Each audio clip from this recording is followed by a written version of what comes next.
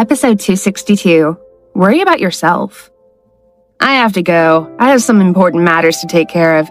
You'll stay here and wait for Grandpa's people to escort you back home tomorrow, Tyler instructed her, and he was about to open the door when Amy spoke.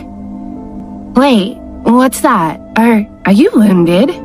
She asked, and her eyes widened as her gaze shifted to his blood-stained shirt. Tyler didn't seem at all alarmed. It had slipped his mind that a bullet had grazed his left shoulder during the chase only hours before. He was about to make light of it and impress upon Amy to remain in the hotel room when she suddenly got up from the bed and rushed toward him. She looked at his shoulder and examined it. "You're wounded," she exclaimed, but Tyler just flicked her forehead again. "Will you stop worrying about others and worry about yourself for once? You tell me you want to be free, but look what happened this time. You allow people to drag you anywhere like you're some helpless little kid. If I hadn't bumped into you in that place by pure coincidence, what would have happened to you then?" He asked, and for some reason he couldn't quite fathom, he suddenly felt angry. Amy was shocked. She didn't realize he actually knew what had happened to her. This was also the first time she had seen Tyler angry, although his fury was quite alarming. She wasn't annoyed by it. In fact, hearing him chastise her in this manner somehow made her feel emotional, because it sounded like he cared. But she couldn't speak and explain how she was feeling. Instead, she just tugged his black jacket as she tried to get a better look at his shoulder. "Your wound looks bad. I think you need to go to the hospital," she said, but Tyler pulled her hand away. "There's no need. It's nothing," he said as he was about to turn and leave when she blocked the door. "Look, you saved me tonight, so the least you can do is let me treat your wound to repay you. Don't worry, I'm good at first aid," she assured him, but Tyler just flicked her forehead once more. "I told you to stop minding others. Now move," he said coldly and stubbornly, and Amy snapped. "So what if I mind? What's wrong if I care? You helped me, so why wouldn't you let me help you when you're wounded like this? Why are you so stubborn? A beautiful man like you should just let me treat you. It's a sin to neglect such a beautiful body like that. Don't you understand?" She yelled at him, and Tyler was a little taken aback. "Why are you suddenly yelling at me? And do you really need to call me beautiful?" He almost couldn't believe a woman was speaking to him like this. "Why not? I'm just speaking the truth, so don't be stubborn. You might not care about your body, but I care," she yelled again. After a moment or two, once Amy had stopped shouting, Tyler began to smile. "Oh, what's this then? Are you confessing your love for my body or something?" he teased. "Yes, I am. I'm trying to confess my love for your body, but let's be clear, not for you. I can't bear to see your poor, beautiful body being treated so harshly. If you don't let me treat it, I'll jump on you and devour you until morning," she replied with such a serious expression that Tyler almost choked. What the hell does she mean? He wondered. "Have you gone mad? Do you know what you're saying?" he asked when suddenly someone knocked on the door. "Boss, I brought the first aid kit," the voice said through the door, and Amy leaned forward and opened the door. "Thank you. Please give it to me. I'll take care of your boss," she said as she grabbed the kit from his hand. The head of Brad's group in New York had been outside the room the whole time and had heard Amy's shouts. Brad sent him with Tyler for his safety. When he heard that Tyler was injured, he had ordered his men to bring the first aid kit. Although he had noticed his wounded shoulder when Tyler had entered the bar, he hadn't dared to presume to tell the boss what he should do. He had known that he would not be bothered with a small wound, but the head of the group had also known what Tyler had called a minor injury would be one for which any normal man would need treatment. He was glad Amy was going to take care of it. "Please take care of our boss, miss," he said before closing the door, and Tyler frowned at Amy. But before he could say anything more, Amy charged at him and pushed him toward the bed before making him sit. Tyler realized that resistance was futile, so he sat and removed his jacket. "Just do it quickly," he ordered. But when Amy saw the wound, her heart started to race because the injury wasn't insignificant at all, and there was still blood flowing from it. "Hey, you said it was just a scratch. How could you ignore this?" she asked, and her face began to go pale.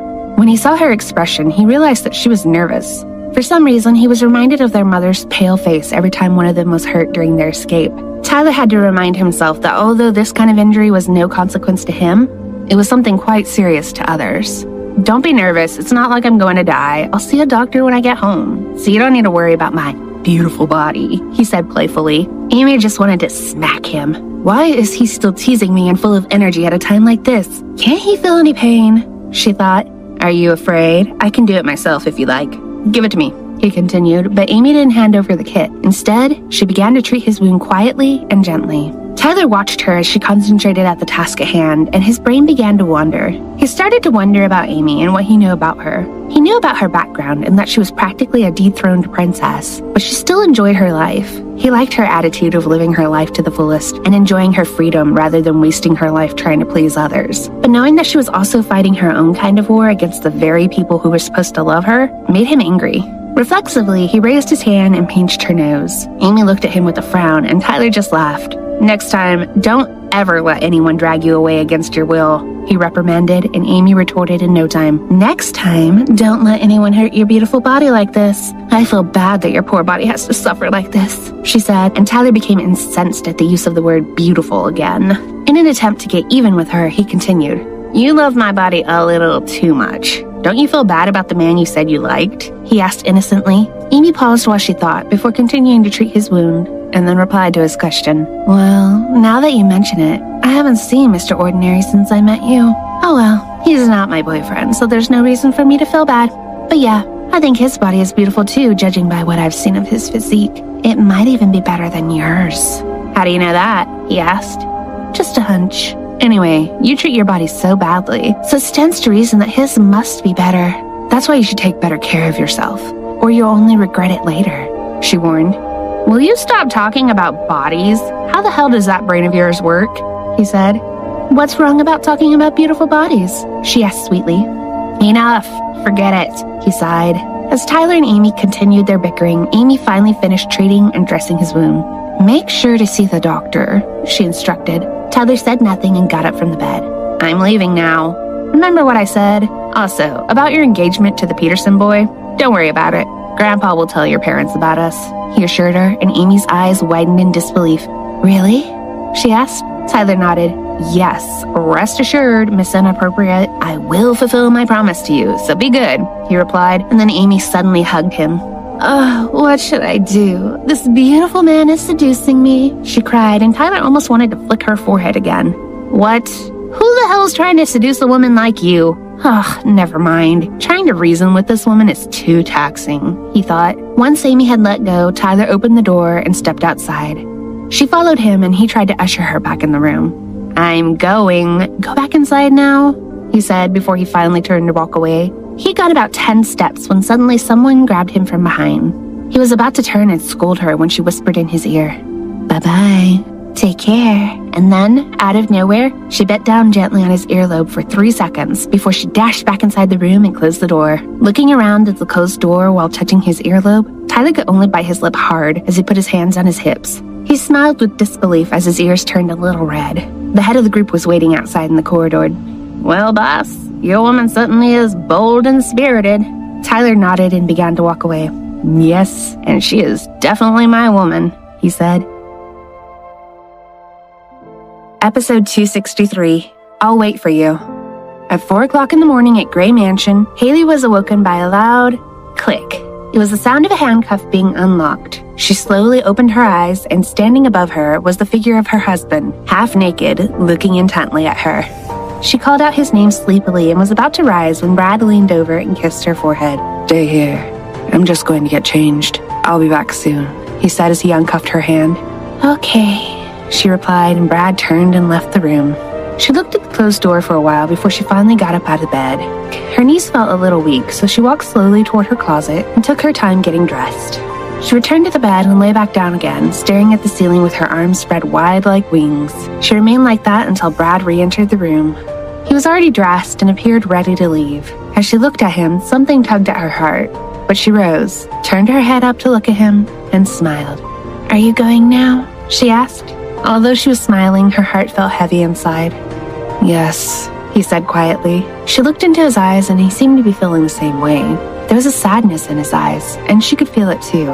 As she looked at him, she continued to smile and then hugged him close. And then she took his face in her hands. "Don't be so sad. I know you're leaving, but it's temporary, right?" she asked, trying to ease the anguish they both felt. Brad leaned forward and gently pressed his forehead against hers. "Hailey, I might be gone for a while this time," he told her, his voice hoarse and full of sorrow. "Yes, I understand. I'll wait, no matter how long it takes. I promise," she replied as she caressed the back of his head. And then they just held each other, as if they never wanted to be parted ever again. But they both knew that they would have to wait until his war was over before they could finally be together like an ordinary couple. "You won't be able to contact me either. It's for your own safety," he explained. "I know," she said in a small voice. I understand. Tyler had already discussed this with her, so it wasn't unexpected. She now fully understood what kind of battle they were up against and the extreme caution they needed to take. They needed to follow strict rules for the sake of everyone's security. I'm going to end this once and for all. I promise. When I come back, we'll be together forever, he said as he gently caressed her cheeks with his thumbs. An overflowing determination overshadowed the sadness in his eyes, and his fighting spirit shone through. I know. I'll be waiting for your return, and we'll be together forever, she repeated. Then they shared a long and passionate kiss, as if sealing their promises to each other. When their lips parted, they heard a soft knock on the door, and they both caught their breath. Brad took her hand, and they stepped out of the room together. Everything is ready, boss, Ken said, and Brad's grip on her hand tightened.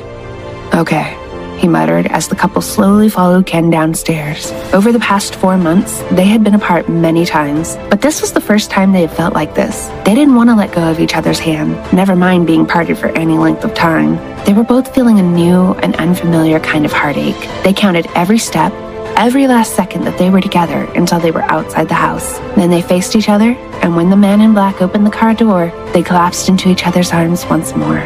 The sky was still dark, and the breeze was cold, but what they felt inside was burning wildly. Hailey, I love you, he whispered as he kissed her eyes. I love you too, Brad. I love you so much. I love you so much, she replied, and they kissed once again, paying no heed to the guards around them, who all cast their eyes away from the embracing couple. Wait for me, he repeated, and Hailey nodded as she fought back the tears. I'll wait for you. Promise me you'll come back safe, she said, and after another long, tight hug and another long, deep kiss, they finally released each other. Hailey smiled brightly as she waved her hand, and before he climbed inside the car, Brad turned back to take one last look at his wife. When he saw her wave, then he too raised his hand to wave, and that small gesture was enough to make Hailey chuckle. She had never seen him wave before, and it was cute and adorable, and it made her smile, despite the agony of the situation. She then raised her other hand and waved both hands at him, and Brad did the same. Finally, he got inside the car, the door closed, and within seconds, it was speeding away. Before she knew it, the car had disappeared from sight. Episode 264, The Girl in the Picture. In Port Red, Lascamar, several soldiers stood still and straight, saluting the moment Brad walked past. Everyone respected Brad, and to the people of Lascamar, he was like a king hiding in the shadows. Tyler was already waiting inside and quickly approached him with a smile, but when Brad saw his shoulder wrapped in bandages, his face darkened. Tyler noticed his concern immediately, so he draped his good arm around Brad's shoulders and grinned mischievously. It's just a scratch, okay? Nothing serious. Anyway, I hope you didn't exhaust your wife again last night, and that you've left her sleeping to get some rest at last, Tyler teased. Brad's ears reddened. I didn't exhaust her, he said, and Tyler's grin widened even more. Oh no, don't tell me you only did it just once last night, he continued as they walked. No, we did it more than once, and he answered, but he paused and looked at Tyler. When he saw him grinning like a Cheshire cat, he shook his arm away irritably. Shut up. Stop asking stupid questions, he said firmly before walking away. Tyler just laughed and ran to catch up with him. By the time they met with the military intelligence corps Brad had founded, the serious talk had begun. They sat and listened to endless reports, and Tyler frowned. Just hearing all the mysterious and sometimes senseless information, he knew already it was going to be a long war. Sir, this is the list of suspects we think are connected to the incident at Alta Vista, one of the men said. It was several pages long, and he handed it to Brad, who took it and scanned the list. He paused at the last page, and his expression turned dark. Tyler immediately glanced over his shoulder and followed his line of sight, and as soon as he saw the name and picture of a young girl that Brad was looking at, he stiffened. The girl in the picture was Brad's wife, a young Hailey. But Tyler wasn't really that shocked by anything anymore. The truth was that ever since that night they had met her in that place 10 years ago, he had already known she was connected to that hellish town, Alta Vista. He had also been convinced that, deep inside, Brad had also suspected she was involved somehow, ever since he had heard her play that song. Back then, their mother, Riley, had played that music as a gift to her son on his birthday. She had played it in the hospital where she had been confined, and she had always said that the piece had been her own creation. Nobody else would have known that song, as she had only played it once in front of just the two of them. That's why Tyler had already known all along that Hailey was more than mysterious. She was as mysterious as the case they were trying to solve, and the only explanation was that she had been in Alta Vista. Tyler had never brought it up, as he had been waiting for Brad to raise it, but he never had. "What made you include this girl on the list?" Tyler asked. "We discovered that the day before the blast, this girl left Alta Vista along with a woman. We have managed to trace her to the town because of a report of a car accident near that place where you both stayed the night of your escape. She was with a woman who was among the scientists in Alta Vista. We think the woman was also a citizen of the town," he explained, and Tyler nodded. He glanced at Brad and noticed the inferno burning in his eyes, and he understood why. He understood that it was impossible to believe that Hailey might be just like them. "Do you think the FBI agents know this already?" Tyler asked again, but thankfully the man shook his head. "I don't think they know, sir. There was no record of her in the Talavantia police database. We managed to discover this by sheer coincidence because one of our people met the retired police officer who found her after the accident," he replied, and Tyler immediately looked at Brad. "You're the one who destroyed the records about her?" he asked, but judging by the look on Brad's face, he didn't need to answer. He knew what he was saying was the truth. "Tyler, we will fly to Cantroma tonight," Brad finally spoke, and everyone looked at him in surprise. The military general beside him was particularly shocked by his sudden decision. "But sir, we still need to secure the general began. "There's no need. Tonight, I will start a war," Brad interrupted. His voice was powerful and terrifying, and it seemed as though the sleeping dragon had finally lifted its massive wings to take to the skies and start burning the world. And with those few words, he had awakened the warrior spirit inside his men, and Tyler could only smile with excitement.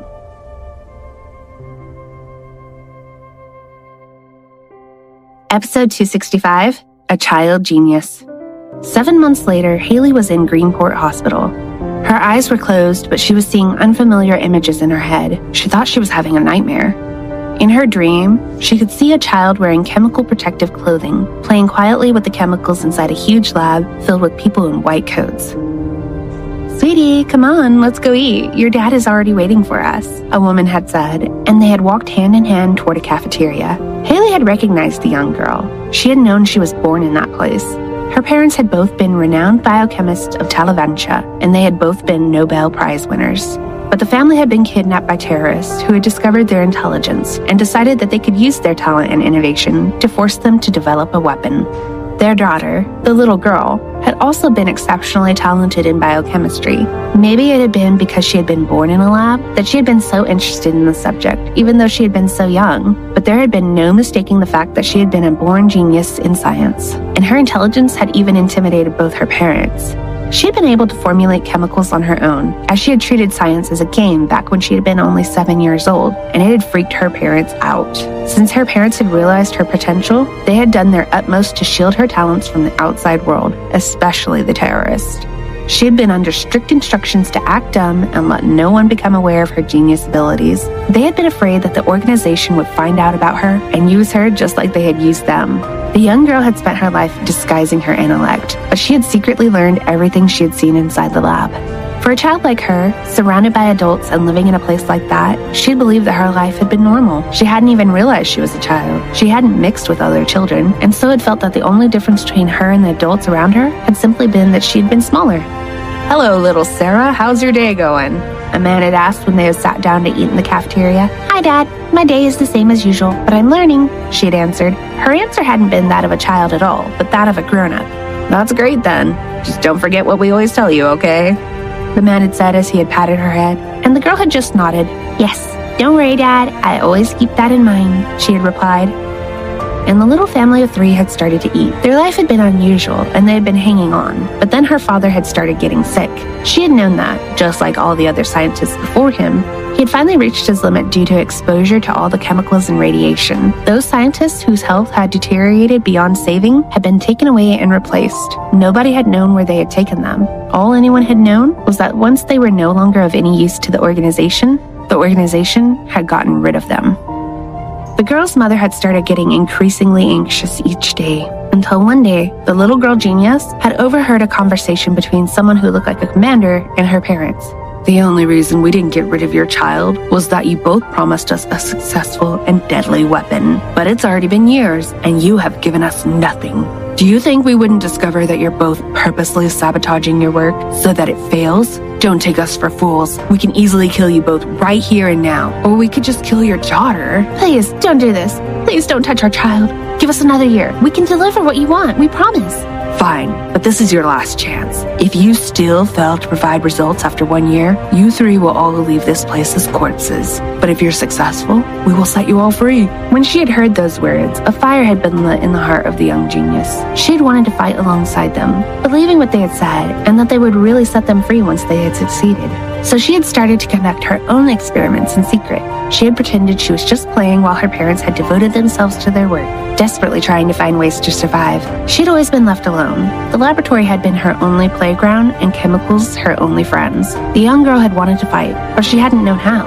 Her secret research had slowly been following the path to success, but she had known that she was running out of time and had started to lose hope until one day, her father had been hospitalized, and her mother had begged the organization's leaders that he be treated. Her mother had said that the invention was close to success, so the organization had relented, even though they had known it had already been too late for her father. It had been a silent night, and the little girl had watched while her dad slept on the bed. Hopelessness and despair had been welling in her eyes, yet she'd been unable to cry. She had believed that their situation had been normal, and thought that everyone had been undergoing the same as they had. She had never known that their entire life had been hell, and she hadn't been aware that elsewhere, other people had been living just fine and far better lives than them.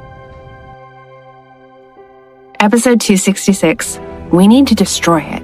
The night had been cold, but the moon had shone brightly. Sarah had stared at it blankly from the quiet room. Her thoughts had turned negative, and she hadn't anyone to tell her to hold on and fight. She had started to think that maybe there was nothing more to life than just living for a while and then dying. She had never thought that there was anything special about life in the first place. The saddest thing was that she had started thinking so negatively at such a young age. She had stood up and leaned against the window frame, still staring at the moon. Do you still think there's hope for us? She had asked it.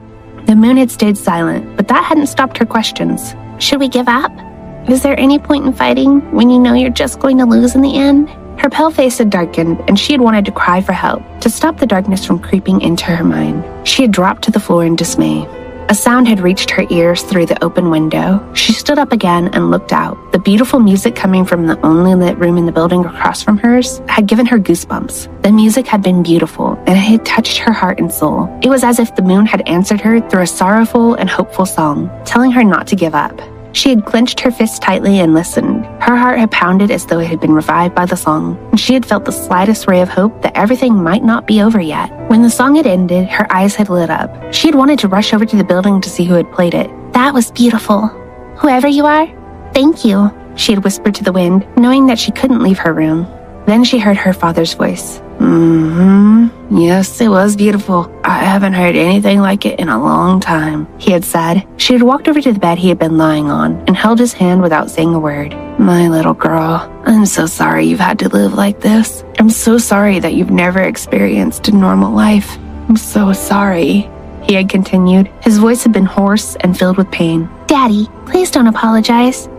I know you didn't want this to happen. And don't worry, I'll fight back and we'll get out of here, I promise, she had said, her eyes filled with determination. Her father had already fallen asleep, and he hadn't heard her words. Time had passed, and her parents had kept working on their invention. Eventually, the day before the deadline had arrived. Since her mother had been so worried about her father's health, the invention had been a failure.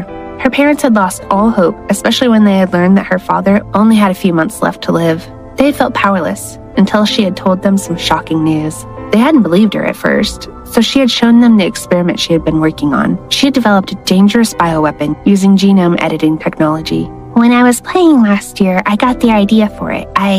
She had started to say, but her mother had interrupted her. Oh my God, Sarah, please stop. Don't do this, she had said, agitated and fearful. She had turned to her husband, who had also looked stunned, and said, Arthur, we need to stop this. Her parents' face had turned pale. She had been shocked, since she had expected them to be happy. Her father had knelt in front of her and held her shoulders. Listen to me, he had said. You can't make things like that. We're sorry we didn't tell you before, but they'll use it to kill people. A lot of people. It's impressive, but they'll just use it as a weapon. She had frozen. All she had wanted to do was save her family. She hadn't even thought about what might happen to other people, and it had been hard for her to accept she had done anything wrong. Michelle, we have to destroy it before anyone finds out about it, her father had said to her mother. How? Her mother had asked.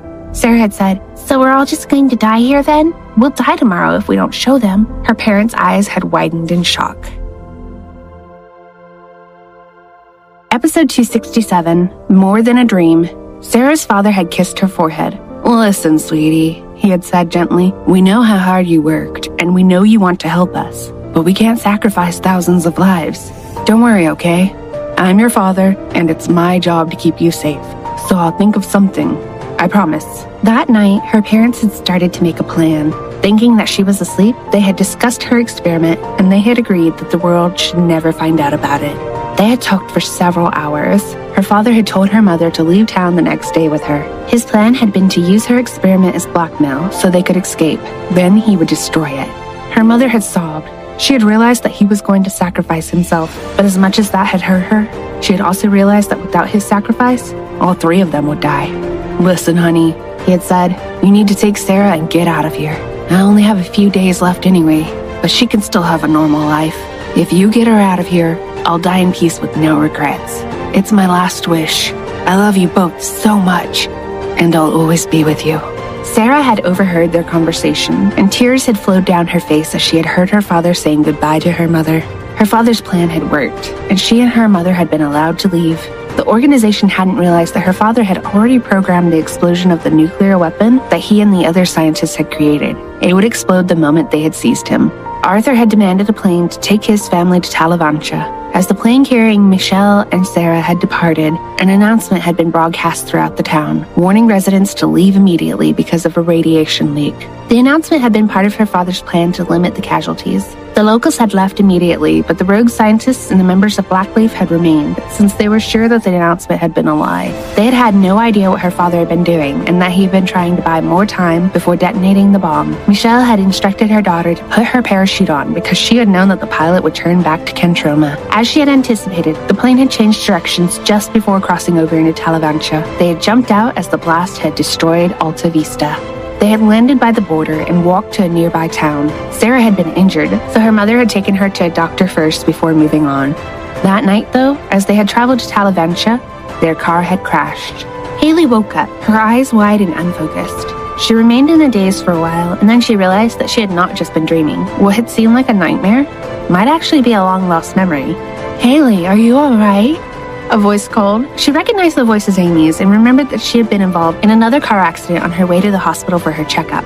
Her eyes widened again when she saw her stomach. "My child! What happened to my baby? Where's my baby?" she cried, her face turning as white as a ghost. "Hailey, calm down. He's fine, okay? He's all right. He's in the neonatal intensive care unit, and he's fine, okay?" Amy said, and Hailey teared up. "My son. Amy, I want to see him," she said. Amy, helped by a nurse, got her into a wheelchair and pushed her toward the room where her son was. When they reached the intensive care unit, Hailey touched her son's incubator and cried, "See? He's super cute. The doctor said he's all right, so don't worry, okay?" Amy said. Hailey smiled through her tears. She couldn't believe that she had had a child. She was a mother, and she couldn't describe the joy she felt looking at the tiny human she had made.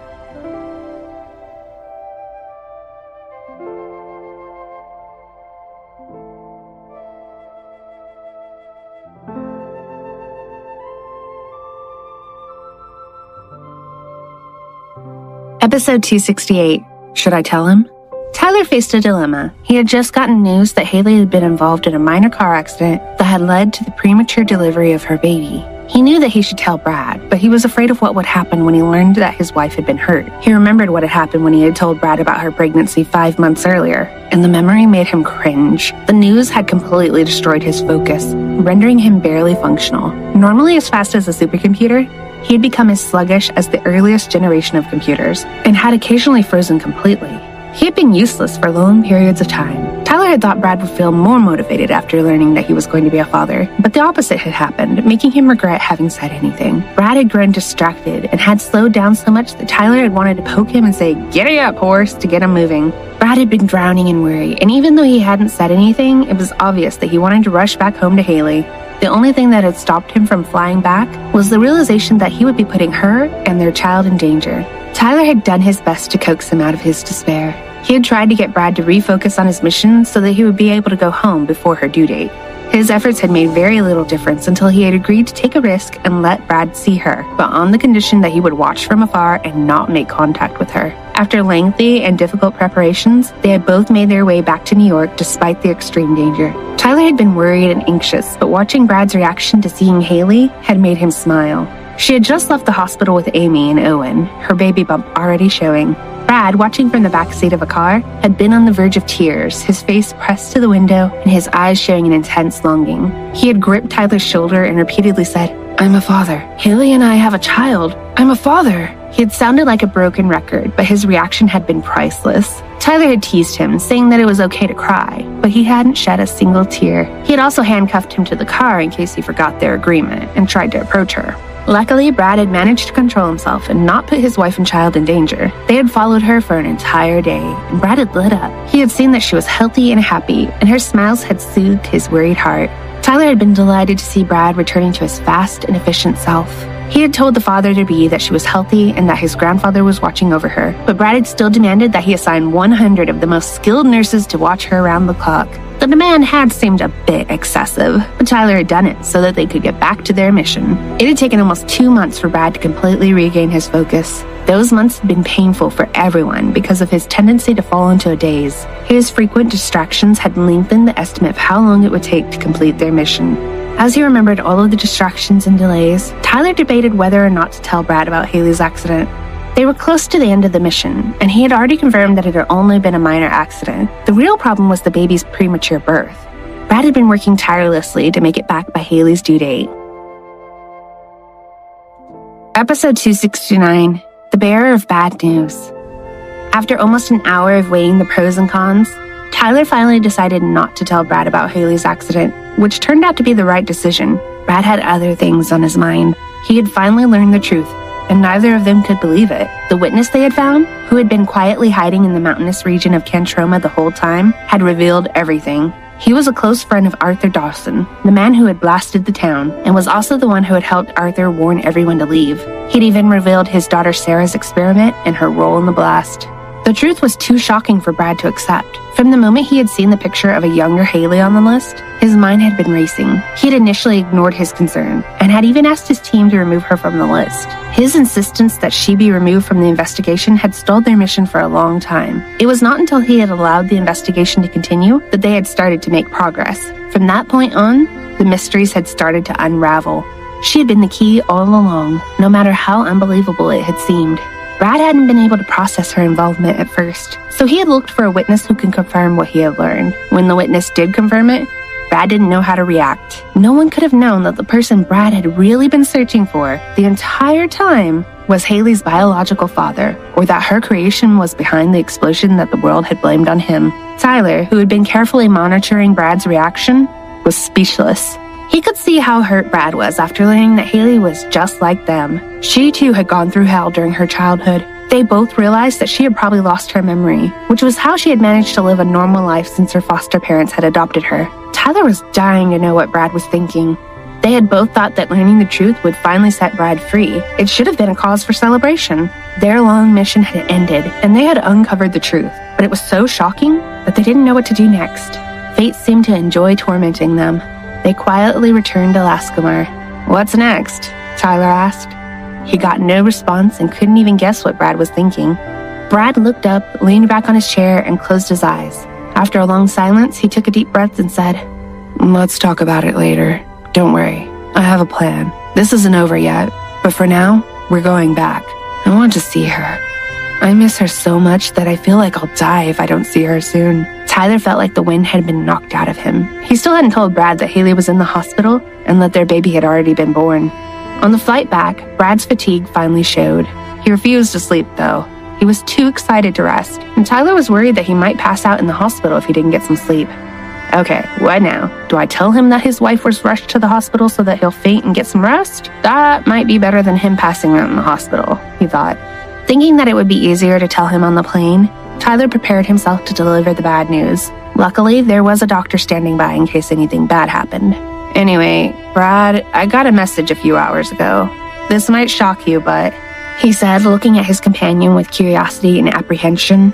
"What happened?" Brad asked. Tyler took a deep breath. Just stay calm, because everything is all right. You understand? Just spit it out. Okay. Hailey was in a car accident and she's in the hospital, he said. What? What did you say?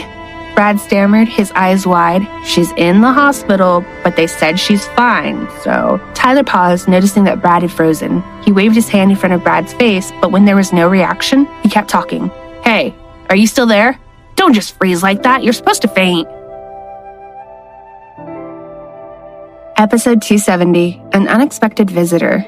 Hailey cried quietly in the intensive care unit, her tears rolling down her face. Amy, Owen, and the nurses begged her to go back to her room and rest. She agreed, even though she hated the thought of being away from her son. She was a mess. Her memories of her childhood had returned. She didn't know what to do. She wished that she could just focus on her son and dismiss her memories as mere dreams, but she couldn't. Someone came into her room. When she looked up at the doctor standing at the foot of her bed, her eyes widened.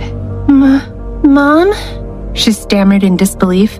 The woman was, in fact, her biological mother, Michelle, disguised as a doctor so that she could visit her daughter. They had been separated when their car had crashed 10 years earlier. Yes, sweetie, it's me, she replied, and they embraced each other. Hailey hadn't known that she was still alive.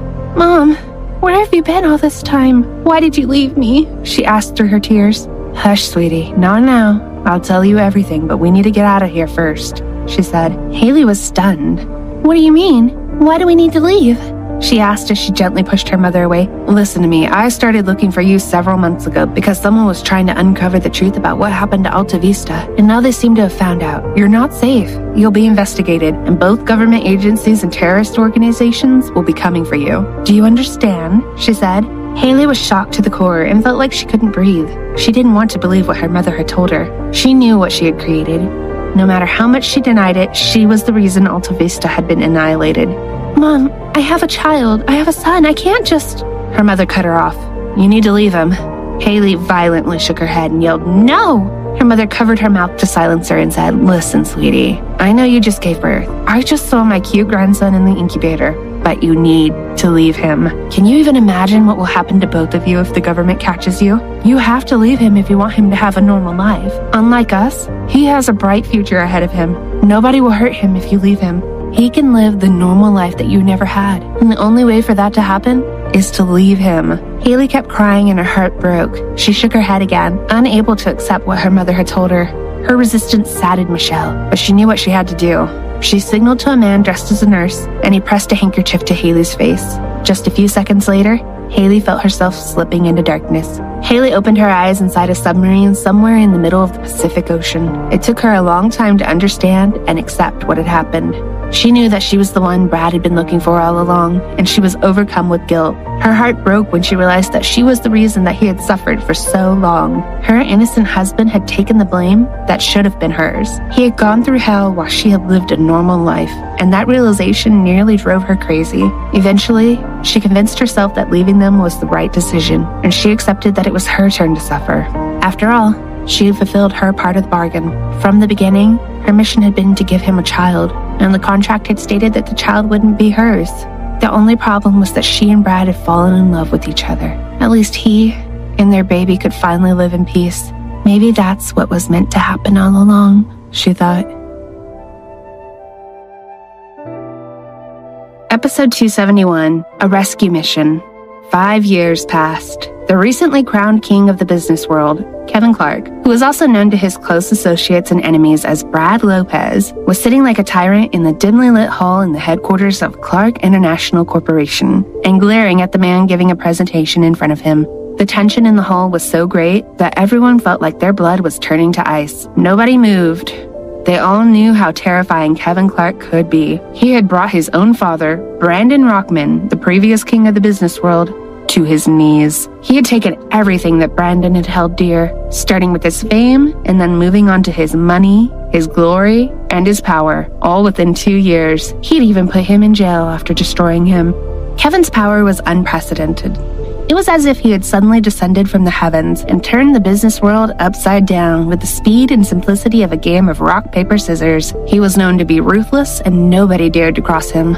He had destroyed not only his own father, but also the entire Hughes family, Brandon's second wife's family. He had caused the Hughes Corporation's bankruptcy, getting them blacklisted and sending Rachel Hughes to jail along with his father. He had revealed all their crimes, including the assassination of his mother, Riley Lopez. Everything that had happened in the previous 5 years had seemed unreal. The world had witnessed the appearance of a dark horse who had trampled on the most powerful people like they were ants. Power had been redistributed, and nobody had dared to challenge the new leader. The world had gained not just a new business leader, but also a new hero. The truth about the annihilation of the town of Alta Vista had been revealed, and Brad's name had been cleared, even before he had started planning his revenge years earlier. He had exposed the truth, and the government that had been hunting him had pardoned him. He had helped his own case by negotiating with the dominant world powers, who had preferred him as an ally.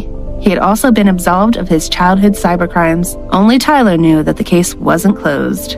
A year earlier, Brad had finally executed his plan, convincing the world that the man they had thought was responsible for the blast was actually a savior. He had managed to shift the blame back to Blackleaf by revealing that they had forced the scientists to formulate a bioweapon that could destroy the world, and that Arthur Dawson had sacrificed his life to destroy their research by blasting the entire town, taking the scientists down with him.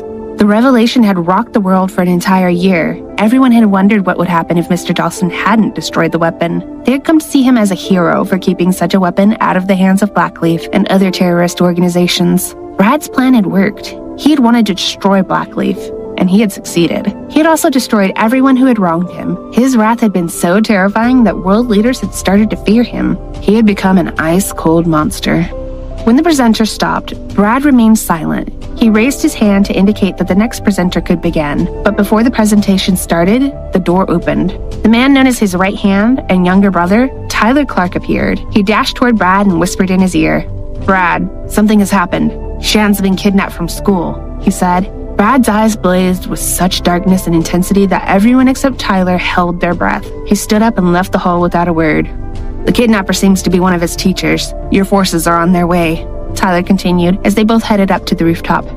Brad replied, "No, call the city's forces right now." New York City's forces, known as the Thunder Squad, were among the most powerful and highly trained in the world. They had recently returned from a year-long mission. They only undertook the most challenging and crucial missions, but they would respond to Brad's call and rescue his son. The more Tyler thought about it, the more he realized that saving Sean was as important as an anti-terrorist mission, possibly more important. If something bad happened to the boy, Tyler couldn't even begin to imagine what Brad would do.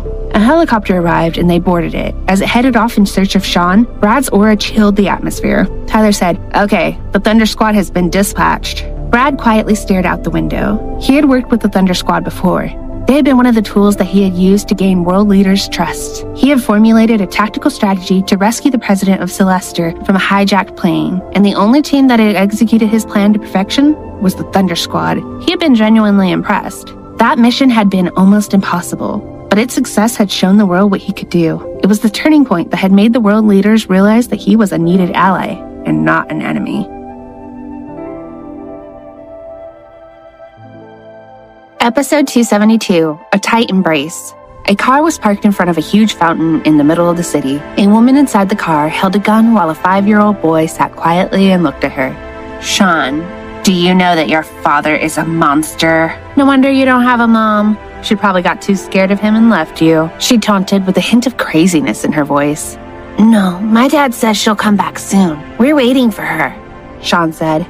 His voice was serious and honest, and his ethereally beautiful smoky grayish silver eyes were filled with determination and a fighting spirit.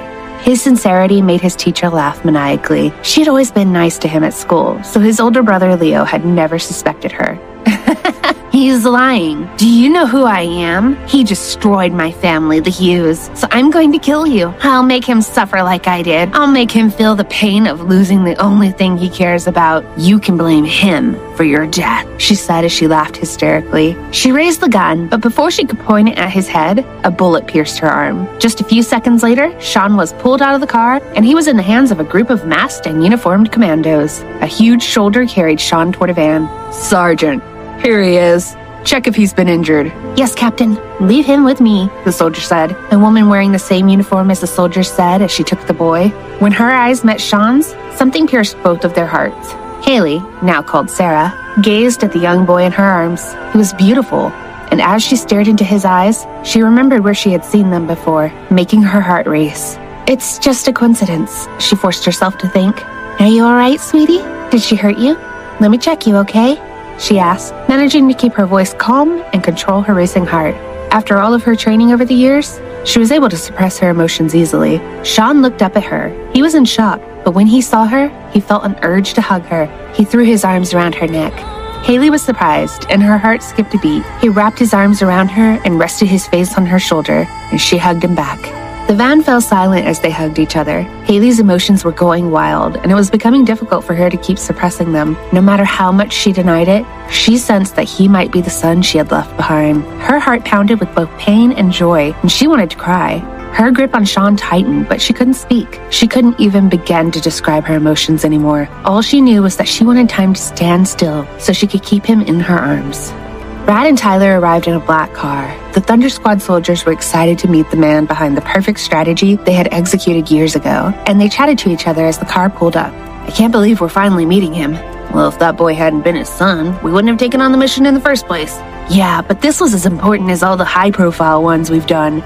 Think about what he would have done if we had arrived just a few minutes later. Good point. I heard what a monster he can be. I bet he could destroy the world if he wanted to. Yeah, and I've heard that only a few people have ever seen him in person, despite his fame. Seems like he hates publicity and likes being alone. Quiet, he's here. The back door opened, and a tall man with beautiful eyes and the bearing of a king stepped out. Everyone felt his dangerous aura. The captain approached him, and they exchanged a few words before he turned back to his squad. Tell the medical sergeant to bring the boy, he said. A woman, her face hidden behind a white surgical mask, stepped out of the van, carrying Sean in her arms. He clung to her as she walked toward his father. When she saw who Sean's father was, her heart started pounding, but she kept her expression blank. She recognized his eyes, his lips, his perfect nose, his sharp jaw, and his cheeks. She knew he was the man she loved more than anything, the man who had suffered for years because of her. She finally got to see his face behind the mask, and it was in such an unexpected situation. Just as she had imagined, his voice was masculine, handsome, and mesmerizing, like the face of someone the gods had crafted with their own hands. Even though she had imagined this moment so many times, his ethereal appearance charmed her to the core. She didn't meet his piercing eyes. Instead, she stopped a few steps away from him and started whispering to Sean. Your father's here, she said, but his grip on her tightened as he shook his head. Please don't go, he said. Hailey's heart shattered. She was controlling her emotions as much as she could, hoping to slip away without drawing attention to herself. But Sean's words pierced her heart. She tightened her grip on him as she felt a chilling gaze that seemed to be looking into her soul. Episode 273. Can I borrow your medical sergeant? Brad stared at the woman holding his son. It was odd for Sean to embrace a stranger like that, since he didn't even hug his father that tightly. He looked like he never wanted to let go of her. Brad's heart started beating a little faster. He couldn't see the woman's face and wondered if she was trying to hide from him. He stepped closer to get a better look. Her mask covered the lower half of her face, but he froze when he saw her eyes and brows. His cold heart felt like it had been struck by lightning, and the parts of him that had nearly died the day she had disappeared were resuscitated. Without saying a word, he walked up to her. Everyone, even Tyler, thought he would just take Sean and leave. Instead, he reached out and removed her mask. Everyone was surprised, but the person who was surprised the most was Hailey. She'd been trying not to look at him, but when he took off her mask, she looked up in shock. Their eyes met, and Brad's heart, which had been frozen solid for 5 years, began to melt. Time stood still. His wife, his precious wife, was standing in front of him, and he could hardly believe it. Am I dreaming? He wondered. He had never stopped looking for her since the day she had disappeared. Tyler, who had been watching from the sidelines, was so shocked that he didn't know whether to laugh or cry. They had searched for Hailey, and they were still searching for her, but they hadn't found a trace of her anywhere. They had infiltrated every underground organization on Earth looking for information, but it was as if she had simply disappeared off the face of the earth. Damn, no wonder we couldn't find her anywhere. Who would have guessed that she would join the military, let alone the special forces? She was so close to us all along, he thought. He shook his head in disbelief. No one could have predicted that a mission to rescue their kidnapped son would bring the couple together again. It must be fate, he thought. Then he turned to the captain and said, It looks like he doesn't want to let go of your medical sergeant. The captain nodded. Looks that way, he said. If it's okay with you, I would like her to accompany Sean. I promise I'll bring her back, Tyler said. The captain turned to Hailey and said, "Sergeant, you're going with the boss and his son. Then meet us back at base." Hailey had to follow her captain's orders, so she got in the car with Sean still clinging to her. Brad stared at her as she caressed the boy's head. Sean dozed off in her lap. If not for him, Brad would have pulled her into his arms. Instead, he clenched his fists and kept watching. Neither of them broke the silence. They were each lost in their own thoughts. Hailey didn't know what to do. She longed for him, and she wanted to hug him as tightly as she could. But when she looked into his eyes, guilt consumed her, and she thought that she didn't deserve him. If not for Sean's unwillingness to let go of her, she wouldn't have gotten into the car with him. All she wanted was for the two of them to live in peace. She remembered how Brad had suffered for 10 long years for a crime he hadn't committed. Her guilt had haunted her every day, and she would have understood if he hated her, but she only saw longing in his eyes. Because of the Thunder Squad's year-long secret mission, Hailey didn't know what had happened over the past year. She didn't know that her biological father's name had been cleared and that Brad had shifted the blame to Blackleaf, nor did she know that the case had been solved and there was no need for her to hide anymore. Sean had fallen asleep in the car, so Hailey picked him up. Brad led her toward his bedroom, where she put him down on his bed. She and Brad still hadn't spoken to each other. She had watched her son sleep for a while and then kissed his forehead. Her heart broke at the thought that she was leaving him again, but she felt like she couldn't stay. She left his room and walked past Brad as though he were invisible. She had only taken one step past him before he reached out and hugged her from behind. She gasped and bit her lip, her heart pounding as his arms tightened around her. She had longed to feel his warm embrace for 5 years. "Now that I finally found you, did you think I would let you go again?" he asked. Episode 274. It's over. Brad felt like his heart was about to explode. If it was only a dream, then he never wanted to wake up again. Hailey, his beloved Hailey, who had disappeared 5 years earlier, was in his arms again. He could feel her warmth, and the glaciers surrounding his heart melted away. With a single embrace, those 5 long, lonely years ended. He was overflowing with emotion. He wanted to hug and kiss her and never let her out of his sight again. He also wanted to be handcuffed to her, like the last time they were together, so she couldn't leave him again. "I need to go back. I have to follow my captain's orders," she said. Her voice was cold, but Brad understood. 5 years earlier, he had planned to bury the truth forever because it had seemed like his only option. He had wanted to protect Hailey by hiding her involvement, but everything had changed the day she had disappeared. He had been forced to reveal the truth because he had been sure that she left so that he could clear his name. He had known that she would blame herself for his suffering and that she would think that he would be free if she left. Her disappearance had made his plans possible. It had taken him 4 years to clear her father's name and blame Blackleaf because he had first needed to earn the world's trust. He had needed to build his empire and gain enough power to execute his plans. If she hadn't disappeared, none of his plans would have happened, and he would never have gained his freedom. He understood her. If their roles had been reversed, he would have done the same. He knew that change sometimes required sacrifice, and his precious Hailey had sacrificed everything and suffered alone for 5 long years. He knew that they had both suffered during their separation, and he knew that her pain was worse than his. He could see the pain in her eyes as she looked at Sean, and it suffocated him. He couldn't even imagine how much she had endured to join the special forces while also enduring the pain of not seeing her son. He couldn't let her suffer a moment longer. Their long war was finally over, and they could live freely. "Hailey, it's over now. Everything is okay. You don't need to hide anymore. Please, come back to us," he said. His voice was hoarse and filled with emotion. She turned to him, and her eyes widened in disbelief. "I know you were out on a mission, so you might not have heard yet. It's over. Your father's name has been cleared, and Blackleaf is guilty. Come back to me, to us. We've been waiting for you for so long," he said. Hailey was shocked. How is that possible?" she stammered. She knew that after Brad had revealed the truth, her biological father had been cursed by the whole world. Brad had never told anyone why her father had blasted the town, but some intelligence agencies knew. That was why Hailey had been forced to hide inside a submarine in the middle of the ocean. How had Brad altered the truth? "You're the one who made it possible," he said. Episode 275.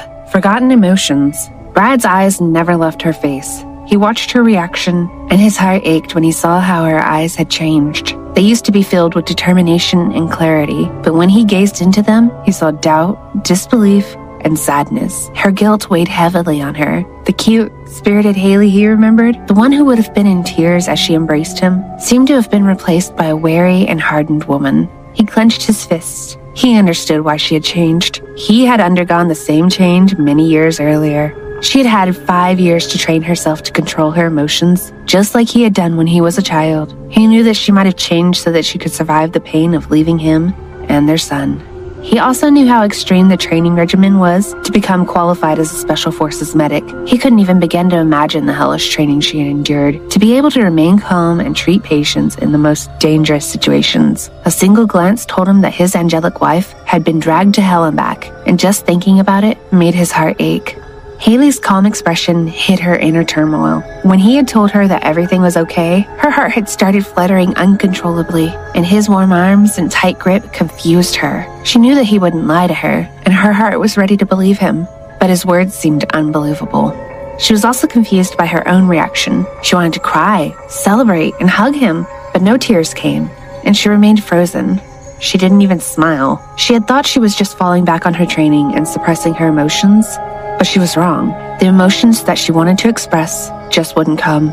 They were stuck somewhere inside her. Her mind was clear, but she felt like she had no control over her own body. She felt like she was living in someone else's body. She could feel the wild beating of her heart, but she seemed to have forgotten how to express the emotions she knew she should be showing at such a moment. She was scared. What's wrong with me? What happened to me? When did I get so cold? She wondered. Brad wanted to pull her back into his arms, but before he could, a vibrating sound broke the silence. She reached for her phone. He watched her as she answered the call. Every move she made revealed her training as a soldier, and her aura, which had been warm and soft years earlier, was that of a warrior. "Yes, sir, copy that," she said before putting her phone down and looking at Brad. The emotions she felt were so complex that even she had a hard time understanding them. She lowered her eyes and left without saying another word, as if she were trying to hide something from him. Tyler approached and asked, "Are you really just going to let her leave like that?" He could see Brad's clenched fist, showing his intense self-restraint. When Brad didn't respond, Tyler said, "I'll stop her." "Don't. She's confused and messed up right now. Let's give her some time to figure out what's going on," Brad replied tensely. Tyler sighed. He knew that Brad was probably the only one who could truly understand what she was going through, because he had gone through it himself. "She reminds me of you when you were younger, but you were much worse. She's strong. She hasn't lost her emotions. She's just forgotten how to express them. Her body resisted. I guess she realized that, and she didn't want you to know," he said. Brad loosened his tie and took a deep breath. "At first, I thought everything was fine because of her reaction to Sean. Maybe that was her maternal instinct," Tyler continued. "Tell the general that we're coming to headquarters. I want to talk to him," Brad said. Tyler left to contact the general. A few minutes later, as they were about to leave, a flashy car pulled up, and an attractive young man with pink hair stepped out. He looked like a teen idol. "Hey, brothers, I heard Sean was kidnapped. Is he all right?" he cried as he rushed toward Brad and Tyler. "He's fine now. He's sleeping upstairs," Brad replied. The young man heaved a sigh of relief. "Owen, don't you have a live show tonight?" Tyler asked. Owen scratched his head. "Oh, it's okay. We've already finished recording, and I told my manager that there was an emergency," he replied. Tyler violently ruffled his hair. "What's up with your hair? Looks like you've tried every color in existence already. What's next? Poop-colored hair?" he asked. "What's wrong with it?" Owen said. "It looks good on me, and Brad hasn't said anything about it, so it's fine." Tyler tousled his pink hair once again. "So if Brad didn't like it, would you change it?" "Of course. I'm not going to cross him." "You little punk. Have you forgotten that I'm also your big brother? Brad, should we kick him out? He's kind of obnoxious now that he's a pop idol," Tyler complained, but Brad ignored him. "Owen, don't leave the house until I say so," he said before getting in the car. Owen nodded.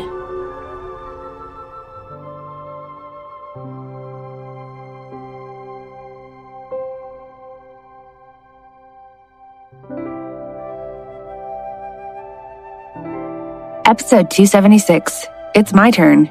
Hailey had just arrived at the base camp of Port Queen, where she was welcomed by soldiers and scientists. She wondered what was happening until she saw Commander Gomez sitting with her mother, and then she understood. They had congratulated her because the research and inventions she had created a year before had been a huge breakthrough that had gained both national and international recognition. She'd even been told that the president had invited her to attend the upcoming National Honorary Awards. After the congratulatory event, both she and her mother were summoned to Commander Gomez. The commander was her father's half-brother and also the man who had protected Hailey's mother 15 years previously. After the accident, Michelle Dawson had sought his help, and he had paved the way to enable her to enter the secret special forces. Afterward, he had arranged for her to be hidden under the ocean for 10 years, and then Hailey had followed suit. You may have been away for a year, so you may not have heard the news yet, he said as her mother smiled happily with pride. Is this about Father? I've already heard, she replied, and the commander and her mother were shocked.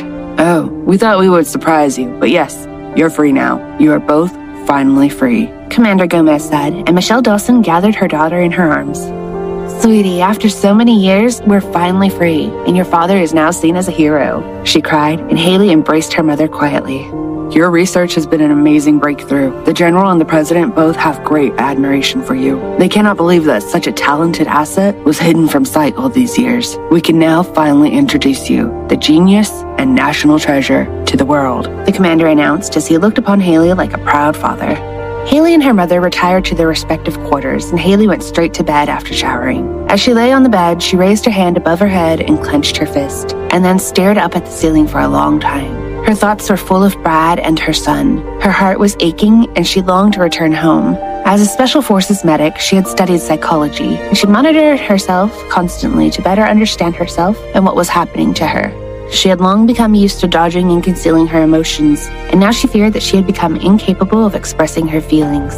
Inwardly, she had no desire for Brad to ever know that she had become like this, which was why she had left without a word. She had no idea how she would ever face him now. She was even incapable of smiling anymore.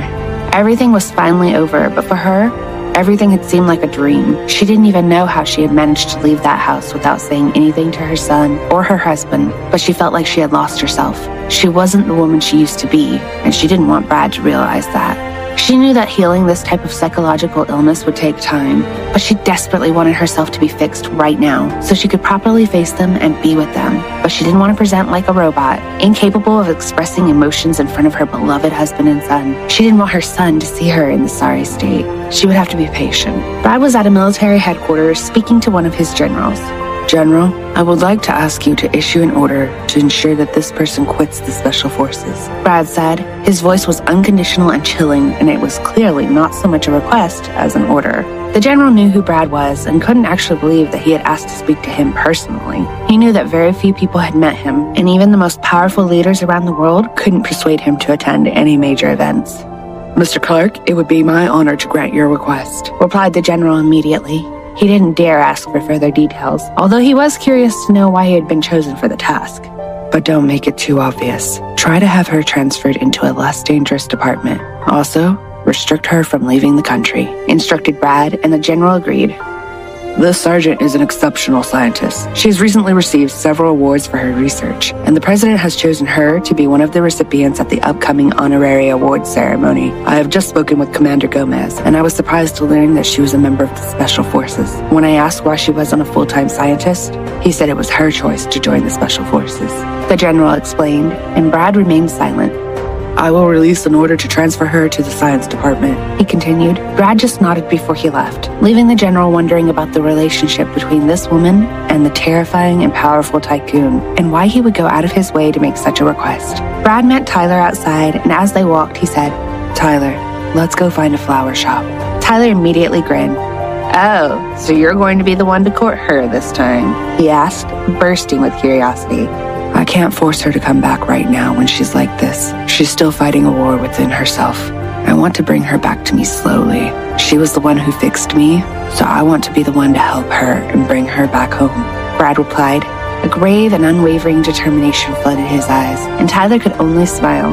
Brad, you know that those 5 years haven't just changed your wife. You've actually changed too, but for the better. And the most amazing thing that has changed is your emotional intelligence. You've matured quite a lot in that department, Tyler commented, and Brad just stared at him. Tyler, when Ken comes back, I will send you back to Laskamar. You need to get on with your own life. It's been 5 years, and you and your fiancé are still not married, Brad retorted, and Tyler almost tripped over his own feet.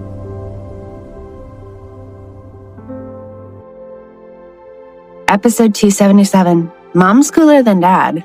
The following morning, Hailey was in her uniform, holding her gun as she walked toward the training area, when she saw a luxurious car up ahead. She stopped, and when the car door opened and an adorable little boy stepped out, her heart started beating wildly. He was dressed very smartly, as if he had just come from a magazine photo shoot. The boy was so cute that Hailey felt her heart being tugged. She remained rooted to the spot and watched as the little boy turned and began to approach her.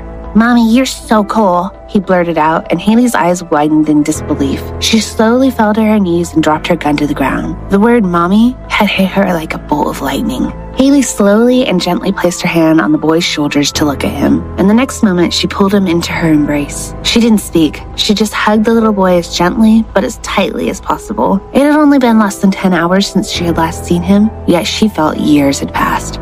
Mommy, please tell me I'm your son, the boy pleaded, and Hailey pulled away and gazed at his adorable face. Those strong-willed and honest eyes were so breathtaking, and it was melting her heart. Hailey couldn't handle herself at all in front of this boy, and before she knew it, she was already kissing his forehead as she spoke. You're my one and only beloved son, she said, and she embraced him lovingly once again. Hailey thought that if she was still her old self, she would have been crying hard right now, unable to contain the overflowing emotions. But she wasn't that woman anymore, and she couldn't shed a single tear. All she could do was embrace him tightly. Are you angry with Mommy? She whispered in his ears, afraid to let him go. Why would I be angry with you? He replied, pulling back and tilting his head to look at her, his little face full of innocence. Because I left you, she answered quietly. Her heart was breaking again, but the little boy wrapped his arms around her neck and hugged her. Daddy said you left because you had an important mission. You made me wait for a long time, but I'm not mad anymore, the little boy said. She just wanted to keep talking to him because when she did, she could feel her broken heart slowly mending with each word and each embrace. Meanwhile, Brad was leaning on his car, watching his son and wife hugging each other, and felt a little envious. He wanted to be with them, but he had to restrain himself if his plan was going to succeed. His wife and son continued talking incessantly, without letting go of one another, ignoring Brad's presence as if he were invisible. I'm not mad anymore because my mommy is so cool. Daddy didn't tell me that you were a soldier though. I want to be just like you when I grow up, little Sean said. And as Hailey looked into her son's twinkling eyes, her heart fluttered like crazy. Isn't your daddy cool too? She asked to keep the conversation going. She didn't want it to end. She wanted to hear her darling son's voice for as long as possible. Yeah, Dad is cool too, but he's always holding papers. But you're much cooler because you're the one holding the gun, the little boy replied, and once again she was stunned. On the other hand, Brad felt a little dejected when he heard his son's assessment, but a part of him smiled, and a voice could be heard laughing from within the car. Who's cooler, the father with the papers or the mother with guns? Paper or guns? Little Sean really knows what he's talking about, said Tyler, laughing. Brad just looked at him, lost for words. Episode 278, Plans Falling into Place. Mother and son were still engrossed in their conversation when Commander Gomez arrived. His eyes instantly fell on the handsome man leaning on a luxurious car, and he was mystified. He had already been notified that a certain VIP had come to visit the base, but had paid it no heed, believing that the person was just some ultra-rich person who simply wanted to take a tour around the site. Wasn't this the elusive legendary monster who shut down our military base as a child more than a decade ago? The commander wondered as he looked at the imposing figure.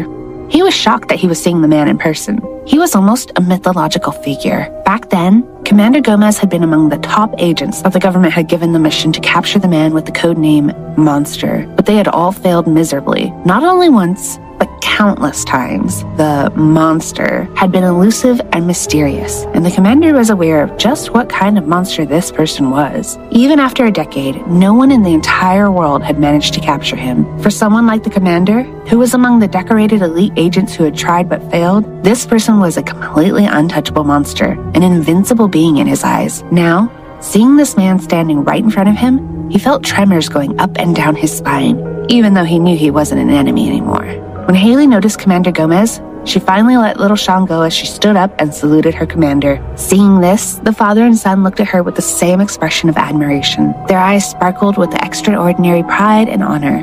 Sergeant, I have received word from headquarters. They are transferring you to the research department effective today. You will focus on research and development from now on. Remember that you aren't just a military asset, but also a very valuable asset to this country. So I hope you'll continue to exceed expectations. As the commander explained Hailey's transfer, her eyes widened before she responded, Yes, sir. She knew there was no way she would be able to refuse an order from headquarters. Then the commander lowered his eyes and looked at the little boy beside her. And who is this young man? he asked, and Hailey was about to reply when the boy introduced himself. "Hello, Commander. My name is Sean," he said. His voice was loud and clear, as though he was trying to sound like a soldier, and his confidence surprised everyone except, of course, his dad. "What a fine young man you are. How old are you, little Sean?" the commander asked again, looking fondly at the young boy. "I'm 5 years old," he replied. His gaze and the way he talked and behaved were very disciplined and confident, and everyone had difficulty believing he was only 5. Looking at him, and then across to the powerful man standing just a few steps across from them, he suddenly remembered that this terrifying tycoon had a 5-year-old son that Special Forces had saved only yesterday. The commander had also heard that the boy wouldn't let go of his niece, so he could only assume that the little boy was here to see her. "So you're here to visit the sergeant?" Commander Gomez asked, and for some reason, the boy glanced back at the man leaning on the car. After a second, he returned his gaze to the commander and nodded. "Commander, might I ask you to grant me a request?" the little boy asked, and the man could only smile. Who would dare not grant a request from this child? Even the president wouldn't dare offend that man over there by rejecting his son's request, right? The commander thought. "Of course. State your request, young man," the commander replied, and the boy's eyes sparkled. He raised his little arm and held Hailey's hand. "Please let me take this lady out for the day," he said in a determined and adorably grown-up voice. Everyone fell silent after hearing the little boy's request. Watching from his place by the car, Brad's lips curved into a triumphant smile, knowing that his plans were falling into place. Hailey just stood looking down at the little boy, surprised by his eloquence. No one spoke until one of the soldiers standing behind the commander coughed, and everyone snapped back to reality. Of course. Actually, I was about to tell her to take a day off today, so if she's fine with it, you can have her for the entire day," the commander said, and the little boy's face split into the most dazzling smile. Hailey continued to gaze at her son. She felt a little unsteady on her feet, and she thought her heart would melt at the sight of his warm and beautiful smile. She had the impulse to squeeze this adorable little guy again, and in the end, she gave in to the urge and hugged him tightly once more. Episode 279, Go and Fetch Your Fiancé. Meanwhile, Brad just stood there quietly, watching his dear wife's every move. Even though she was wearing a military uniform and her hair was neatly tied back, she remained the most beautiful woman in the world in his eyes. She was a little thinner now, but apart from that, her appearance hadn't changed much at all. However, there was one thing he badly wanted to see again, and that was her smile. Her smile had always brought sunshine to his life, and he had missed that so much. He wanted to see her smile and hear her laugh again like she used to. He desperately wanted her back to hold in his arms again, but he knew it wouldn't be easy. He understood that it would take time to heal a wound that had been left untreated for 5 years. That was why he would take the best possible route for her recovery, and if it meant using his own son to help with that, he wouldn't hesitate at all. The previous night, father and son had had a man-to-man talk after little Sean had awakened in the middle of the night. The little boy had left his room when he realized that his mother had gone. He had been walking towards his dad's room when he saw him sitting quietly near the window. "Dad, where is she?" he had asked. "She's gone back to work. Go back to sleep. Don't worry. We'll see her again soon," Brad had replied. Sitting in the dark gloom, he had the look of someone terrifying from the underworld, but the little boy had approached him, not fazed by his father's sometimes fearful appearance. As he had looked at his father, his forehead had creased into a frown, and he hadn't looked very happy. "Why did I never see her wearing that uniform in any of the photos, including the ones Uncle Tyler showed me? Why didn't you tell me before that she was a soldier?" little Sean had asked, and Brad had signaled him to sit down beside him. The little boy had also sighed as he had looked intently at his father, waiting for his answer. "How do you feel now that you finally met her?" Brad had asked instead of answering the question. Little Sean had tilted his head for a while as he considered his response. Then he touched his chest and said, "When I hugged her, it felt warm here. I felt so happy. I knew right away I loved her very much." He had answered solemnly, and Brad had smiled and ruffled his hair. This son of his was just like him when he had been young. His intelligence was far more advanced than his years, and he didn't act or speak like a child at all. But little Sean had some characteristics that Brad hadn't possessed when he had been his age. Unlike him, little Sean was curious about everything. His interest in everything around him was so overwhelming that he wouldn't hesitate to flood everyone around him with countless questions every day. That was the reason why little Sean had been able to easily understand and express what he had felt when he had met his mother. "Good. Tomorrow, we'll visit her at work. Go back to sleep," Brad said, but the little boy's forehead had creased once again. "But Dad, "You haven't answered my question yet," he had said without moving. He had looked up at his father expectantly, and it had been unlikely he would return to his bed until his father had provided a proper answer. And Brad knew his son, and he knew he wouldn't budge until he had received a satisfactory response. "Because I wanted to surprise you. Why? Don't you like her being a soldier?" he had asked, and little Sean had stared at him for a while before he had shaken his head. "I think it's cool, but isn't her job too dangerous? What if..." Little Sean had paused as worry had flashed across his big, beautiful eyes. As he saw this expression, Brad had raised an eyebrow. "I'm a little disappointed that you think so little of me, my son. Did you really think your dad wouldn't have done anything to change that yet?" he had asked, and the little boy had tilted his head again to the other side. "I just wanted to make sure," he had said, and Brad's face had turned a little dark. "Are you saying you don't trust your father?" he had said, his voice a little cold. But the boy had remained calm as he had answered him honestly. "Of course I do, but you're so busy," he had answered, and Brad had been left speechless. "Also, Dad, the teacher said tomorrow is our school's family day. She wanted to call you, but I said I wanted to be the one to tell you," he continued, and Brad's eyes had lit up when he had heard this news. "Little Sean, how about you invite your mother to attend the family day?" Brad suggested, but the truth was he had already formulated a plan, and his son would be the one to execute the first step. "Can I?" the boy had exclaimed, and excitement had immediately filled his eyes the moment Brad had nodded.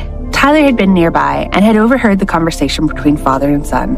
Who would believe that this duo would be plotting a scheme in the middle of the night? They look and sound like soldiers discussing strategies together, he had thought in wonder.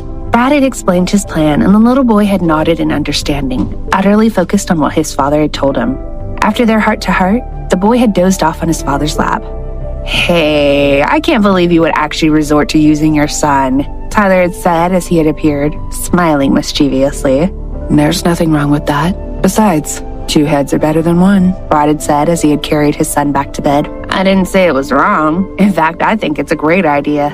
Little Sean might even be a better healing balm to her than you," Tyler had said as he had thrown Brad a teasing smile. "Why don't you go back to Lascamar and fetch your fiancée? I'm sure Hailey would be happy to see her," Brad had said before he had walked away. Tyler had turned to look out of the window into the night. His eyes had begun to sparkle with wild anticipation at the thought of seeing his fiancée again.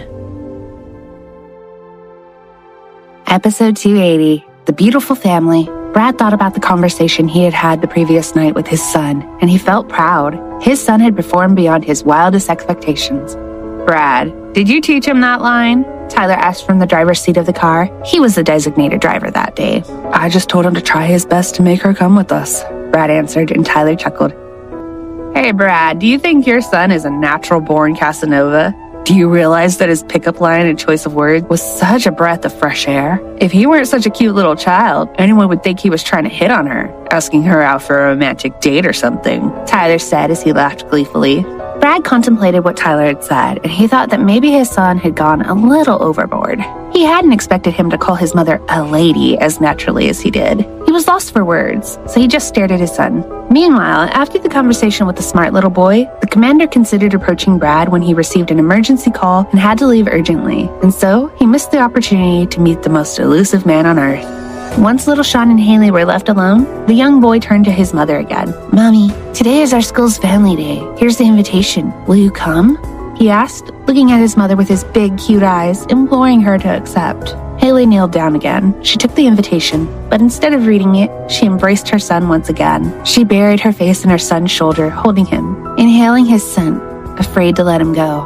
As he watched them, Brad felt a great heaviness in his chest. He could see the guilt etched on her, the guilt of leaving her beloved son for so long. Brad then stepped closer to them. He didn't want her to feel like this anymore. He wanted to tell her that there was no reason for her to carry such a heavy burden alone, and that he would always be there to support her. But he understood her reaction, and knew that it would not be easy to drive away the negative emotions she had been carrying all this time. So he didn't say a word. He just lifted his hand and gently placed it on her head as though telling her that everything was all right now. Hailey felt the hand softly caressing her head. She didn't look up, but the familiar warmth soothed her, and she felt as though he was trying to share her pain. But she felt it was more than she deserved. "Mommy, are you all right?" little Sean abruptly asked because he suddenly sensed she was unhappy. "I'm sorry.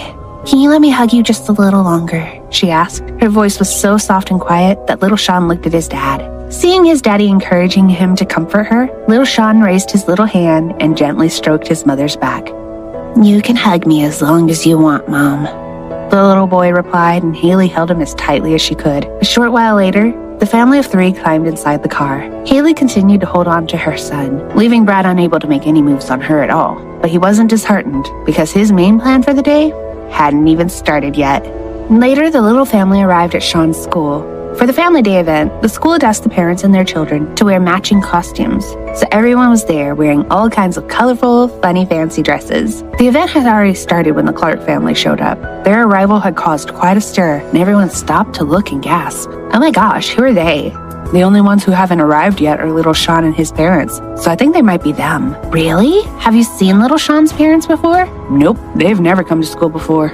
But anyways, look at those costumes. What a beautiful family. They look so cool, and all 3 of them look so mysterious. God, I really want to see the faces behind the masks. His parents look young, especially the mom.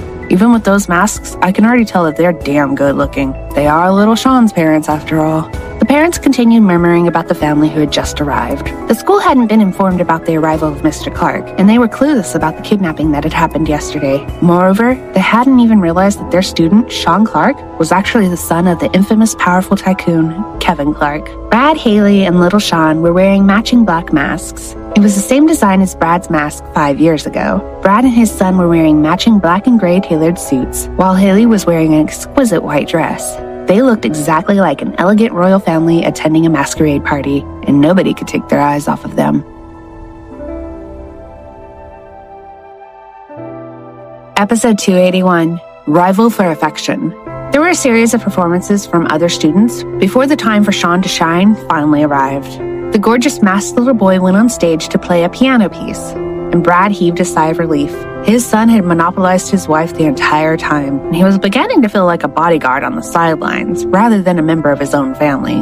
Once his son was on stage, he was finally alone with his wife. He was very careful because he didn't want to do anything that could disrupt her good spirits.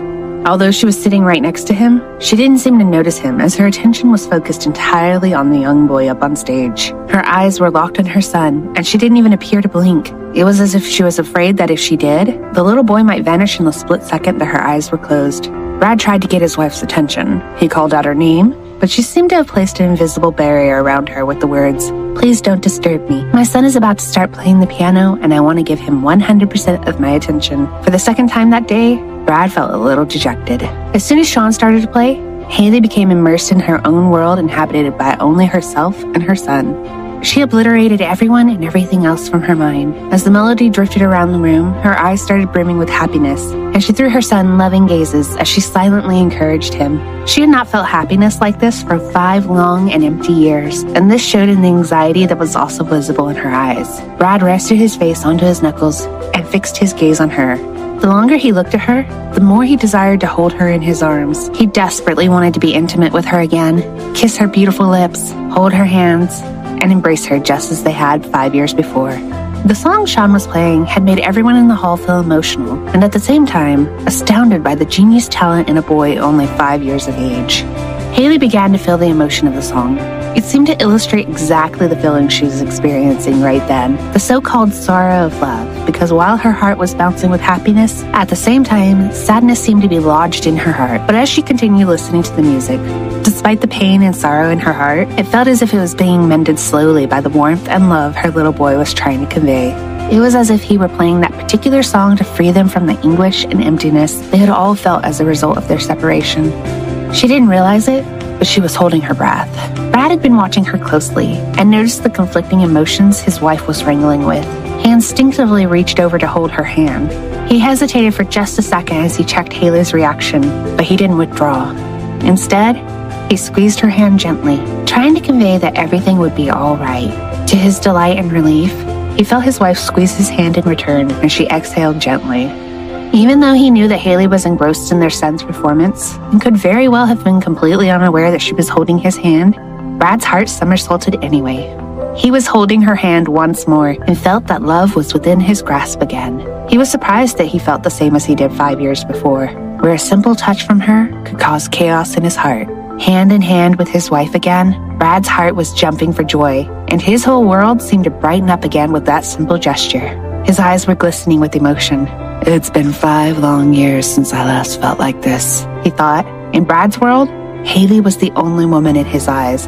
It had only ever been her. But this blissful moment ended abruptly when little Sean's performance came to an end, and Hailey pulled her hand from his so she could applaud. Pride and happiness flooded her eyes, and although she wasn't smiling, her eyes radiated bliss. He was disappointed that he no longer held his wife's hand, but grateful that they had taken the first step. But what happened next shattered his cool demeanor. Little Sean walked off stage as the audience continued to applaud, full of admiration for his impressive talent. As he approached his mother, he held out a single red rose. Then Brad watched as he stepped closer to her and said the words, "I love you, Mommy," before he gave her a peck on the cheek. Brad felt like he had been struck by lightning, and his whole world seemed to collapse around him. He couldn't believe what was happening. When did Sean plan all this? Is he purposely doing this to compete with me or something? Thought Brad.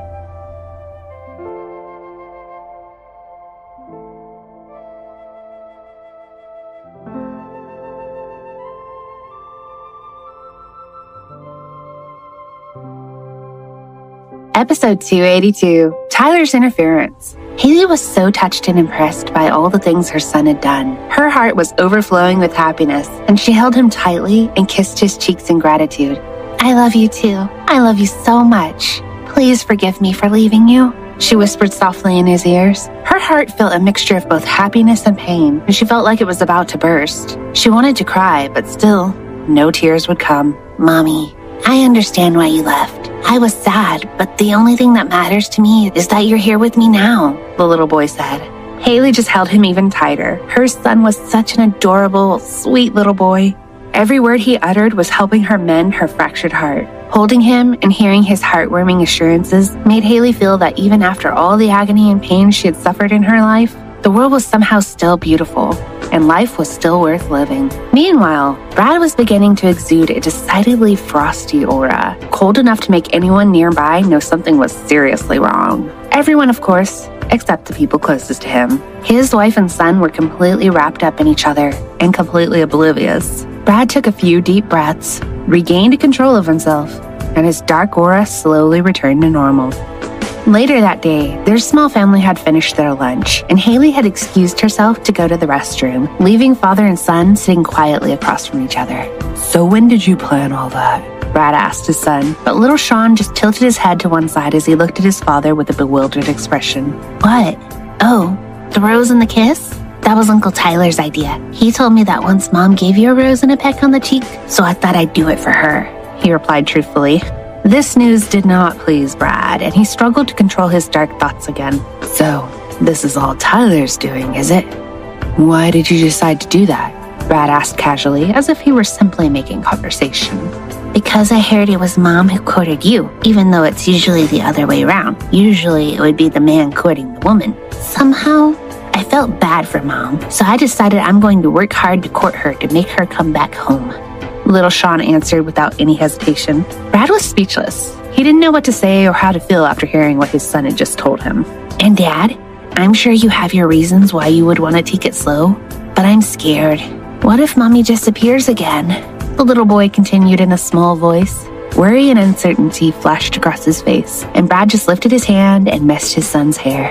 Then he said, "So, when did you stop trusting your father?" Brad asked as he looked at his son coldly. But Sean, who was used to his father's temper and occasional coldness, hardly noticed. "It's not like that. It's just that Uncle Tyler told me you're like a laggy computer when dealing with anything concerning Mom. That's why he asked me to lend you a hand and do something to help you fast track it," Sean answered innocently, but with wisdom and understanding beyond his years. Brad's aura was now becoming very dark and very cold. "Tyler," he thought furiously. He was about to try to say something to redeem himself when Hailey returned, prompting father and son to act like nothing had happened. A short while later, Hailey and little Sean went into one of the classrooms to take part in an art event together, which was limited to one parent per child. Brad decided to go outside, and he saw Tyler waiting in the car. When Tyler felt the icy cold greeting Brad gave him, he knew right away that Sean had given the game away. Tyler opened the door and climbed out of the car. "Why are you here? Don't tell me you walked out because you can't contain your jealousy of your very own son," Tyler asked, grinning mischievously. "I will admit I am feeling a little jealous, but for the sake of my plan, I'm allowing Sean to monopolize his mother today," Brad replied smoothly, and Tyler raised an eyebrow. "Oh, really?" was all he could say in reply. "Anyway, I wanted to speak to you, Tyler. Ken is here now, and my wife is back, so you're free to do whatever you want from now on. You should start focusing on your own life now. You can leave tonight. Brad said, his tone serious, and Tyler understood why he was saying this to him again. But he just leaned back against the car and put his hands in his pockets. Okay, I'll leave tonight and bring Amy back with me when I return, he said. Just go and ask her to marry you already. If you need help or advice on the subject, you can always ask me, Brad said. Why would I ask you for help? You can't even get your wife to come home yet. Tyler shot back at him. For a moment, Brad was lost for words. Then he raised his head and gazed at the sky as he said with conviction, I will make sure I bring her home tonight. Episode 283, Phoenix from the Ashes. As the event was coming to an end, Hailey visited the restroom. She was still inside the cubicle when she heard voices gossiping about her on the other side of the door. I wonder what's wrong with Sean's mother.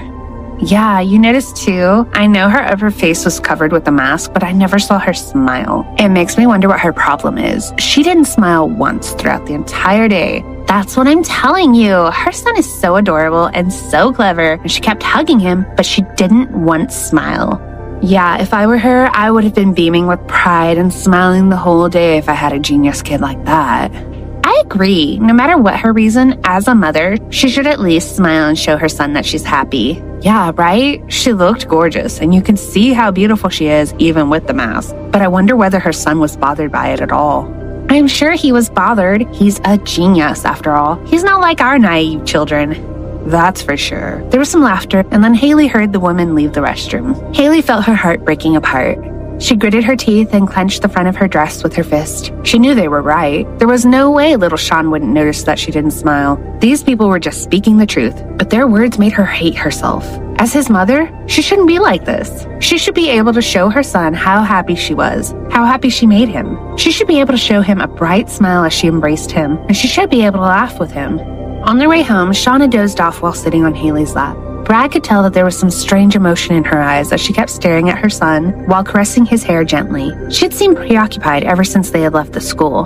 When they had finally reached the Clark residence, Brad had offered to carry the boy inside, but Hailey had insisted she do it. She had carried him into the mansion, while Brad had remained outside by the car, watching her walk away.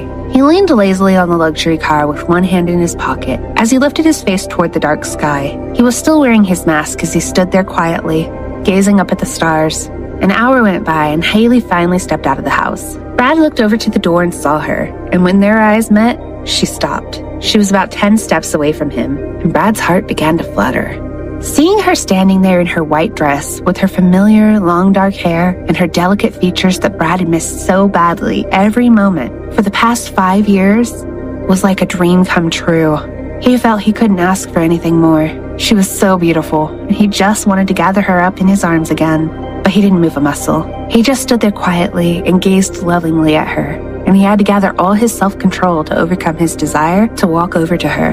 Now there was nothing but silence between them. Another long moment went by, and it almost became too much. He was about to surrender to his impulses when the woman finally moved. As soon as he saw her take a step forward, Brad's lips curved into a small, uncertain smile. This was it, the moment he had been waiting for all these years. The woman in white slowly walked toward him, and Brad's Adam's apple bobbed up and down as he straightened up in anticipation. He felt that she was finally going to decide to face everything again. Brad had never believed that she had changed for the worst, and he had always hoped that she was still the same strong woman he knew and loved. From the very start, he believed in her. He knew that all she needed was a little awakening and reassurance, and she would definitely rise again, like a phoenix from the ashes, no matter how deep the abyss into which she had fallen.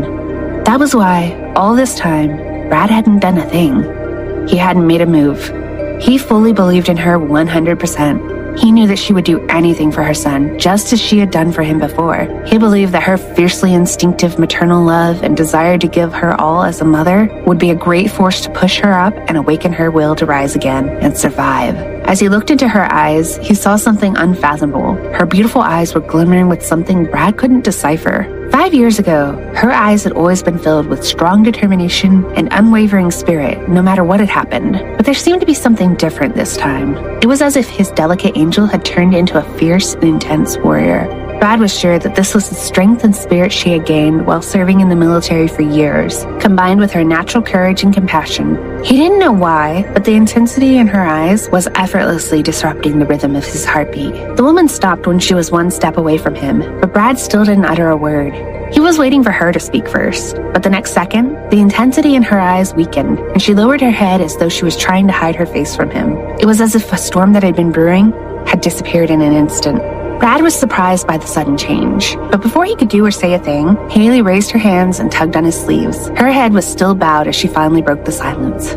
"I have something to say," she said. Her voice was soft and filled with sorrow. "You can tell me anything. I'll always listen," Brad replied. His voice was encouraging and as gentle as ever. "I'm sorry," she uttered, and Brad's face darkened. He didn't expect that to be the first thing she would say. "There's no reason for you to be sorry," he said, his heart tightening. "But I was the reason you suffered," she retorted, and Brad finally snapped. He held her face in his hands and made her look at him. "You're wrong. We are the same. We are both victims. We both suffered. They are the only ones to be blamed for everything bad that has happened in our lives. Haven't you already sacrificed enough for me? We have both suffered for each other's sake. So please, stop blaming yourself. Stop feeling guilty. Nothing was ever your fault. Do you understand?" He stated all this firmly and honestly. His voice was powerful and it pierced straight through her heart. His words were soothing and heavy, and Hailey had to accept every word he uttered, as if his words were all she could or would believe in this world without question. Many times before, she had wrestled within herself, trying to reason out the same words Brad had just said to her. However, she always had a hard time believing the thoughts in her own head. She felt guilty and responsible. But now that it was Brad saying these words, her heart and mind instantly surrendered and succumbed to what he told her. This made her realize once again that this man still held the key to her redemption and recovery. Episode 284, The Best Cure. Hailey bit her lower lip. She wanted to cry. It had only taken Brad a few words to make her fully understand their predicament and for him to convince her that he had never blamed her for anything. She lifted her hand and touched the hand with which he cupped her face. "But I was the one who broke my promise. I left you, and I left my son. I fell apart and let guilt and fear defeat me. I wasn't strong enough," she said, her voice full of sorrow. She was hurting so much, and yet, still she couldn't cry. Brad listened and looked into her eyes, full of pain and sadness. He felt all the hurt she was feeling, along with the rage growing inside him. He had sworn to protect this woman, and he felt the urge to destroy everything that had made her suffer. He kissed her forehead firmly before looking deep into her eyes again, gently caressing her cheeks. "Listen, it may be true that you broke your promise and left us, but if you hadn't left, the world would still be hunting me down, preventing us from being together. You made all this possible. You sacrificed yourself so that I had the opportunity to put everything right. Do you understand?" he explained. She looked into his eyes, saw the raw emotion, heard his heartfelt words, and it rendered Hailey speechless. He was providing the salvation she had been seeking. She had been desperately trying to find justification for her actions, to help relieve her of her guilt for leaving her husband and son behind. She had been looking for vindication and proof that she hadn't been a coward or a cruel mother for abandoning her son. She had been searching for this during the entire 5 years she had been absent, and she couldn't believe that she had finally found it, that just a few words from her husband would have the power to release her from her never-ending nightmare. She was so overcome with emotion that she threw herself into Brad's arms and hugged him as tightly as she could. Brad gasped, but immediately hugged her back even tighter. He felt as though he had finally won back that which was more important than life itself. There was a hint of a smile on his lips, and his heart felt like a volcano about to erupt with joy. The wait was finally over. He could finally hold her in his arms again, and he couldn't even begin to describe how he felt. He was beyond happy, as though he was floating above the clouds. He felt that their separated worlds had once again become intertwined. They stood molded for some time, holding each other tightly, unwilling to let go. And then Brad tried to kiss her. But before his lips touched hers, her hands held his face and stopped him. He couldn't hide his disappointment or desire. He had been longing to taste her lips again after what had felt like 1,000 years of separation. Then Hailey spoke. "Brad." She said his name for the first time in 5 years, and the words struck him like a bolt of lightning. 5 years ago, he would have been frozen in place, but not anymore. Hearing her voice call his name now, he only felt a surge of love. "What is it? Do you have something to tell me?" he asked gently as he tried to set aside his desire. "I have a problem," she admitted, and Brad finally relaxed. This was one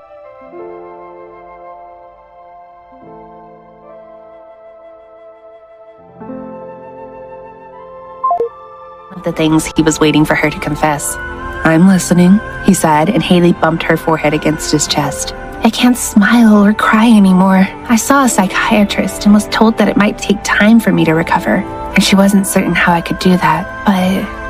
Her voice trailed off and she looked into Brad's eyes again. This time Brad secretly smiled inwardly because he finally saw the determination and fighting spirit in her eyes again. Those were the eyes of the woman that had helped him 5 years before. The eyes of the woman who had never given up on him and had always been determined to give him her everything, unconditionally.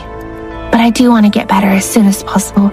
I want to smile for my son. I want to laugh and cry again," she continued with increased conviction, and Brad could no longer conceal his happiness. He smiled brightly at her, and Hailey was dazzled by his beautiful expression. "Did you know that a psychiatrist is useless for this kind of affliction?" he asked with a meaningful smile that Hailey had never seen before. "When we first met, I couldn't smile either, but because of you, I was able to smile again," he continued, and Hailey's mouth hung open in confusion. "Because of me?" she asked, looking at him with both wonder and disbelief, as if she was trying to remember what she had done to make him smile again. "Yes, the answer is actually quite simple. Come back and live with us now, and I promise you will start to heal in no time," he said, and suddenly he held her around her waist and leaned her against the car, and there wasn't an inch of space between them. Episode 285, Summoned Back to Camp. Hailey's feelings had been in chaos. The words Brad had uttered had been like a mystical, powerful chant that had lifted her curse like magic. She had felt like she was dreaming, and she could still hardly believe it. She had never once thought that everything could be solved so quickly and easily. What Brad had achieved with his words was beyond her comprehension. And when she had heard him claim that he would make her smile and laugh and cry again, that he would help her quickly, she had been bewildered. She had not realized what Brad was doing, how he was feeling, nor was she aware of how close their bodies were. All she knew for certain was that there were green shoots of recovery in her world, and she felt that soon there would be light, life, and color in her life again. She started reminiscing about the person she used to be 5 years before, and she imagined herself smiling and laughing in Brad's arms, loving him unconditionally. All the missing fragments of her life had started to slot back together. She looked at Brad, and her heart began to recall just how much she had loved him back then. He had been her entire world, and she had been willing to do anything for him. She remembered just how cute and adorable he had been, and she felt nostalgic as she looked at his eyes, with his upper face covered with a mask.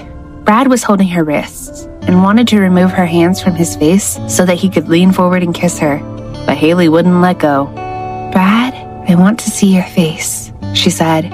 And Brad remembered that he was still wearing the mask that he had worn as part of his costume. "I'm sorry, I forgot to remove it," he said, and he raised his hands to take it off when Hailey stopped him. "Allow me," she said, so Brad let his hands drop to his sides. Only then did Hailey let go of his face and take hold of his mask gently. She had avoided eye contact with him ever since the first time they had met near the huge fountain. She still couldn't picture his face in her mind very well, because the Brad in her mind had always been the Brad wearing that black mask. She began to lift his mask, her heart fluttering like crazy, and she felt as if she were seeing his face for the first time. As she slowly revealed his face, her heart was racing. The face that she had not been permitted to see for so long was truly beautiful. It was so perfect and sublime in her eyes, the kind of face that it should be forbidden for a mere human to possess. Hailey pushed him back a little so she could admire him. Afterward, she raised her hand and pinched his cheek.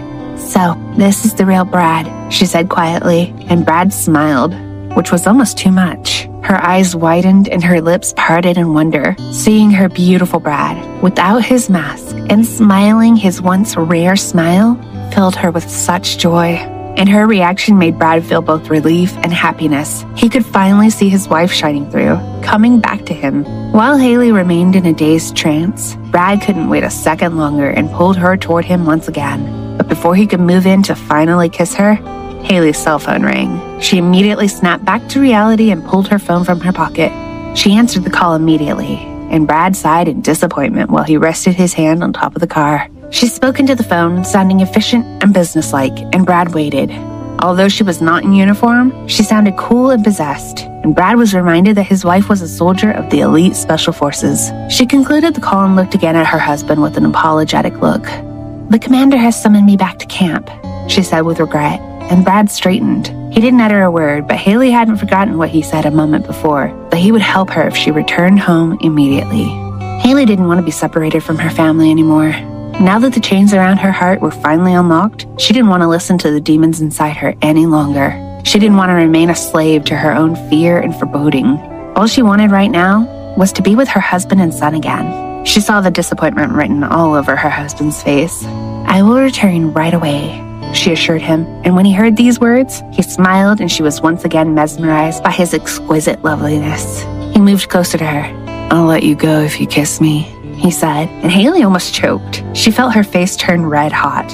Throughout those 5 long years, Hailey had never once thought about this kind of thing. She had kept herself busy and hadn't given herself even a single minute to reminisce about her life with Brad and about things such as kissing. In other words, she felt like it was too sudden and that she wasn't ready because she felt as though her experience had reset back to 0. 5 years was a long time, and she was afraid she might have even forgotten how to kiss. "Can I kiss you when I come back? I'm in a bit of a hurry," she said, trying to buy herself some time to think about it, when suddenly Brad gently bumped his head onto hers. "I'm sorry, but I can't wait anymore," he murmured, and he leaned in toward her, and their lips finally touched. And just like that, all the love and passion that they had shared and that had been lying dormant for so long was awoken and released once more. Episode 286, A Strong Drug. Brad broke away and looked at Hailey. Their lips had barely touched, but he was already starting to lose his mind. He leaned in to kiss her again, but was interrupted by a voice calling out, "Mommy!" Hailey turned and ran toward the source of the voice, and Brad scratched his head and watched her go. She ran to the door where she reached out and hugged Sean. "Mom, are you leaving again?" he asked.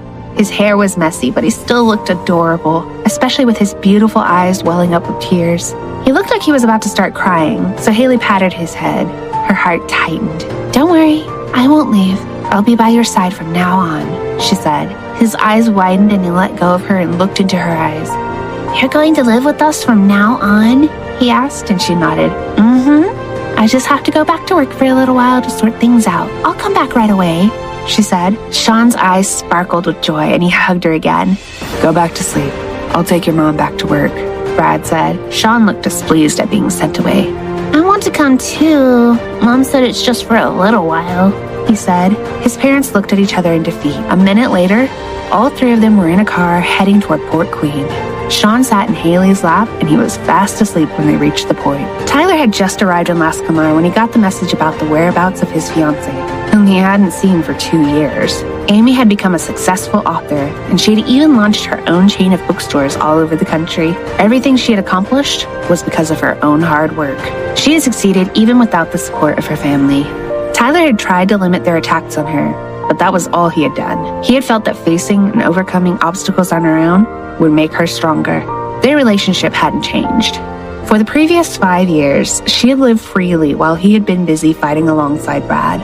They didn't have much of a bond. They were simply a couple whose marriage had been arranged by their families. They did have a mutual understanding of the other's situation, though, and despite their distance, Tyler had never completely forgotten about her. Without even realizing it, he started worrying about her when he got the message. He reached the hotel that she was spending the evening at. He had been told that one of her books had been adapted by a film company. It was another successful accomplishment for her, and she had been invited to the premiere. It was already midnight, and the hotel was almost empty. He looked around, but he didn't see her. He asked someone to check the hotel's security camera, and he learned that she had last been seen going into a restroom an hour earlier. "An hour?" Tyler asked as his forehead creased. He felt a bit restless, and he remembered that every time he had seen her, she had been in some sort of trouble. Worried that something had happened again, he walked toward the restroom she had been seen entering. His eyes widened when he heard male voices coming from the women's restroom, so he went in. "Hey lady, open the door and lay with us," a drunk man said as he knocked on the door of one of the stalls. "Come on out, Amy. That drug in your drink was pretty strong, so there's no use trying to resist it. Come out and we'll make you feel better. My little brother can't wait much longer," the other man said. His words and tone of voice were filthy. Tyler was overcome with rage when he heard him say her name. A few seconds later, both men were lying on the floor bleeding.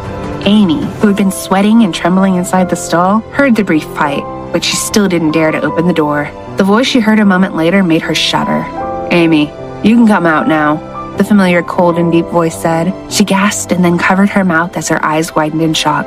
What's he doing here? She wondered.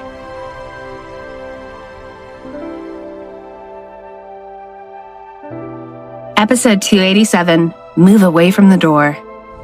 Amy, come out now, Tyler said, his voice echoing in the restroom. Amy was startled and a little scared. She knew the voice, but she had never heard it sound quite so terrifying. He sounded furious, and she knew that when he sounded like that, his anger was almost lethal. The year that Hailey had disappeared, Amy had stayed to help take care of Sean. She had learned a lot of secrets about Brad, but she had also learned a lot about her fiancé. She had been shocked to discover that her handsome fiancé and the ordinary bodyguard were the same person. She had felt betrayed and deceived, and she had been angry at him for tricking her. She had also seen how ferocious he could become. 2 years earlier, during the downfall of the Hughes family, she had gone back to attend Sean's birthday party. She, Owen, and Sean had been riding in Tyler's luxury car, with Tyler driving, when a group of fighters, who appeared to be working for the Hughes family, had ambushed them. Amy had been terrified and had tried to shield Sean. Dozens of people had surrounded them, breaking the car's windows with bats and pieces of metal. Amy had thought that it was the end, but Tyler had done something unbelievable. He had calmly gotten out of the car, and she had watched him fight them single-handedly. He had turned into a seemingly inhuman monster, crushing them like ants. She had seen the fury in his eyes, and in just a few minutes, he had defeated them all and stood among their broken bodies like a ferocious but victorious warrior. That day, Amy had seen another side of him, and she had been both awed and dumbstruck. She had realized how little she knew about him, and had waited for him to talk about it. But he never did. It was as if he hadn't wanted her to get to know him, and it had made her question their relationship. Since that day, nothing had changed between them. She had tried to understand his circumstances, and they had both decided to go their own ways. People had been surprised that they hadn't just canceled their engagement, because they spent no time together and hadn't gone on a date since the first day they had met. "I'll give you 3 seconds before I break the door," he said, interrupting her thoughts. She was alarmed, but she forced herself to speak. She didn't want him to see her in her current state. "No, don't. I'm fine," she said, but her voice sounded weak and forced. Tyler's eyes narrowed. He said, "Move back. Move away from the—" "Stop!" Using every ounce of the little energy left in her. "If you open the door, you'll regret it," she said. His eyes narrowed even more. "Leave me alone. I'll come out when I'm ready. If I see you, you'll be in trouble. You'd better run," she said, her voice echoing. Her words set off a red flag in his mind. He had been so angry, and the two men had been so drunk, that he hadn't fully understood what they had been saying. He had only heard a few sentences, and the only thing that he remembered them saying was her name. He had no idea what she was talking about. "Don't make me repeat myself," he said. Then he heard what sounded like her falling to the floor. He grabbed the doorknob to prevent the door from swinging as he slammed his shoulder into it. He slowly pushed it open, and his eyes widened when he saw Amy squatting on the floor and looking up at him. Her hair was wet and disheveled, and she was drenched with sweat. The straps of her red dress had fallen off her shoulders, and her eyes were wild. Tyler froze for a moment, but he quickly recovered and squatted next to her. "What's going on? Did those guys do anything to you?" he asked. His eyes were blazing with anger, but Amy weakly shook her head. He heaved a sigh of relief. "Then what happened? Don't tell me you had too much to drink," he said. She weakly raised her hand and covered her eyes. "Why didn't you listen to me? Didn't I tell you that you'd be in trouble if I saw you? You shouldn't have shown me your beautiful, seductive face," she said. Tyler's veins popped. "Seductive? Okay, you really are drunk. You were in danger. What the hell are you doing getting yourself into trouble like that? Do you know what would have happened to you if I hadn't come along?" he said as he moved her hand away from her face. Their eyes met, and she bit her lips seductively. "I'm not the one who's in danger here. You are. There's no way I can resist you. Get away from me, you beautiful thing. I don't want to see you. I'd much rather see Mr. Ordinary right now," she said. Tyler's veins popped again when he heard that she preferred his boring masked face to his own gorgeous one, but he started to feel his temperature rising. Her voice, the sweat on her face and neck, and her lustful gaze were getting to him. "Stop it. We're leaving now. Sober up, Miss Inappropriate. Then we'll see what happens," he replied sternly, averting his gaze as he helped her to stand. As soon as he touched her, she whispered softly to him, "This is your fault. Don't say I didn't warn you." Before he could respond, she started kissing his neck.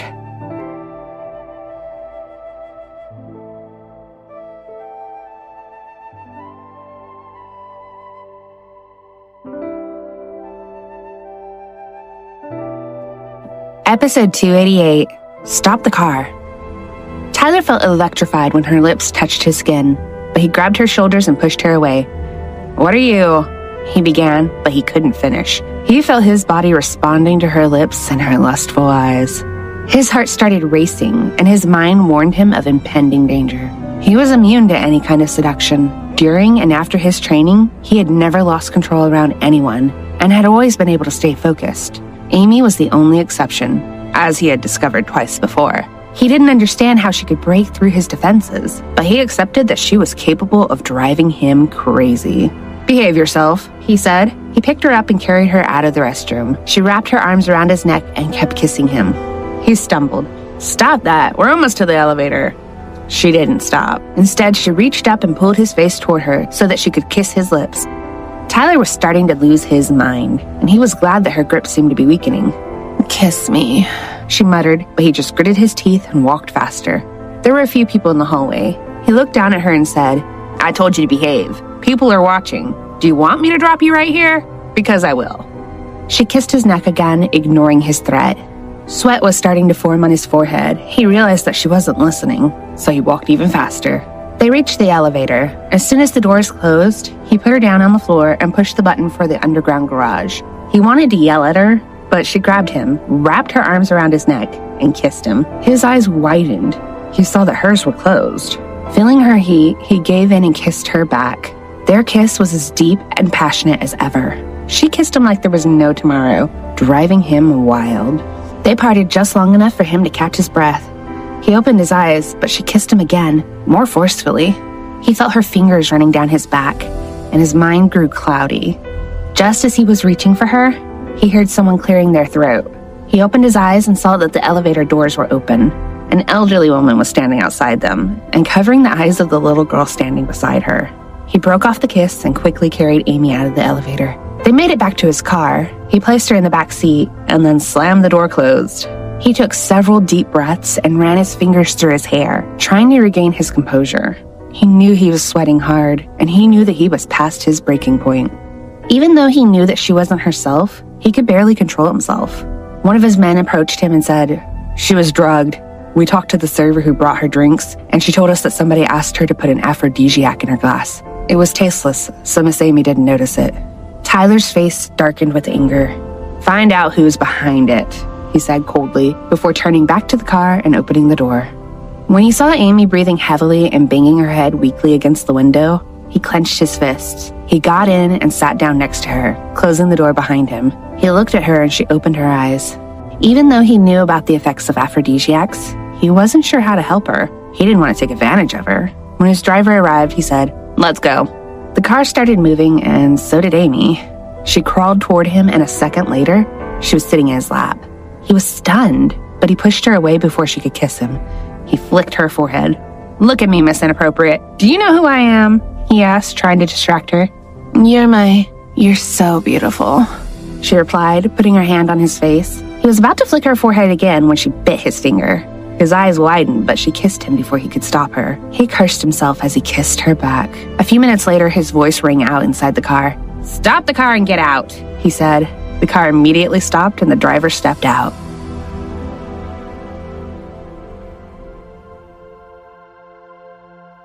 Episode 289, Giving In.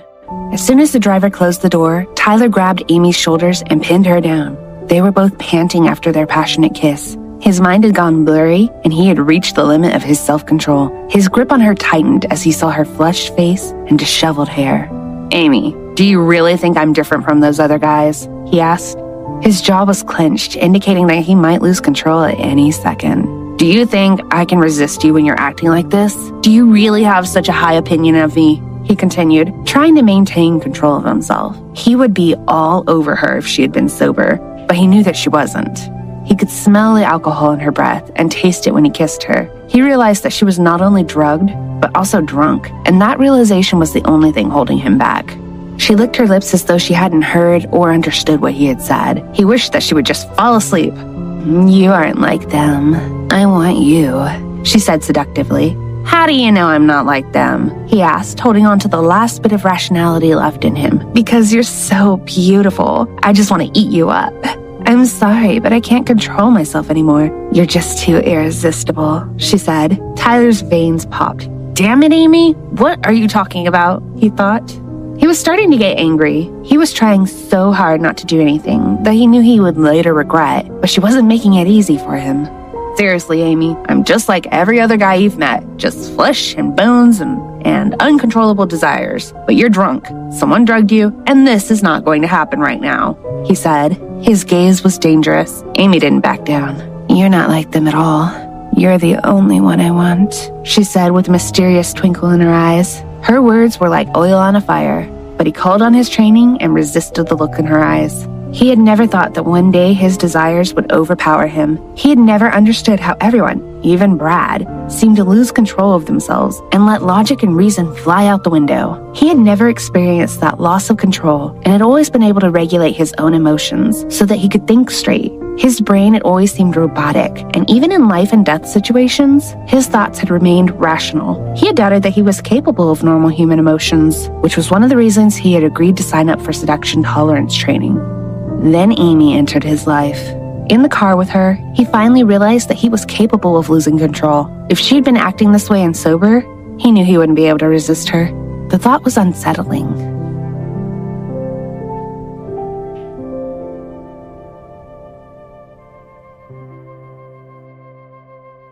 Episode 290, A High Dosage. Tyler let go of her and sat back in his seat. The clouds in his mind began to dissipate. He looked at Amy in disbelief. He called her Miss Tramp because of the way she had always behaved around him, but he didn't believe that she was acting like herself right now. We're not doing this now, Amy. Not like this, he said, straightening his shirt. He felt her arms around him again. She started kissing the back of his neck, and he shuddered and bit his lip. He turned back to her and saw that she was completely disheveled. He tried to fix the strap of her dress, but she nibbled his earlobe. Don't stop. I want you. Please let me have you, she said seductively. Damn it, he yelled. Stop it. You're upset? She asked. He could see her energy fading, and he knew that she was a mess. He spoke to her more gently. I'm not upset. I just don't want to take advantage of you when you're like this. If we keep going, I know I'll regret it. He remembered what she had said the first time he had met her. She didn't like men who gave in too easily to seduction. With that thought in his mind, he was sure that something awful would have happened if they had kept going. He was angry with himself. Even though there had never been any love in their relationship, he had grown to care for her.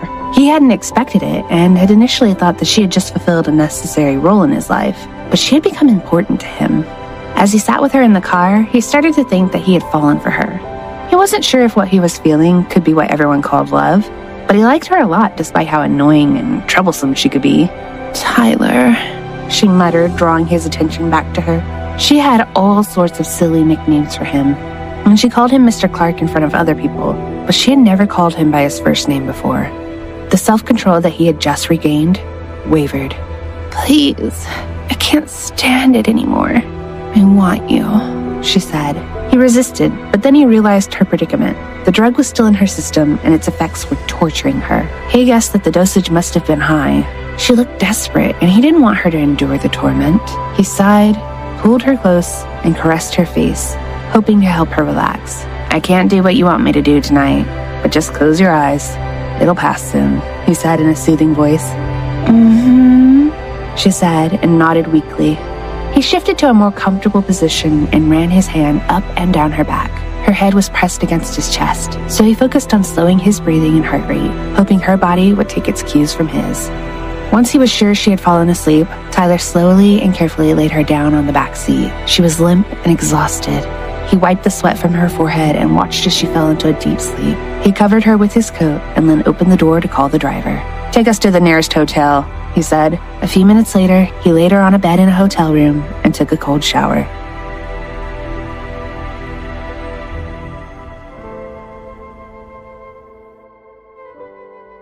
Episode 291, How Many Kisses? It was midnight when Hailey left Sean's room. She was on her way to change her clothes, but she stopped when she saw Brad sitting quietly on the couch and looking out the window. He was as still as a portrait, and he wasn't wearing his mask anymore. She could see how alluring his face was. When she thought about everything they had gone through, it all seemed like a dream. All her suffering had been worth it if this was her reward. The man that she had waited for so long to see was sitting in front of her, and everything she had wished for had come true. She'd always believed that as long as there was love in the world, everything would work out in the end. It was a cruel world, but they had endured years of pain and were together again under the same roof. Brad was lost in thought.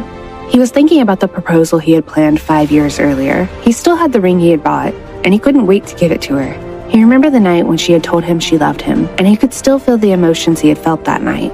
It was his turn, and he wanted to sweep her off her feet. He remembered what she had said the night before he had left her, and he swore to himself that he would grant that wish. He wanted them to do everything they hadn't been able to do before. He was so focused on his plan that he didn't notice her admiring him until her sweet voice called his name softly. Brad, Hailey said as she stepped in front of him. He looked up at her and was surprised that he hadn't noticed her approach him. "Hey," he said. He couldn't finish. As soon as he saw her, his heart skipped a beat. He saw the intense longing in her eyes and reached out for her hand. Before she could say anything, he pulled her toward him, wrapped his arms around her waist, and buried his face in her stomach. She was stunned for a few seconds, but then she wrapped her arms around his head. The moonlight shone brightly on them as they hugged each other tightly, capturing their unconditional love. Hailey stroked his hair the way she used to before their separation. She felt a heartwarming nostalgia. I miss you, she said. He pulled her down and sat her on his leg. She was surprised, but before she could recover from the shock, he pressed his lips to hers. He held her waist tightly. His warm lips touched hers, and when her body relaxed, he delved deeper. After so many years apart, they finally shared another intense, passionate kiss. Brad had felt like a chained monster for so long, but as he kissed her, he was released from his chains. Words couldn't describe how much he had missed her. Their kiss lasted several minutes, but he still wanted more. He kissed her again and again until she finally pulled away, gasping. You've gotten better at that, she said, her face flushed. She hadn't thought very carefully about her words. She had just said the first thing she could think of, so that she could distract him long enough to catch her breath. Instead of being flattered by her praise, Brad felt troubled. I haven't kissed anyone else since you left, he said. Hailey blinked. Then how did you get so good? She asked. She was delighted, but also curious. Brad hesitated, and she blushed when she realized how awkward her question had been. She thought he would ignore the question, but instead he answered almost immediately. Simulation? He asked. She tilted her head. Huh? She said. I practice kissing you in my dreams, he explained. She almost choked. Is that even possible? She wondered. He kissed her again, exploring her mouth with passion and hunger. They parted to catch their breath, but their faces were still so close that they each felt the heat of the other's breath. She started to speak. Brad, I'm sorry, but I want to make up for the kisses we've missed for the last 5 years, he said. Her eyes widened and he kissed her again. 5 years? How many kisses is that? Will our lips last? She thought, but she kissed him back. Episode 292, a bolder version.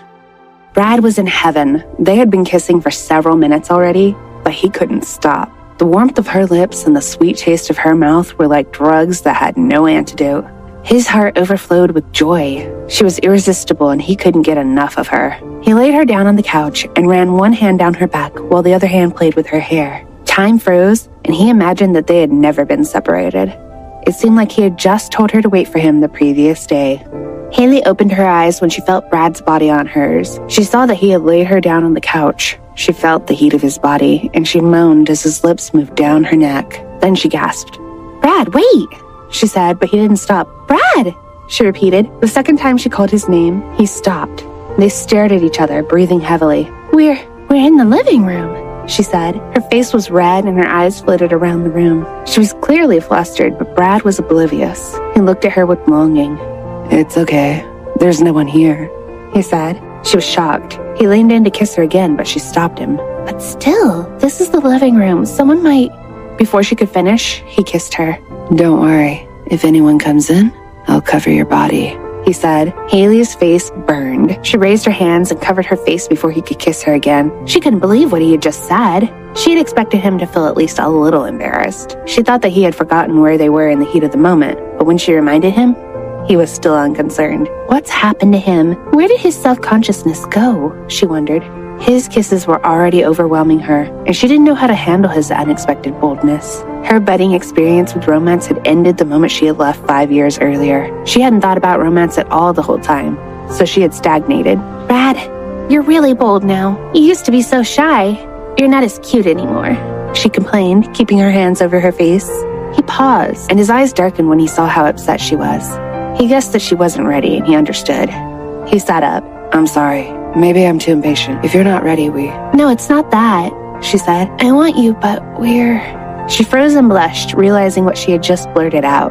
Brad ran his fingers through his hair. Hearing her say that she wanted him made him happy, and saying such things out loud no longer fazed him. He flashed his sexy smile at her. She was speechless. He moved closer to her. He didn't speak, but the look in his eyes was enough. She relaxed again, and he wrapped his arms around her. I'm sorry. I didn't realize you were uncomfortable here, he said. Are you okay here? She asked. Yes, as long as there's no one around. Brad, you've changed so much. Don't you like me like this? I think I prefer the awkward Brad. This version of you might give me a heart attack. He paused, curious about what she had meant. Was I really that awkward? He wondered. He was just about to ask her when he heard a voice behind them. Hey bro, I'm home. The pink-haired young man froze when he saw a woman in Brad's arms. Episode 293. Not so little anymore. Owen was stunned and his heart sank. He never would have imagined his sister's loyal husband holding another woman in his arms. His eyes widened and he turned to leave. He had thought that Brad would wait forever to be reunited with Hailey. Wait, Brad said. He stopped but didn't turn around. Does this mean that you're tired of waiting for my sister? Didn't you say you would wait for her and marry her again? He asked. Then he heard a voice that jolted him. Owen? The familiar voice said. He turned and looked at the woman and his eyes widened. Hailey? He said with disbelief. She ran to him and hugged him tightly, and he teared up. Is it really you? You're back now? He asked. She nodded and they hugged each other again. Yes, it's really me. Owen, I'm sorry I left. You're so tall now, she said. Her little brother wasn't so little anymore. He shook his head. I understand why you disappeared, so please don't apologize, he said. Big brother here told me everything. I can't believe you're back. Where have you been all this time? He was so emotional that Hailey's heart fluttered and she wanted to cry with joy. She had been reunited with her brother, one at a time. Everyone that she loved was coming back to her, and she felt blessed. When she had been in hiding, she had known that either Amy or Brad would take care of Owen. She had planned to ask Brad about him, but because of what had happened, she had completely forgotten. I'm so glad you're all right, she said. Brad, who had been watching them quietly, turned and climbed the stairs. He knew that he would have to wait until another time. He understood how much she had missed her little brother, and he knew that they needed some time together. He would have plenty of time with her later. Something that Owen had said stuck in his mind as he walked toward his study. He did plan to marry Hailey again, and thinking about it reminded him of the heartless terms of their marriage contract. When he got to his study, he found the contract that they had both signed almost 6 years earlier. As he stared at it, his expression darkened. He took the papers with him and quietly walked to the courtyard. He strolled across the garden and stopped at the corner of the courtyard. The gardens and courtyard at the Clark residence were similar to those of Gray Mansion, but the flowers weren't as beautiful as the ones Hailey had planted. He thought about them as he took a lighter from his pocket. He stared at the contract for a few minutes. There were so many pages that he had to separate them. He set the first page on fire and watched with delight as the flames consumed it. He had always wanted to destroy it and replace it with the real declaration of love. He felt elated, and he looked like the happiest man on earth. When the first page was reduced to ashes, he grabbed the second page and held the lighter to it. Then his phone vibrated. He saw that it was Tyler, so he answered immediately. Hello, Brad? Yeah, what is it? Brad replied. What are you doing? Tyler asked. Brad knitted his brows. He and Tyler only called each other for business or emergencies, so it was strange for Tyler to call and ask what he was doing. And since they were around each other all the time, they never needed to ask. He remained speechless. Hey, talk to me. Tell me why you called or I'll hang up, Brad threatened. If you hang up on me, I won't bring my fiancé back. Brad kept setting the pages on fire, one at a time. He asked, Is that a threat? Only if you want her help. Don't hang up on me. Brad gave in. He knew that if he sent his forces to retrieve Amy, Tyler would annihilate them. Tyler was the only person he could never control by force. What is it? He asked. Tyler said, Answer my question. What are you doing right now? They took turns, with Brad being evasive and Tyler being persistent. Tyler repeated his question several times without getting a clear response. Finally, he said, Damn it, why is it so hard to answer a simple question? What are you doing? I'm burning something, Brad finally replied. The questions and evasive answers continued. What are you burning?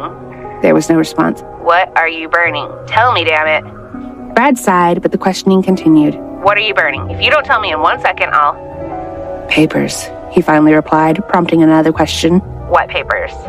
He remained silent. What? Papers.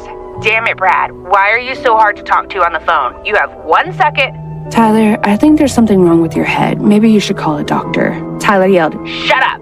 What papers are you burning? Finally, Brad told Tyler what he was doing. The marriage contract.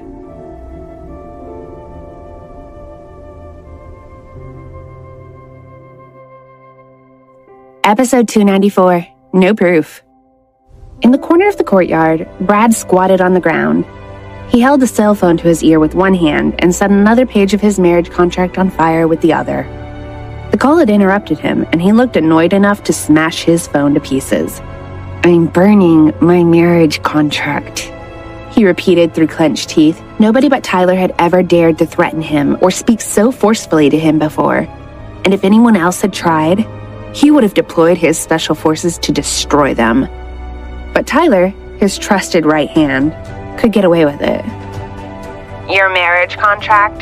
The one from 6 years ago? You're burning it? Tyler yelled. He sounded shocked, and Brad couldn't figure out why he was getting so riled up. He replied as he held the lighter to his marriage license. And your license? Your certificate? Tyler asked. He replied again. There was a moment of silence, and then Tyler sighed. Don't you think it's a bit too soon for that? Remember how you destroyed all records of your marriage in the civil registry when you left her?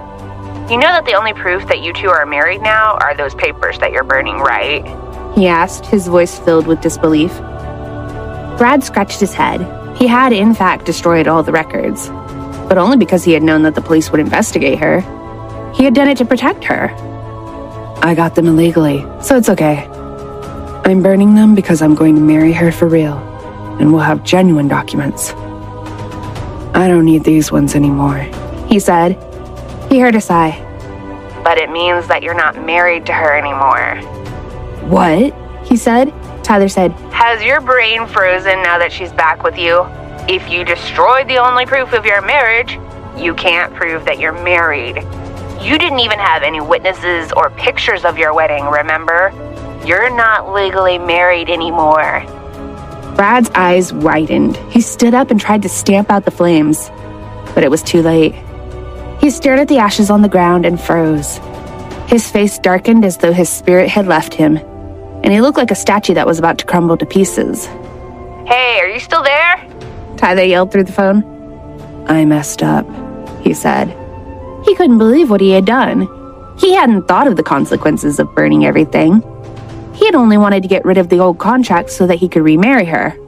But as he stared at the ashes, he realized that he should have waited until the day of their second wedding. What are you gonna do now? She's not your lawfully wedded wife anymore, Tyler said. When he got no response, he kept talking. You're a mess right now. Nobody would believe that you and the feared Kevin Clark are the same person. Really. Only Hailey can make you turn your brain off like that. It sounded like he was enjoying teasing Brad. Tyler knew how upset he was, though, so he limited the teasing and tried to help. You're already planning to remarry her, so it doesn't really matter.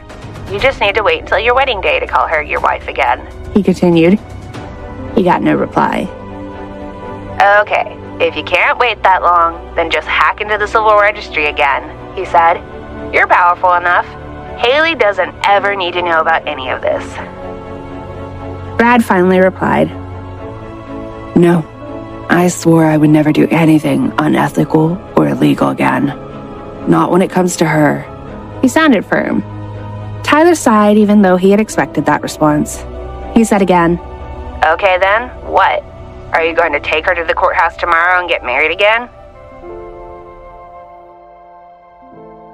Episode 295. Why are you still up? Brad fell silent. For 5 years, he had wished that he could go back in time and redo their wedding. He knew that he couldn't change the past, so he'd sworn to himself that he would get it right the second time. He would wait at the altar as she walked down the aisle. They would experience the joy that every couple experiences on their wedding day. Everything would be perfect, and they would remember the day for the rest of their lives. Imagining their perfect wedding helped him calm down. He took a deep breath, and his clenched jaw loosened. He knew there was no point in regretting the past. Are you still there? Answer my question. Are you going to marry her tomorrow? Tyler asked. Brad leaned against a wall. That wouldn't be right, he said. He wanted to do it quickly, but not that quickly. So, does that mean you're going to follow all the traditional steps? He replied firmly.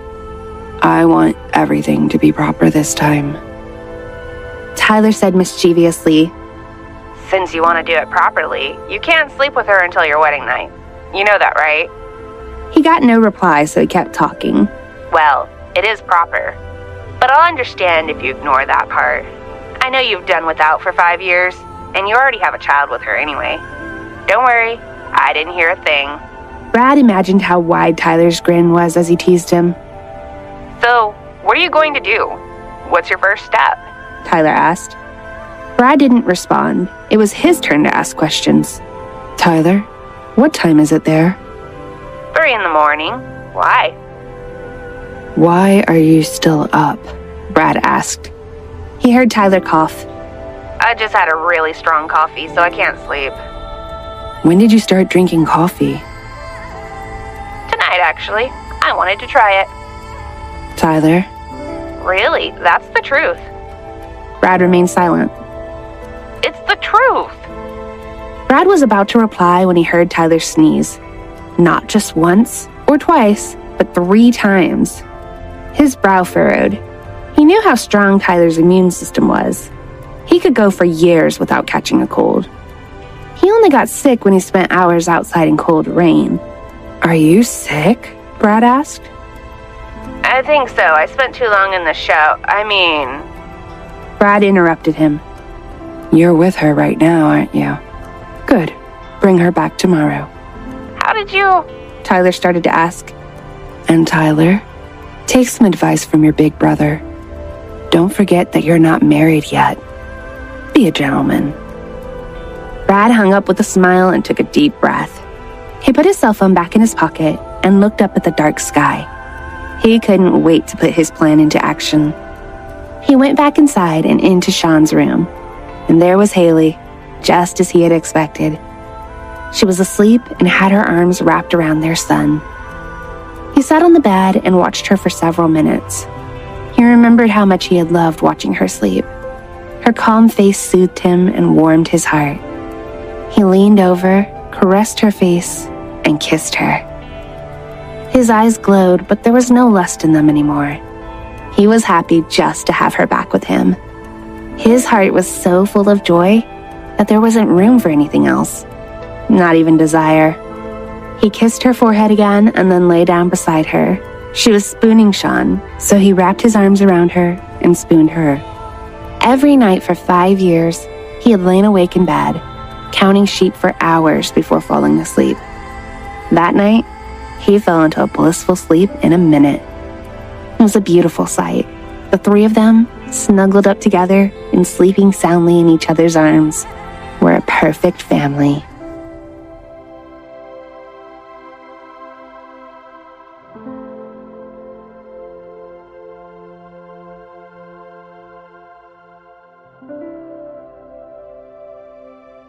Episode 296, Mommy Sandwich. The next morning, the rising sun shone through the window, enveloping the room with a warm light. It was a bright and lovely morning. Of the 3 people sleeping soundly on the bed, Hailey was the first to open her eyes. Her eyelids opened and shut again as the light from the window temporarily blinded her. She didn't move for a while, but eventually, she slowly opened her eyes again. She blinked as she stared at the ceiling, and her brows creased a bit. She remembered that she had climbed into bed with Sean the previous night, so she was about to tilt her head to look at her son when she realized that there were arms wrapped around her stomach. She immediately, but carefully, tilted her head to look behind her. She gasped and her eyes went wide. She was surprised to find that she was in the middle of an adorable sandwich. In that instant, she felt a warm glow enveloping her. She turned her head toward Sean and couldn't resist the urge to kiss his adorable cheek. Her son was just so cute. His beautiful, thick lashes, red lips, and his facial features were exactly like Brad's. He was a mini version of him. She could have stayed like that watching him sleep for eternity. Hailey kissed Sean's forehead for the second time before she slowly turned toward Brad. She felt nervous, but the instant her eyes fell on his gorgeous face, her heart was thudding wildly. 5 years ago, she had found him cute and adorable while he was sleeping like this, even though he had worn his mask. But now that there was no mask on his face, she couldn't resist the urge to gently caress his face. He really was handsome. His flawless face and gorgeous eyes were simply beyond words and left her speechless. He looked so vulnerable when he slept, and she recalled how he had changed. He had been so inexperienced and adorable 5 years ago. That man was nowhere to be found now. Despite that, she was happy that he was still this cute when he was asleep. Hailey's heart was dancing with happiness as she savored every second of them lying together. She felt like she was dreaming. Her two men were right here beside her, and she couldn't ask for more. She felt like her once dark world had now turned into rainbows, full of flowers and love. Hailey lay there for a long while, savoring this feeling, not getting tired of alternately looking back and forth between the little and big men she was nestled between. Finally, Brad opened his eyes. He blinked, and his eyes immediately fell on the woman beside him. Hailey turned her head towards him, and their eyes met. She was surprised to see he was awake. The morning greeting she wanted to say seemed to get stuck in her throat. "Good morning." Brad was the first to greet her with a warm smile. It felt heavenly to hear him say those words to her. She was caught off guard when he moved in for a kiss. It only lasted for a few seconds, but it had shocked her, and her eyes were wide when he pulled back. They stared at each other for a while. Then Brad kissed her again. Hailey felt like Brad sucked all her energy, and she couldn't react. He finally let go of her lips again. Hailey's face was now tomato red, and she still couldn't speak, while Brad, on the other hand, seemed unsatisfied and hungry for more. He moved in again for another one when Hailey heard Sean moan, causing her to instantly turn her back on Brad. "Mommy," Sean uttered as he opened his eyes, and Hailey, who was still as red as a tomato, forced herself to speak. "I'm here," she said as she held him, while trying so hard to calm herself from Brad's advances. Hailey couldn't believe that the innocent, sleeping Brad would suddenly turn shameless as soon as he opened his eyes. Meanwhile, Brad, who had just realized that Sean was beside her, raised his hand and tugged his messy hair. He had been lost in the moment as soon as he saw her. He just couldn't resist kissing her, even though he was still half asleep. He seemed to be acting on reflex. Brad pushed himself up to lean against the headboard. Sean saw him and glared at him. "Dad, why are you sleeping in my bed?" he asked, looking grumpy. "I won't let you monopolize her," Brad nonchalantly replied, making Hailey choke. She coughed multiple times, and father and son instantly looked at her worriedly. "Hailey, are you all right?" "Mom, are you all right?" they asked simultaneously, with almost the same expressions, which caused her to cough some more. She was sure that this father and son duo would soon give her a heart attack. "I'm fine," she said as she tried her best to calm down. They helped her sit up, and then both caressed her back. Once she seemed okay, they simultaneously jumped out of bed and spoke over each other. "I'll go get water." "I'll go get water." Again, they spoke the same words at the same time, causing them to pause and look at each other. Watching this unfold in front of her, Hailey coughed again. "God, these two are killing me," she thought. Episode 297, Competing for Attention. "Sean, stay with your mom," Brad said as he looked at his little son meaningfully before he strode toward the door in a flash, as though he was showing his son that he couldn't compete with him yet. "Wait, I'm really all right." Before Hailey could finish her sentence, Brad had already left the room, leaving her with no choice but to sigh. She started to get up when Sean came back to her. When she took in the disappointed expression on his face, she stopped in her tracks. He looked as if he had just lost an important battle. "Mommy, I'm sorry I'm not being useful, but don't worry, I will grow up fast and have long legs too like Dad, so I can run fast. I'll be even faster than him and be a big help to you," he said, his face pouting and his voice full of hope. She felt as if she might explode from the cuteness on display in front of her. "Oh my God, my baby is so cute when he pouts," she wanted to scream. Instead, she knelt on the floor and pulled him in for a tight hug. His dejected look only served to make him more adorable, but she was surprised that he felt defeated by his father and didn't feel useful. "What are you saying? You're already a big help to me, just by staying here with me, so don't say sorry, okay? Sean, you're like medicine for my heart, so don't ever say you're not being useful, you understand?" Hailey assured Sean as she gently rubbed his head. Hearing her words, Sean nodded, and his grip on her tightened. After a while, the little guy loosened his grip, and his gloomy look seemed to have faded. "Also, you don't have to be in a rush to grow up, okay?" she said. Sean tilted his head. "Why?" he asked with innocent curiosity. She was silent for a minute as she considered her answer.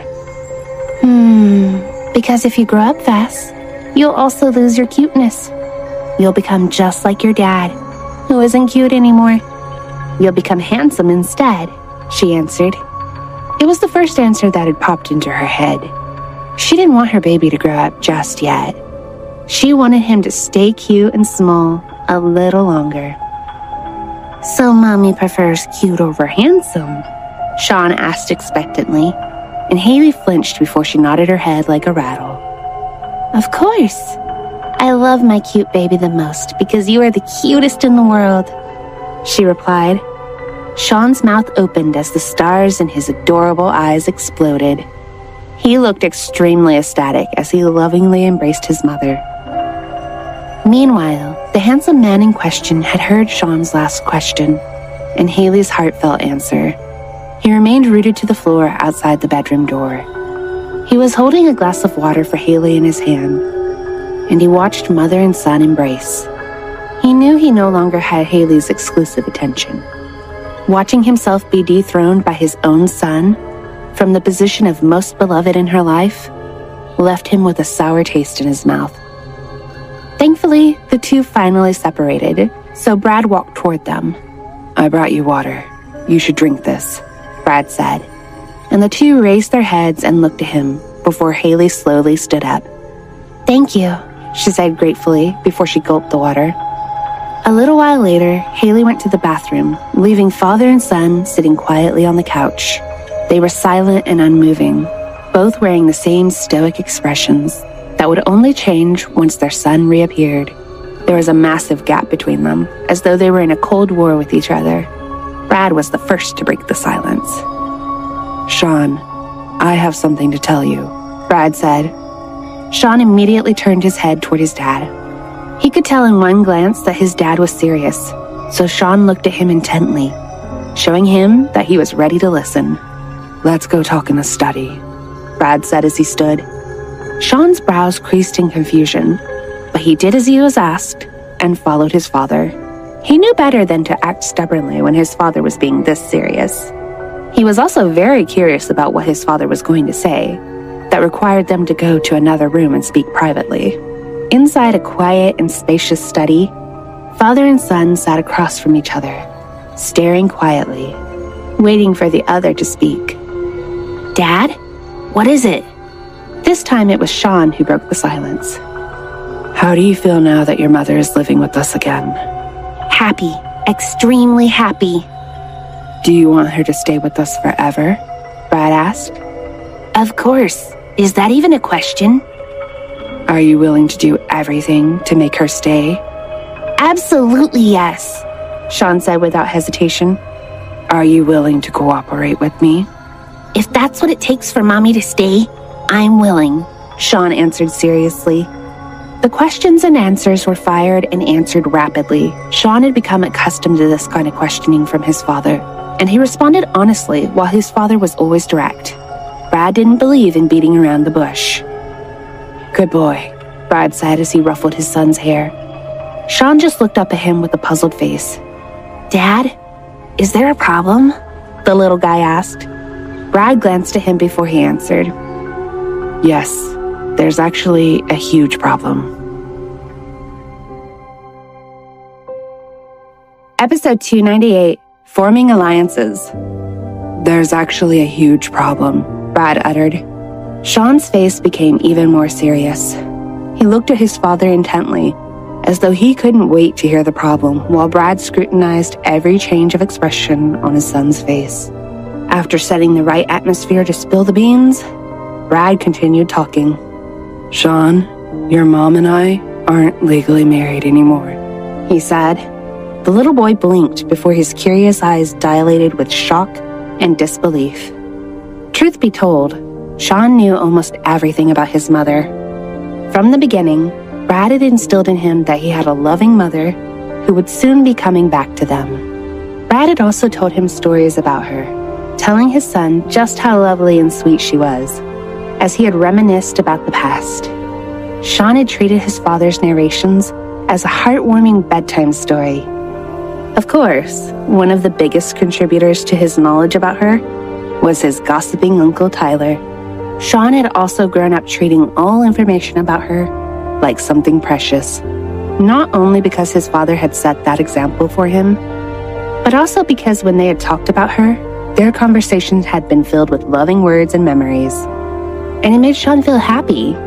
He knew that he and his father both loved Hailey very much, so he was shocked to hear this news from him. Why? How did that happen? Sean asked. His eyes looked troubled.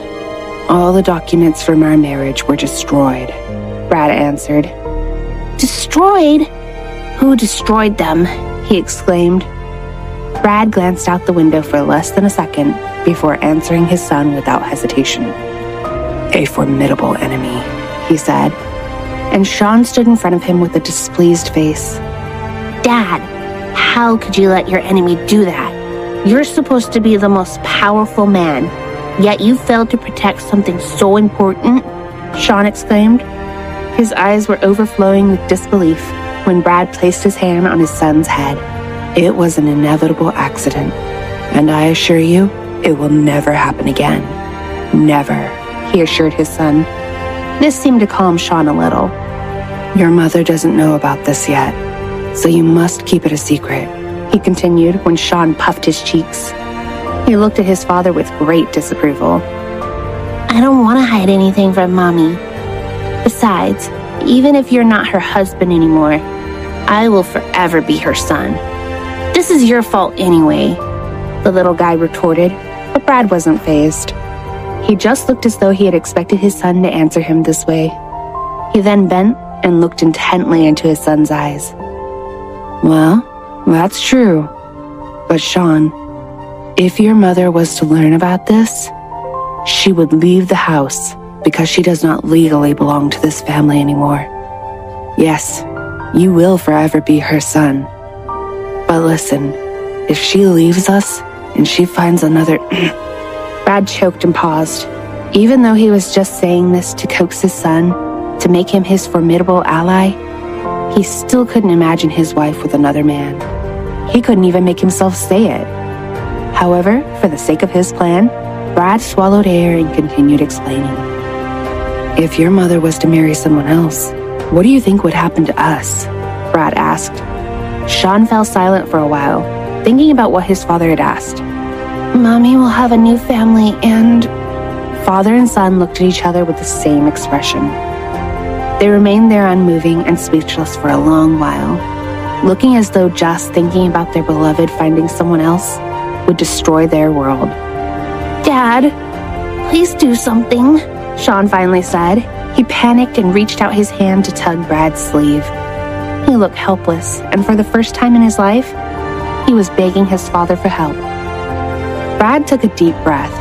He hadn't expected to feel extremely anxious about the idea of his wife marrying another man. The very thought of it was like envisioning the end of the world.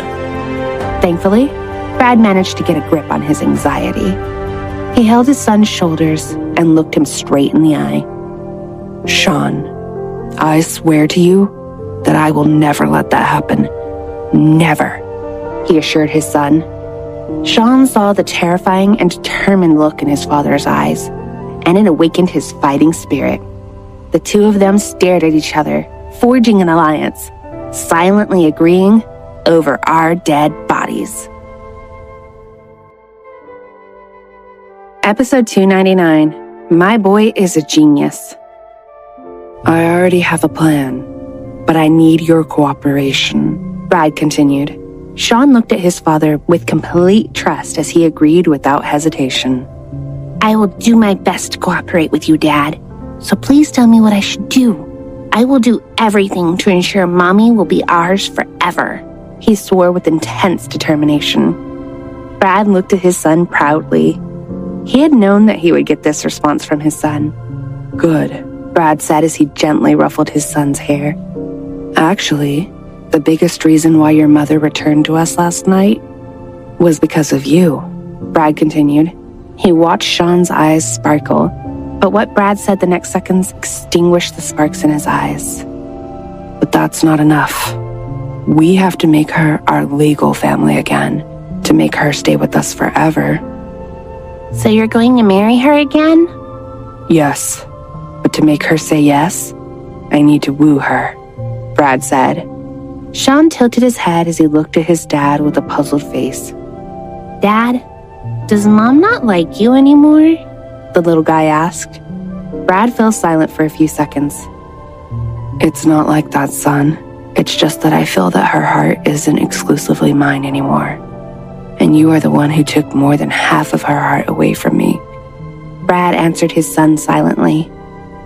The truth was, he was telling Sean all of this so that Sean would understand that he needed to give his parents a bit of space and time to be alone together. Brad needed some time alone with Hailey so he could win her over.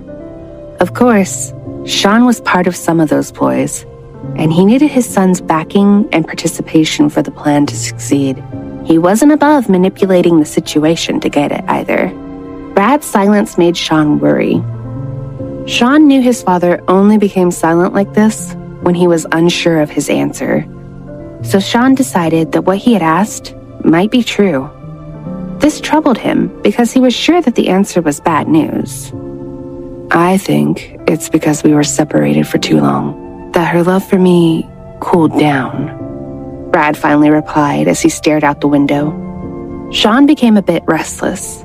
After Sean thought about this for a few minutes, he came up with an idea.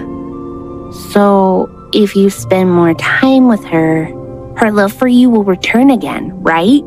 He exclaimed. Brad secretly smiled as though those were the words he had been waiting for the whole time. You don't disappoint, son. You really are a genius, Brad thought with pride. I guess I need to make her love me again, like before, so she might agree to marry me again, Brad said. Sean looked at his father, his eyes full of fighting spirit. It reminded Brad of how Hailey had looked at him when she had been trying to make him want her. Dad, rest assured, I will help you spend more time with her. I will give her to you for now, but once the wedding is over, it will be my turn to spend time with her. Do we have a deal? Sean offered the compromise while looking at his father seriously. Brad stuck out his fist. Okay, we have a deal, he agreed. Sean raised his small fist and bumped it with his father's. In an instant, the atmosphere between father and son changed dramatically. The Cold War was over, and the two were now formidable partners in crime. Dad, do your best, Sean cheered his father on, making Brad smile. I definitely will. Just don't forget to back me up when needed, Brad replied, and the two smiled at each other meaningfully. I promise. I will be your very useful backup, Sean stated firmly. Brad quietly heaved a sigh of relief. He looked as though he was in extreme bliss because he had finally acquired the greatest ally in the world. Don't worry, son. I won't disappoint you, Brad said as he ruffled his son's hair again. Sean motioned for his father to come closer. Dad, I have some advice, Sean whispered. Brad raised an eyebrow in response. Mommy told me she prefers cute over handsome. I'm afraid one of the reasons why she doesn't like you anymore is because you're too handsome and not cute anymore. Why don't you try becoming cute in front of her? His son's words left him speechless. Episode 300, Lessons from a Little Boy. Sis, I'll be back immediately, I promise. After my performance, I'll come home right away, Owen said as he looked at Hailey with sad eyes in the living room. As one of the country's top idols, he was scheduled to perform a live show. There was no way he could back out, so he was anxious to attend and wrap it up quickly. It's fine. I won't disappear, so you don't have to worry. You have an obligation to your fans, and you should go and enjoy your show. Take your time and make your fans happy, okay? Hailey replied. Owen opened his mouth to say something, but the sight of Brad and Sean walking down the stairs holding hands caught his attention. The sight of them reminded him that he didn't need to be in a hurry to come back. Hailey could spend some much-needed and overdue time with her husband and son. I understand, sis, he said as he hugged his sister and said goodbye to Brad and Sean. Once he was gone, Sean ran to Hailey and she lifted him.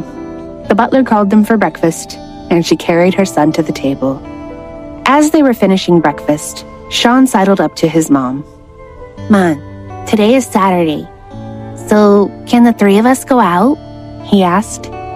Brad, who was sitting across from them, remained quiet, like he was just an observer on the sidelines. Sure. Surprisingly, the commander gave me a day off, so I'm free today, she replied. Sean yelled cheerfully before giving his father a meaningful glance. And where would you want to go? Brad finally spoke. The amusement park, Sean instantly replied. Brad watched for Hailey's response to this. Mom, is it okay with you? Sean asked. Hailey agreed without hesitation. She just wanted her son to be happy, so there was no way she would ever reject this kind of request from him. Besides, she thought that maybe going out like this and spending more time in a lively place with her two beloved men might help her. After their breakfast, Sean and Hailey were left in the kitchen while Brad went to take a call. They were having a happy conversation about amusement parks when Sean blurted out a question completely off topic. Mom, how can you tell if a person is cute? He asked. When a person is adorably pleasing, just like you, you're the cutest in the world because everything about you is adorable, especially when you smile, pout, and puff your cheeks, she answered. But Sean just tilted his head. Is there any way to become even cuter? He asked. If I wanted to make you cuter, I would definitely dress you up in a super cute costume, she replied as she gently pinched his cheeks. Brad walked back into the room. We will leave in about an hour, he said, making Hailey and Sean excitedly stand up. They all left the kitchen, and Hailey went upstairs to pack the things Sean might need for their outing. Brad and Sean remained at the base of the stairs. Dad, Sean called to get his father's attention and signaled him to bend down so he could whisper to him. I asked Mom what makes a person cute, and she said she finds it cute when a person smiles. So you have to smile a lot from now on, okay? He said.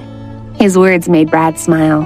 He wanted to tell his son that there was no need for him to act cute, but he could see that Sean was trying his best to help.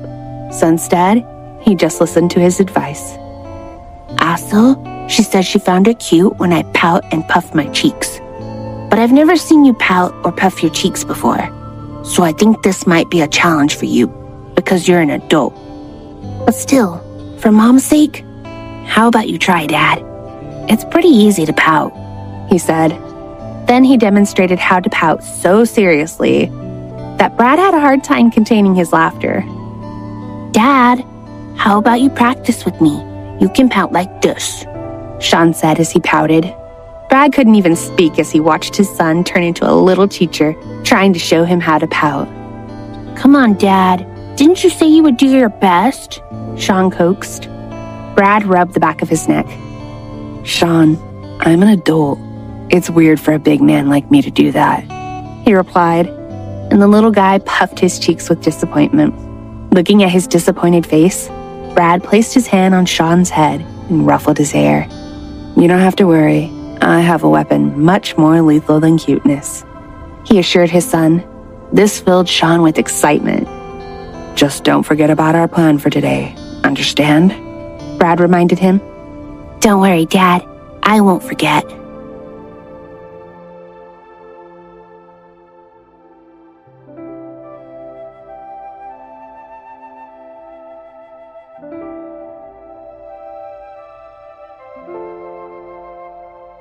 Episode 301, Missing Fiancé. Tyler sneezed again as he stood in front of the hotel room door. 3 times he had raised his hand to knock, but each time he had hesitated. He was still in a great dilemma. Thinking about all the things that had happened the previous night was making him feel restless. Boss, are you going to knock or not?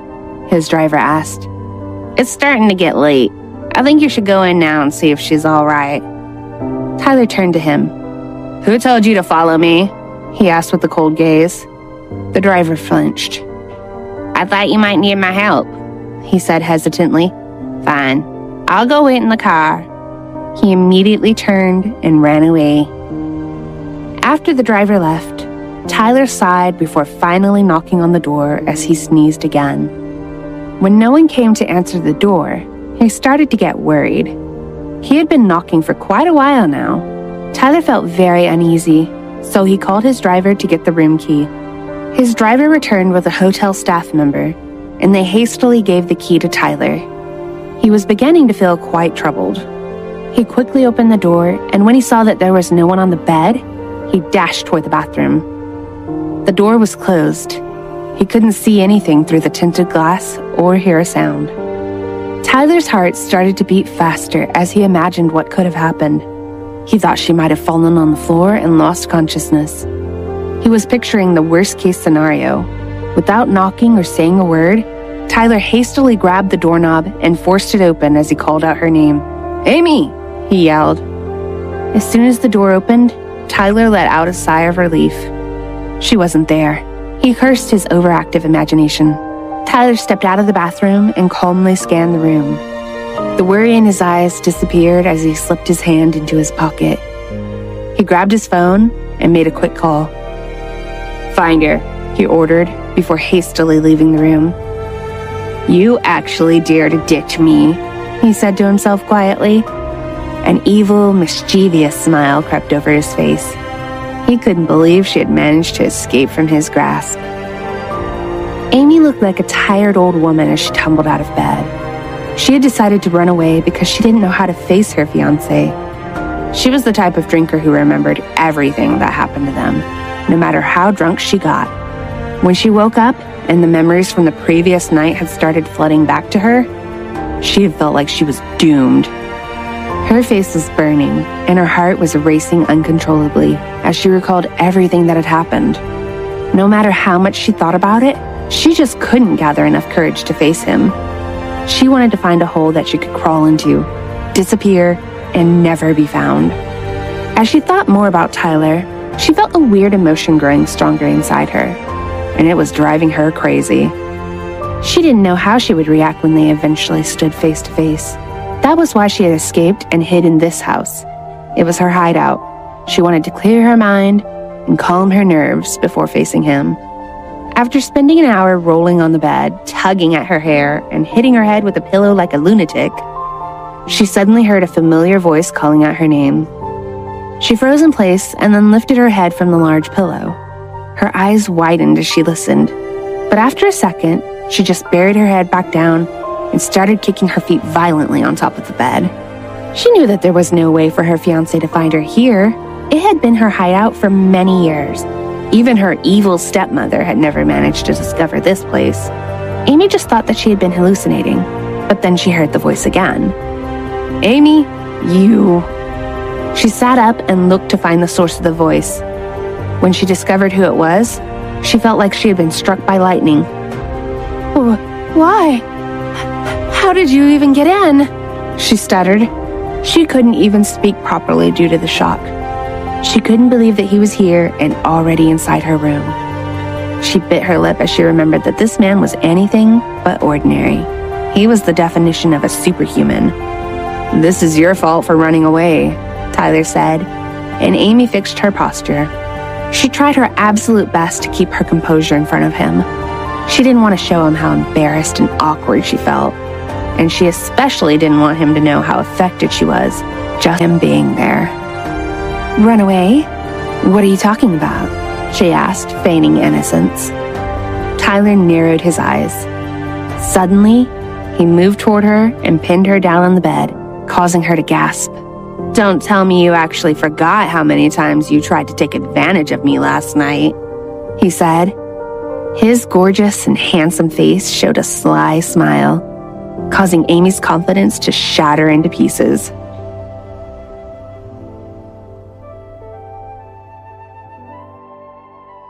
Episode 302, Put on a Show.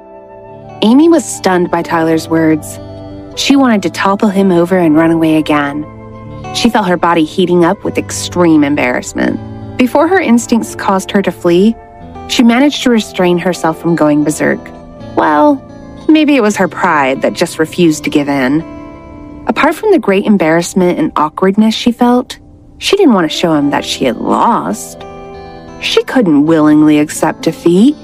She wouldn't give him a chance to triumph over her. So she decided to turn on the charm. She posed seductively and gave Tyler a flirtatious smile. "So, I actually did something improper to this handsome beauty of mine, did I?" She pouted with fake sympathy. "Well, it's not actually surprising, but I don't think I tried to take advantage of you. I believe you provoked me. How can any woman resist your beauty and charm? I was a victim of your irresistible allure.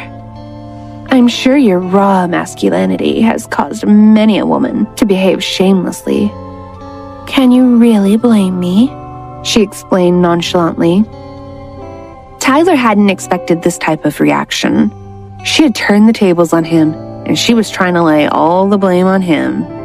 He was losing control of the situation and starting to get angry.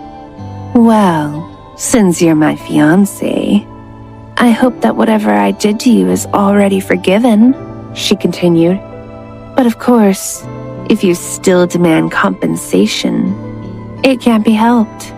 If you want an eye for an eye, then I can only abide." She sighed and placed her hands above her head in submission. "Is she serious?" Tyler thought in surprise.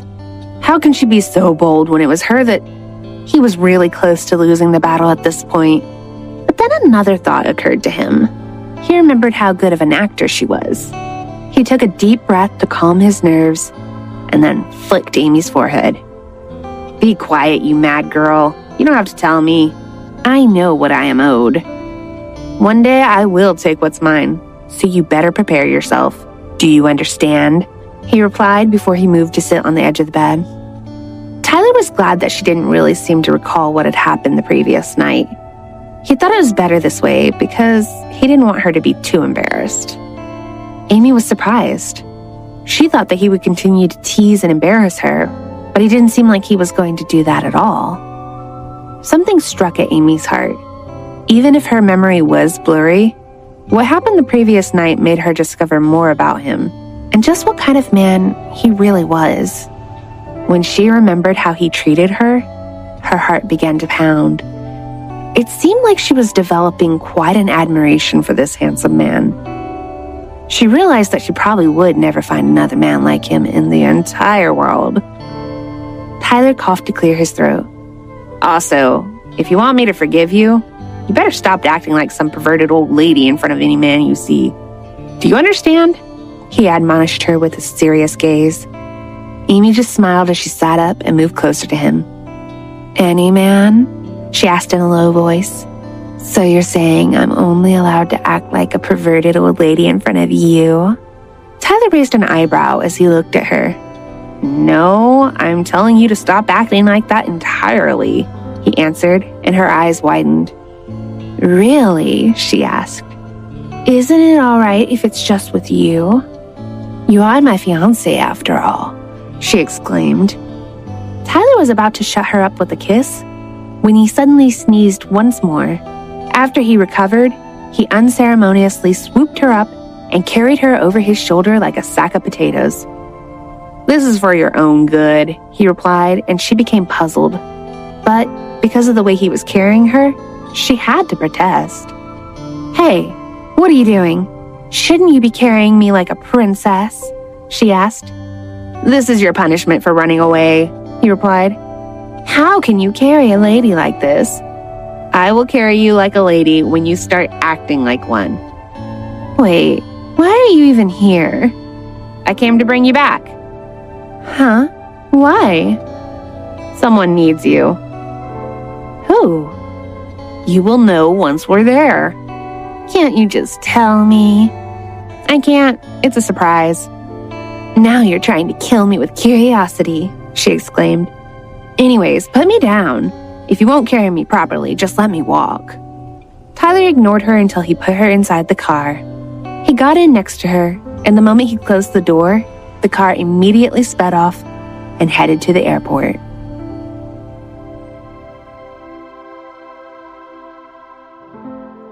Episode 303, Special Gifts. A luxurious sedan came to a stop on the side of the street. The door opened, and a cute little boy stepped out, accompanied by a man that appeared to be his bodyguard. They both entered a store. Inside the store, the little boy was holding two things. He was having a tough time choosing between them. Uncle Ken, which do you think is cuter? This one or that one? He asked, and the big man beside him coughed to clear his throat. I think you should have asked your mother to accompany you rather than me. I'm bad with these kinds of things. I don't think I can be of any help to you when it comes to choosing which is cuter, he replied. The boy didn't even glance up at him. This is supposed to be a surprise, so I can't bring Mom or Dad with me, Sean replied before he lifted up the one he had chosen. Do you think this pink one suits Daddy? He asked. Ken couldn't imagine his solemn, cold boss ever wearing such a thing. He almost choked before he responded. I don't think your father would wear that even if you bought it for him. How about this black one? I think this one suits him better, he suggested. But to his surprise, Sean just shook his head. No, I think this one is the cutest. I'm going to buy this one, he said decisively, finally looking up at the man. Seeing how serious the boy was, Ken just sighed and paid for everything. Sean and Ken left the store and returned to the car. Have you bought what you wanted? Hailey asked, and Sean nodded. Yes, Mommy, he replied as he sat beside her. The car started driving away. What did you buy? Brad asked. Sean put his hand inside the paper bag. Brad's and Hailey's eyes were locked onto the little boy. They were both curious to see what he would pull out. Sean paused as he raised his head toward his dad. He was taking his time, purposely trying to tease them. In response, Brad averted his gaze, pretending he didn't care. As soon as he looked away, Sean called for his attention. Dad, can you put this on Mom's head? He asked, and Brad turned back quickly. He looked down at what his son was holding. He was shocked. Now he realized why Sean refused to let his mom come into the store. In the boy's hand was a pair of furry, white cat ears. Brad took the headband. He was puzzled about his son's true purpose, but he still went along with him. Brad looked at Hailey, and she moved her head slightly closer to him. He raised his hand and carefully put the cat ears on her head. Is this fine? He asked, and she nodded. Yes, she said softly, as she raised her face and looked at him. As soon as Brad saw his wife in furry cat ears, he smiled. She looked so cute, he wanted to wrap her in his arms and give her a big kiss. However, Hailey immediately turned towards Sean. Does it look good on me? She asked, and Sean's eyes sparkled. Mommy looks super cute, he replied happily. Hailey hugged him. Thank you, sweetie, she said. Mom, can you put this on me? Sean asked. Hailey looked down and saw another headband in his hand. This was a pair of small, yellow cat ears. With extreme excitement, Hailey quickly put the headband on him. As expected, he looked even cuter than he had before. She gave him a big hug. My baby is so adorable, she exclaimed. These yellow cat ears are almost as cute as you, she said as she hugged him again. Mom, can you put this on Dad too? Sean asked once again. Both Hailey and Brad immediately looked at each other. She felt excitement bursting from within her at the thought of seeing her husband wearing fuzzy cat ears. Brad felt like they were playing a prank on him. When Sean brought out Brad's headband, Hailey and Brad almost choked. This one was pink. Hailey's reaction was due to surprise and excitement, but Brad's was mostly due to shock. He couldn't believe this was what his son had picked for him. It was the most girlish headband of them all. Isn't the pink one supposed to be for your mom? He asked hopefully. His son firmly shook his head. No, it's yours, Dad. Sean turned to Hailey. I think this one suits him best. Right, Mom? He replied. Hailey nodded enthusiastically before she took the headband and moved closer toward Brad. She couldn't wait to put it on him. Suddenly, Brad's heartbeat began to accelerate. For some reason, wearing pink cat ears was a great challenge for him. He retreated from Hailey anxiously. He may have been the most feared and renowned person in the business world, but he wasn't ready to wear fuzzy pink ears. Dad, don't be shy and let Mom put it on you. Sean's voice made Brad come to his senses. He didn't need to be worried about some cat ears. Hearing his son's plea made his reluctance disappear. Don't be shy, okay?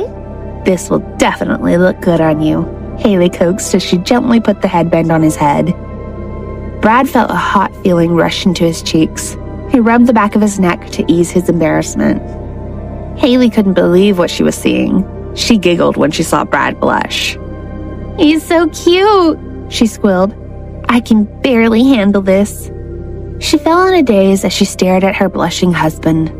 Seeing him humble himself by wearing a pair of pink ears, chosen by their son, was enough to melt her heart.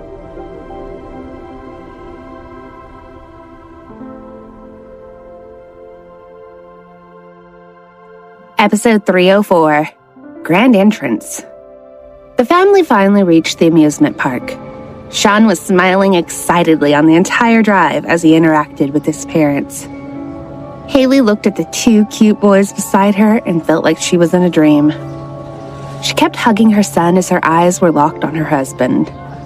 He was still wearing his pink cat ears, but he was staring out the window, looking a little uncomfortable. Hailey giggled as she watched him being so silent. From time to time, he would glance at her as though he wanted to say something, yet he seemed to be restraining himself. We're here! Sean exclaimed as soon as they stopped.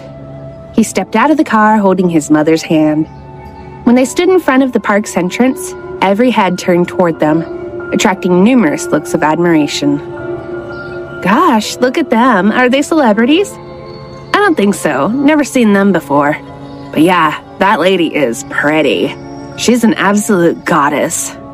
And look at that little boy. God, who is he? Is he a prince? Are they here for a magazine photo shoot? Don't you think their eyes look similar? I think they're related. Yeah, I think so too. Even though that lady looks so young. Maybe they're mother and son.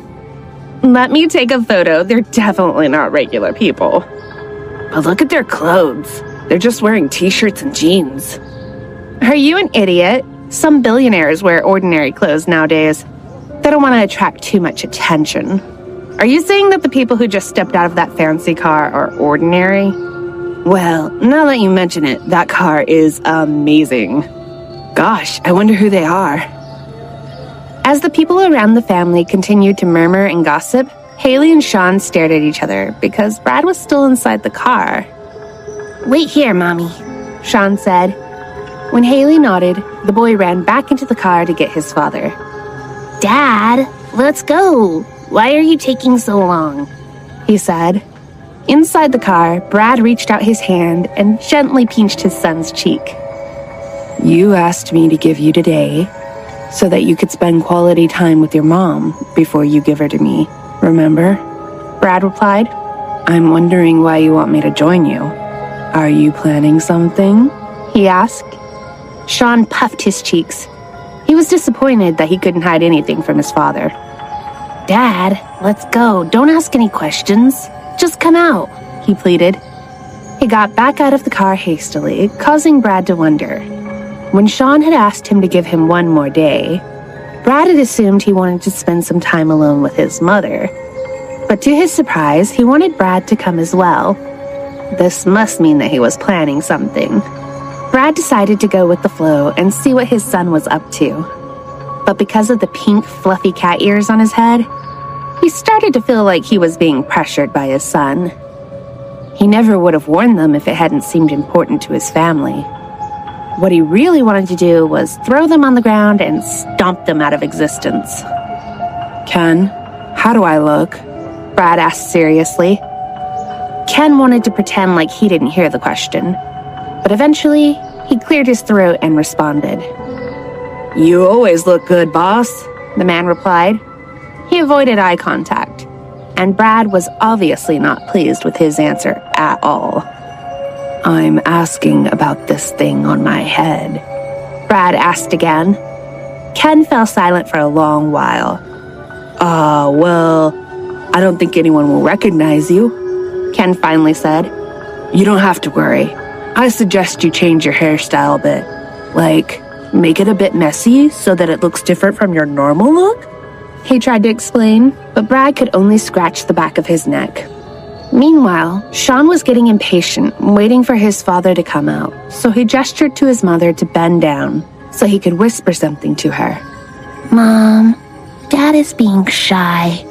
I don't think he likes the headband I bought for him, he whispered as he pouted. Looking at her son's disappointed face, Hailey hugged the boy and caressed his back. Don't worry, I'm sure he's just sulking. Wait here, okay? She said. She walked around the car. The driver stepped out as soon as he saw her open the car door beside Brad. Brad was about to open the door. He was surprised when Hailey did it for him. He raised his head and looked at her. She quickly leaned down and grabbed his wrist. It's okay, Brad. The headband doesn't look weird on you. It's really cute, I promise, she said, trying to reassure him. Brad felt pleased. He didn't really care what anyone else thought or said. He only cared about her opinion. Hailey actually thought that Brad was just being shy, and she could understand why. She knew the kind of person he was. She knew how private he liked to be in public and how important it was that he maintained his reputation as a well-respected business person. It had crossed her mind to ask Sean to spare his father from wearing the cat ears because she actually didn't want other people to see Brad's cute and sensitive side. She wanted it all for herself. However, when Sean pouted with disappointment, she decided against it. She just couldn't bear to make her son unhappy. All she could do was try her best to coax him into submission. I don't think people will recognize you, she reasoned. How about we mess up your hair a bit? She raised her hands. Is that okay? She asked again. I don't mind, he replied with a smile, and Hailey removed his headband. She started gently ruffling his hair using her fingers, and Brad loved it. He really liked the way she massaged his head. He closed his eyes and savored her touch. After a while, Hailey tilted her head and stared at Brad. His messy bangs somehow made him look even more gorgeous, and she bit her lip as she gazed at him. She thought he really was too attractive. She wanted to mess up his hair so he wasn't recognizable, but now he was even more eye-catching. She was sure that people wouldn't be able to tell that this man was actually the same rich business person that always looked so somber and professional. Hailey put the pink cat ears back on his head, and as expected, he looked a bit too cute for his own good. She instinctively pinched both of his cheeks. Watching her look at him with such admiration made Brad feel quite happy again. How is it? He asked. Oh, you're so cute, she exclaimed with eyes filled with love. Brad remembered what Sean had said about Hailey not being able to resist anything cute. It turns out the boy was right. Brad smiled, and his hand reached up to touch Hailey's cheek. I won't mind wearing the cat ears if... He paused for a moment. If you give me a kiss. Hailey didn't know what to say to her charming husband. She knew that Sean was waiting for them, but she also knew that she couldn't resist this cute creature in front of her. She quickly made up her mind. She gave him a very brief kiss on the lips, but as soon as she pulled away, Brad's hand quickly slipped around the back of her neck, and he pulled her in again. Brad kissed her passionately. Episode 305. Can't keep him waiting. Brad didn't stop kissing Hailey. He kissed her like he never wanted to let her go. He simply couldn't get enough.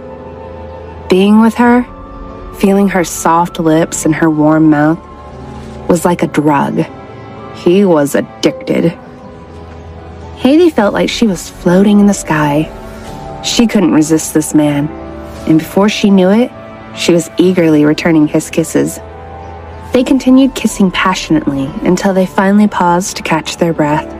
Brad gazed at her and was about to kiss her again when she moved, and his forehead bumped into hers. Brad, Sean is waiting for us, she said as she panted. But Brad still didn't let go of her. His hand remained at the back of her neck. Just once more, he whispered as he gazed at her with a look that was both cute and sexy. It was almost enough to break what little resistance she had left, and she blushed intensely as she fell speechless. She couldn't believe how insatiable he could be, but their son was waiting for them, and she knew that if she granted his request, she wouldn't be able to pull away once they started to kiss again. Knowing Brad, one more kiss would surely be a long one. While she was still contemplating her options, he suddenly moved and kissed her lower lip. He sucked it lightly, causing her head to spin. Then he pulled away and gave her a quick kiss on the cheek before he let her go. Hailey was frozen with shock, but Brad was smiling as though he very much enjoyed seeing her look so flustered. She finally realized that he was definitely trying to tease her. She wasn't sure how to react to her charming husband's shameless behavior. All she could do was sigh and quickly step out of the car, looking as red as a tomato. She didn't even notice that she accidentally closed the car's door with a loud bang. Her unexpected reaction stunned Brad. This was the first time he had ever seen her slam the car door on him. He was completely thrown off and could only speculate that she was upset with him. He never meant to displease her.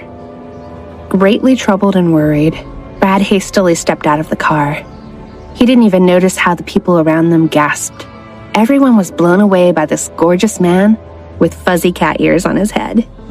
He immediately walked toward his wife and son. When Hailey avoided his gaze, he felt like he had been punched in the stomach. Sean noticed his father's gloomy state and assumed it was because he had made him wear the pink cat ears. He walked up to him and tugged on his shirt. Brad crouched down. Dad, I never thought that you were a shy person, Sean whispered. Brad was only worried about Hailey getting mad, so he swooped Sean up and carried him in his arms. I think your mother is upset with me, he whispered back to his son. Sean looked at him with a puzzled expression. What did you do to upset her, Dad? He asked, looking extremely displeased. I'm not sure why, but I think she doesn't like me right now. He couldn't tell his young son that he had made his mom flustered by kissing her, so he just asked if he could have some time later to make her feel better. He couldn't endure it if she were to stay mad at him for too long. He wanted to settle it as soon as possible. Wasn't she fine just now? Sean asked. She even said you looked cute. Brad nodded and looked at Hailey's back as Sean talked. I think cuteness isn't enough. So, can you let me talk privately with her? I promise I will solve this quickly, Brad said. Sean nodded like he was ready to help his father in whatever way he could. Got it, Dad. Put me down first, he replied. Brad placed him on the ground, and Sean grabbed his hand and dragged him over to his Hailey. Mommy, he called out. Hailey, who finally recovered from Brad's affectionate advances, looked at her son. The boy was reaching out his hand, and she immediately took it before he led his parents into the amusement park. The family of three, wearing matching white t-shirts, blue jeans, and colorful cat ears, were all holding each other's hands as they walked proudly toward the entrance. Everyone else's attention all turned to this beautiful family. They looked like supermodels walking down a runway.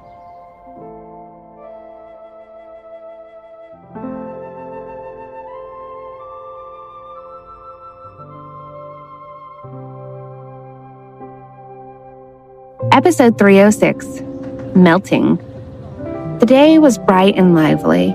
The family enjoyed simply roaming around the park like anyone else. They tried a few of the rides that Sean had chosen, and it was a wonderful experience. Brad didn't care much for the entertainment. He was just enjoying the sight of his wife and son happily spending time together. He was overjoyed. He could finally see the brightness and energy coming back into Hailey's eyes. He had been longing to see her smile and laugh again. He had missed that. Her laughter was like the sun warming his usual cold and frozen world. Brad wanted to make sure she would still be smiling on their wedding day. That was why he was a bit troubled about what had happened in the car earlier. He knew that now wasn't the right time to upset her, and yet he felt like he had acted carelessly. It was making him mad at himself. The entire time, Brad's gaze stayed locked on Hailey. Even bystanders noticed that he seemed to only have eyes for her. Other women who saw the couple were dying with jealousy. Many people couldn't resist taking photos of this excessively adorable and gorgeous family. Finally, they decided to take a rest on a bench under a beautiful weeping willow. Brad was eagerly waiting for Sean to initiate his plan. He had promised to give them some privacy, so Brad could finally settle the trouble he had caused. He wanted to snatch Hailey away for a few minutes, but he had already promised his son that he would not interrupt his plans. He had no choice but to wait. Brad was wondering if Hailey might still be upset with him. He didn't realize that Hailey was only avoiding his gaze because she was afraid she would never want to look away afterward. She knew she needed to give her son some attention too. After Brad had finished talking to Ken, Sean finally approached his father. Brad looked down at the boy, expecting him to say it was okay to take Hailey away. However, Sean had another idea. Dad, you said you want to coax Mommy, right? He asked. She said she likes ice cream, so you should go buy some for us. As usual, Brad was the third wheel. He ruffled his son's hair before he looked at Hailey sitting on the bench. Okay, I'll go. But don't you forget about what we talked about, okay? Brad replied.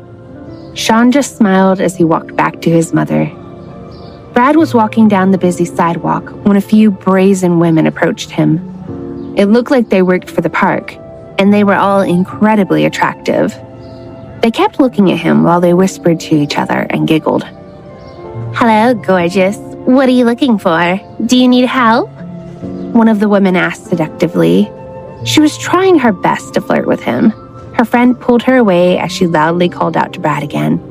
You're so handsome. Words can't describe it. My God, you look like you could be a celebrity. What's your name?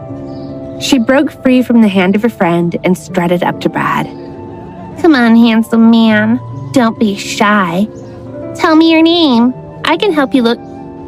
Before the woman could finish her proposition, Brad turned and glared at her coldly. I don't need your help, he replied with a grim expression. He left the ladies frozen in place, looking at each other with disbelief. Their eyes followed the gorgeous man as he walked away. He walked up to another employee and asked for directions. The three women all gasped. Is he serious? One of them said with disbelief. He ignored us and asked him for help. He must be blind if he doesn't want to talk to us. Another woman nodded to her friends. He probably doesn't like girls. The women gossiped amongst themselves. Brad walked down the sidewalk and made his way to a cafe. A man approached him. He seemed to be undercover. Boss, let me help you buy the ice cream, he offered politely, but Brad declined. No, I'll buy it myself, he said. He looked so determined that the man was taken aback.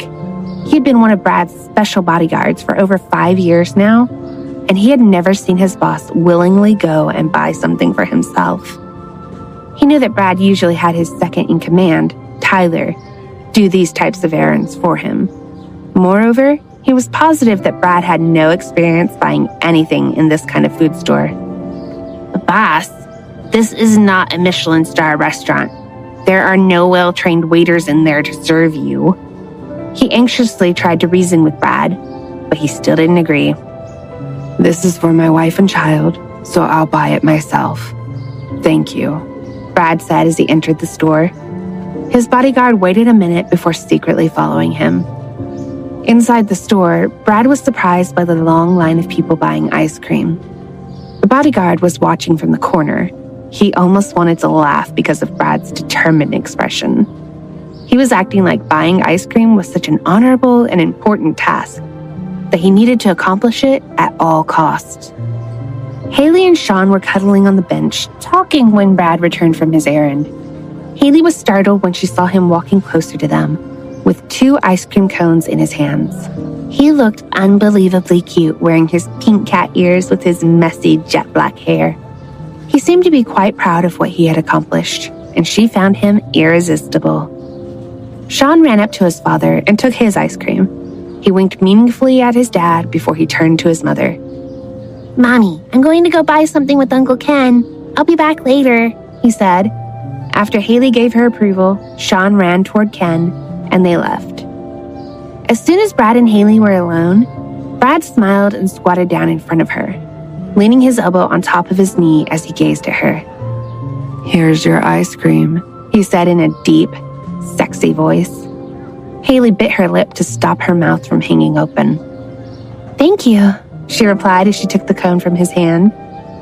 She was seriously distracted by her handsome husband, but her ice cream was starting to melt.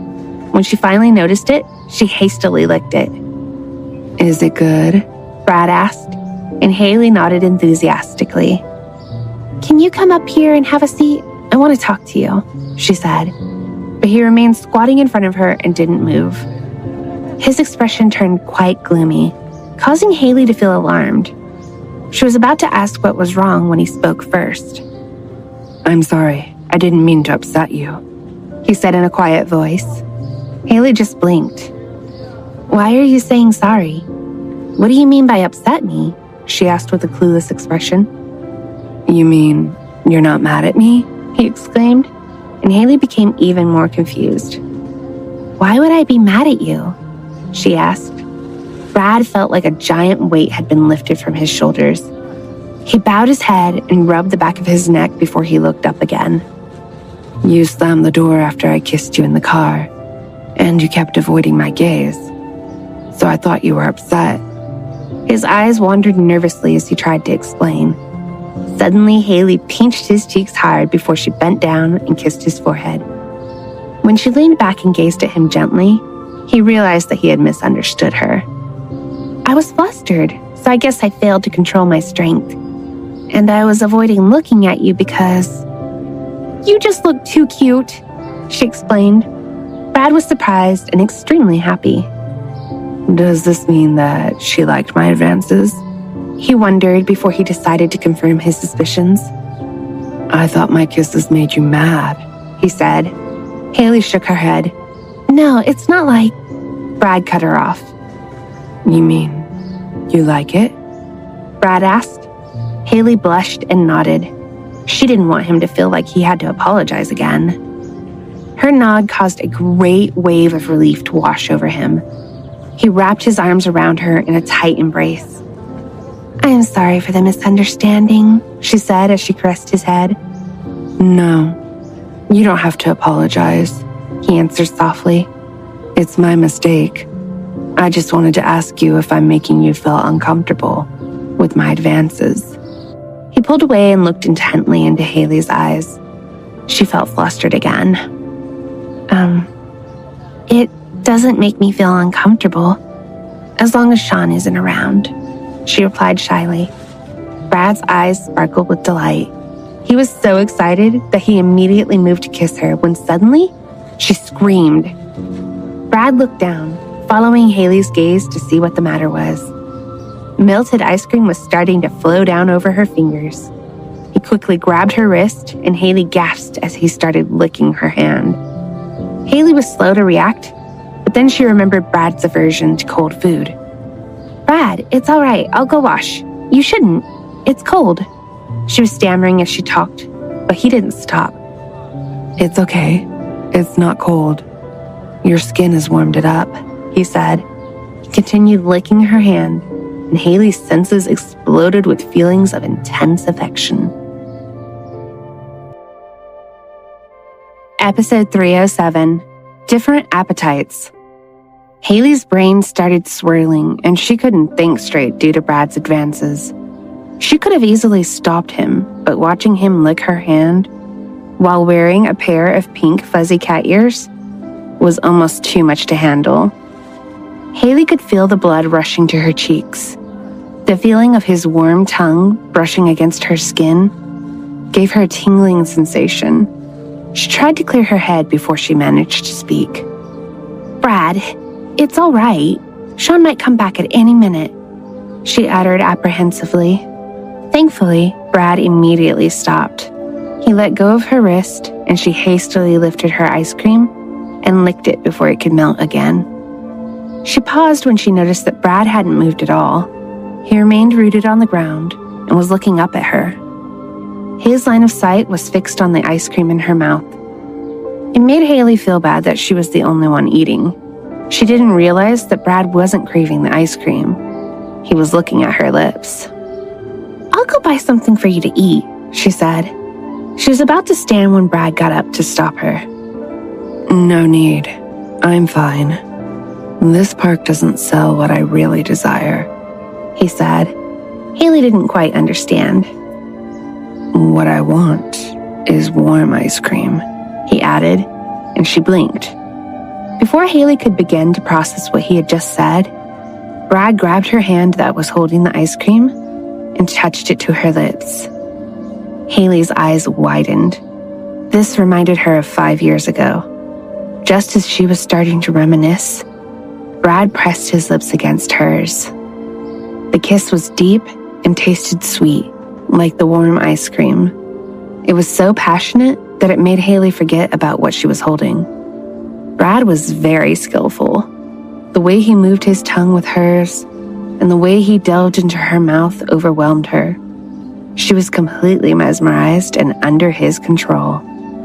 By the time their lips parted, the two of them were breathing heavily as they gazed lovingly at each other. Their magical moment was interrupted when Sean's voice suddenly rang out. Hailey immediately stiffened and pushed Brad away. Mommy! The boy called out to her. In a flash, Hailey stepped away from Brad and immediately looked at her son coming toward her.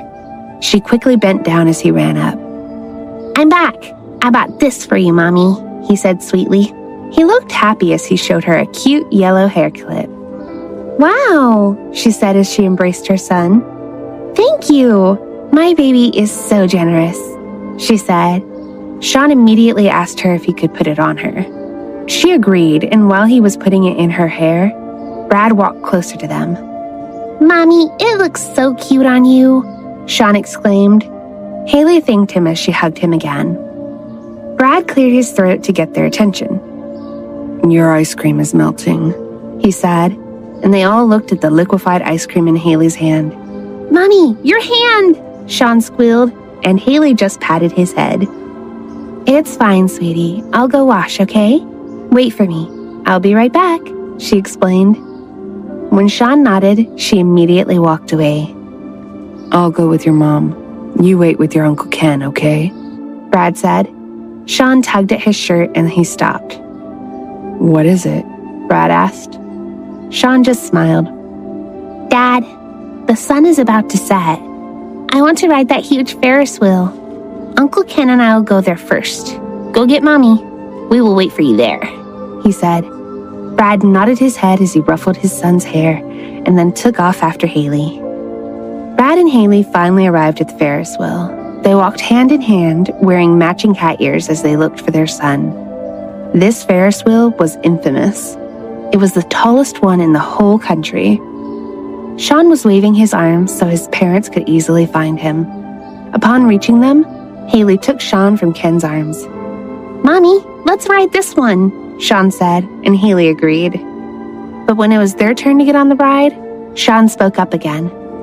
Mommy, me and Uncle Ken will wait here, he said. Hailey was confused.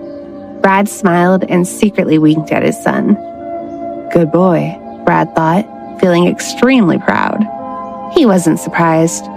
When Sean told them to come to the Ferris wheel, he had expected this. After Sean convinced his mother, Hailey kissed Sean's forehead before giving him to his father. Brad carried Sean to Ken. Daddy, you should kiss Mommy when you reach the top, okay? Remember, only when you reach the very top, the boy said firmly. His eyes were strict, as though he was ready to punish his own father if he disobeyed. Brad chuckled softly. Rest assured, I will, Brad replied, kissing Sean's forehead before giving him to Ken. Daddy, do your best, he encouraged. The boy and his father bumped their fists together before Brad turned back to Hailey. As the Ferris wheel started moving, Ken spoke. Where did you get this idea? He asked Sean. It was Auntie Amy's idea. When she brought me here before, she said that when a girl and a boy kiss at the very top of this Ferris wheel, they will be together forever, he explained. Ken nodded his head slowly as he listened. I'm surprised that you actually believe that, he said. He knew how smart the boy was, so he was surprised to hear him talk about superstitions. Lately, Sean had been questioning everything anyone told him. I don't know if it's true or not, but it can't hurt. Do you think this will be good enough? Sean asked with a faintly worried look in his eye. Ken smiled and nodded. Don't worry, I'm sure your mom and dad are incredibly happy. This is not simply good, this is great. Ken replied as he watched the look on Sean's face improve drastically. Anyway, I already contacted Parks Director, Ken added with a grin. Sean's eyes sparkled. Did they agree? He asked with excitement. Ken laughed before responding. No one would dare reject a request from you, the son of the king. They grinned at each other victoriously.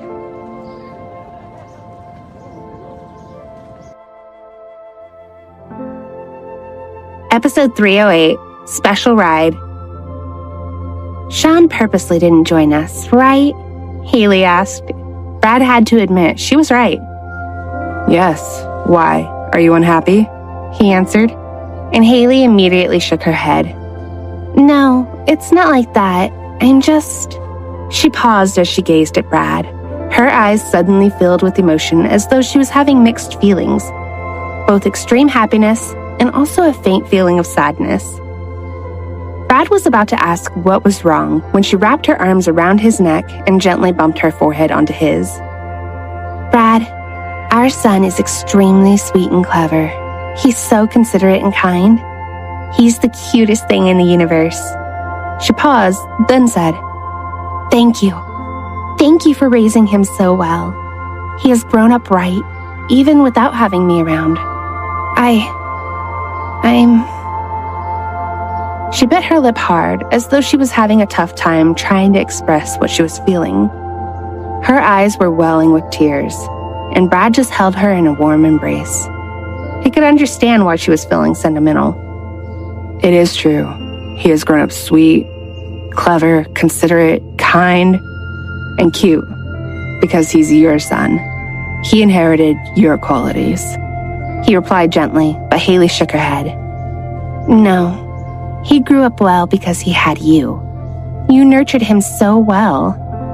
That's why I'm so thankful. I'm so very much relieved that you are his father. You don't know how glad I am, she said as she gripped him hard. Brad caressed her head down to her back. In truth, Brad hadn't realized that Sean had grown up so well. He'd always been remarkably busy, and he barely had time to spend with his son.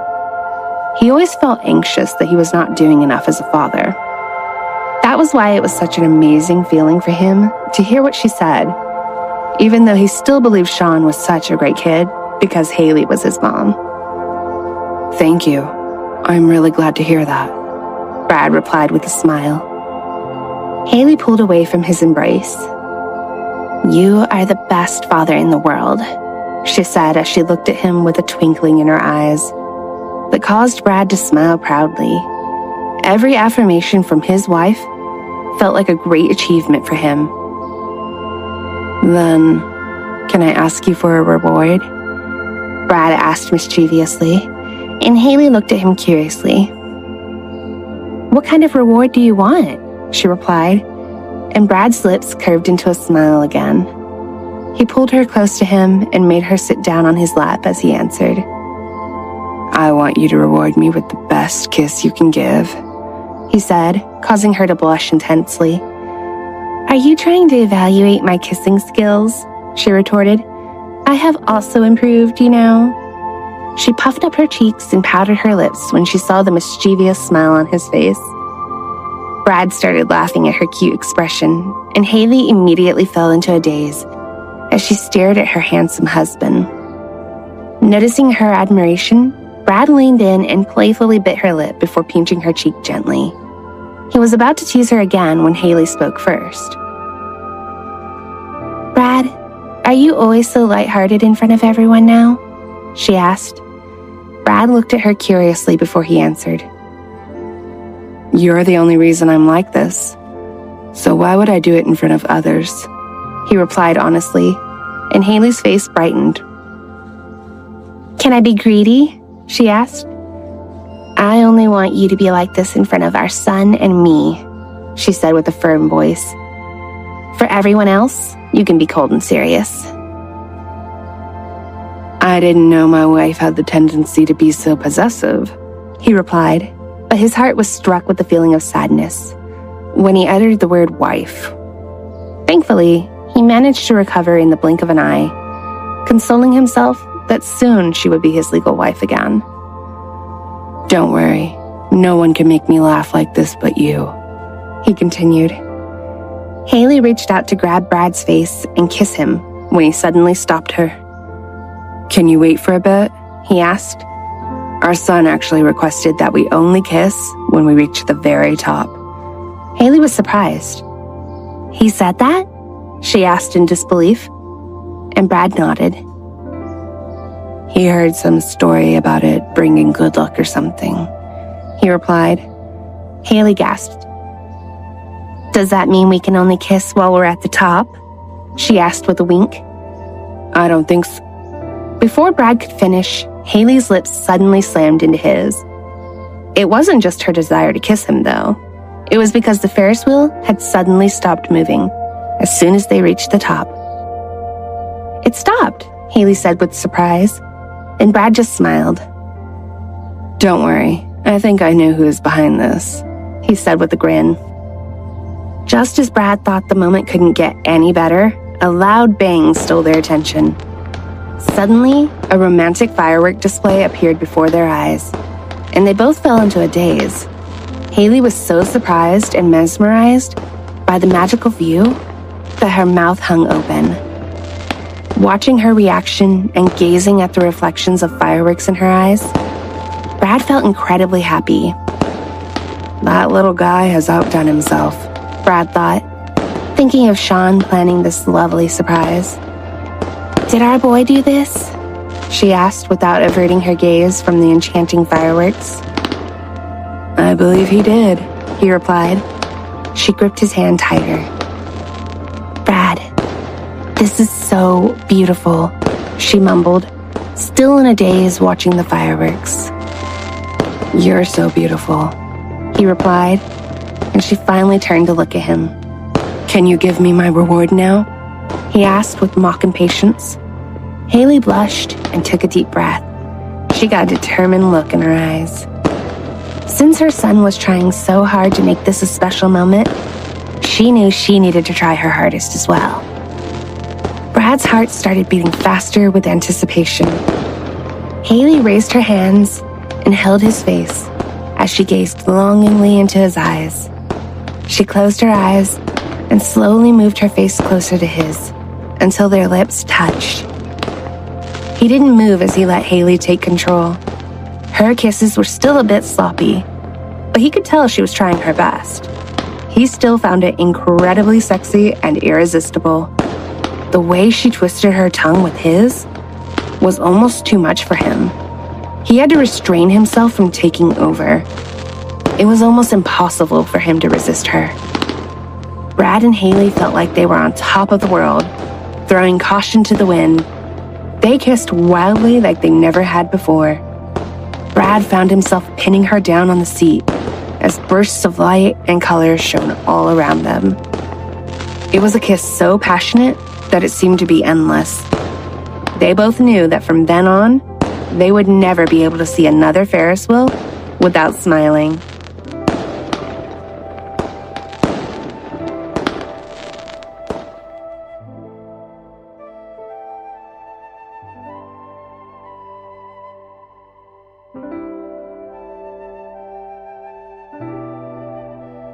Episode 309, Cleanup. By the time Hailey and Brad stepped onto the ground, Sean was already asleep. Ken had called Brad to tell him that he was taking the boy to the car. Sean is sleeping? Hailey asked as they walked, and Brad nodded. I guess we tired the little guy out. He was so full of energy today, he replied. They were holding each other's hands happily as they walked through the crowd. Heads turned to look at the beautiful couple. I just need to use the restroom before we leave, Hailey said. The two of them stopped outside the entrance. When Hailey went inside, Brad called his bodyguard to bring him something to fix his hair. The man walked over and followed him inside. Brad removed his pink cat ears and started fixing his hair to its usual style. He had fulfilled his obligation to his family and shown his affectionate side. He wanted to please his wife in any way he could, but he had other things to take care of later. Is it all right now? Brad asked, and the bodyguard beside him shook his head. I'm sorry, boss, but you really have zero skill in doing your hair, he replied. Brad stared at himself in the mirror, and his face darkened with frustration. Should I go and get Miss Hailey to help you? The bodyguard continued. Brad breathed deeply before he replied. No need, he said as he raised his hand. Then shall I call a... No need, Brad interrupted, turning to look at a person walking up to them.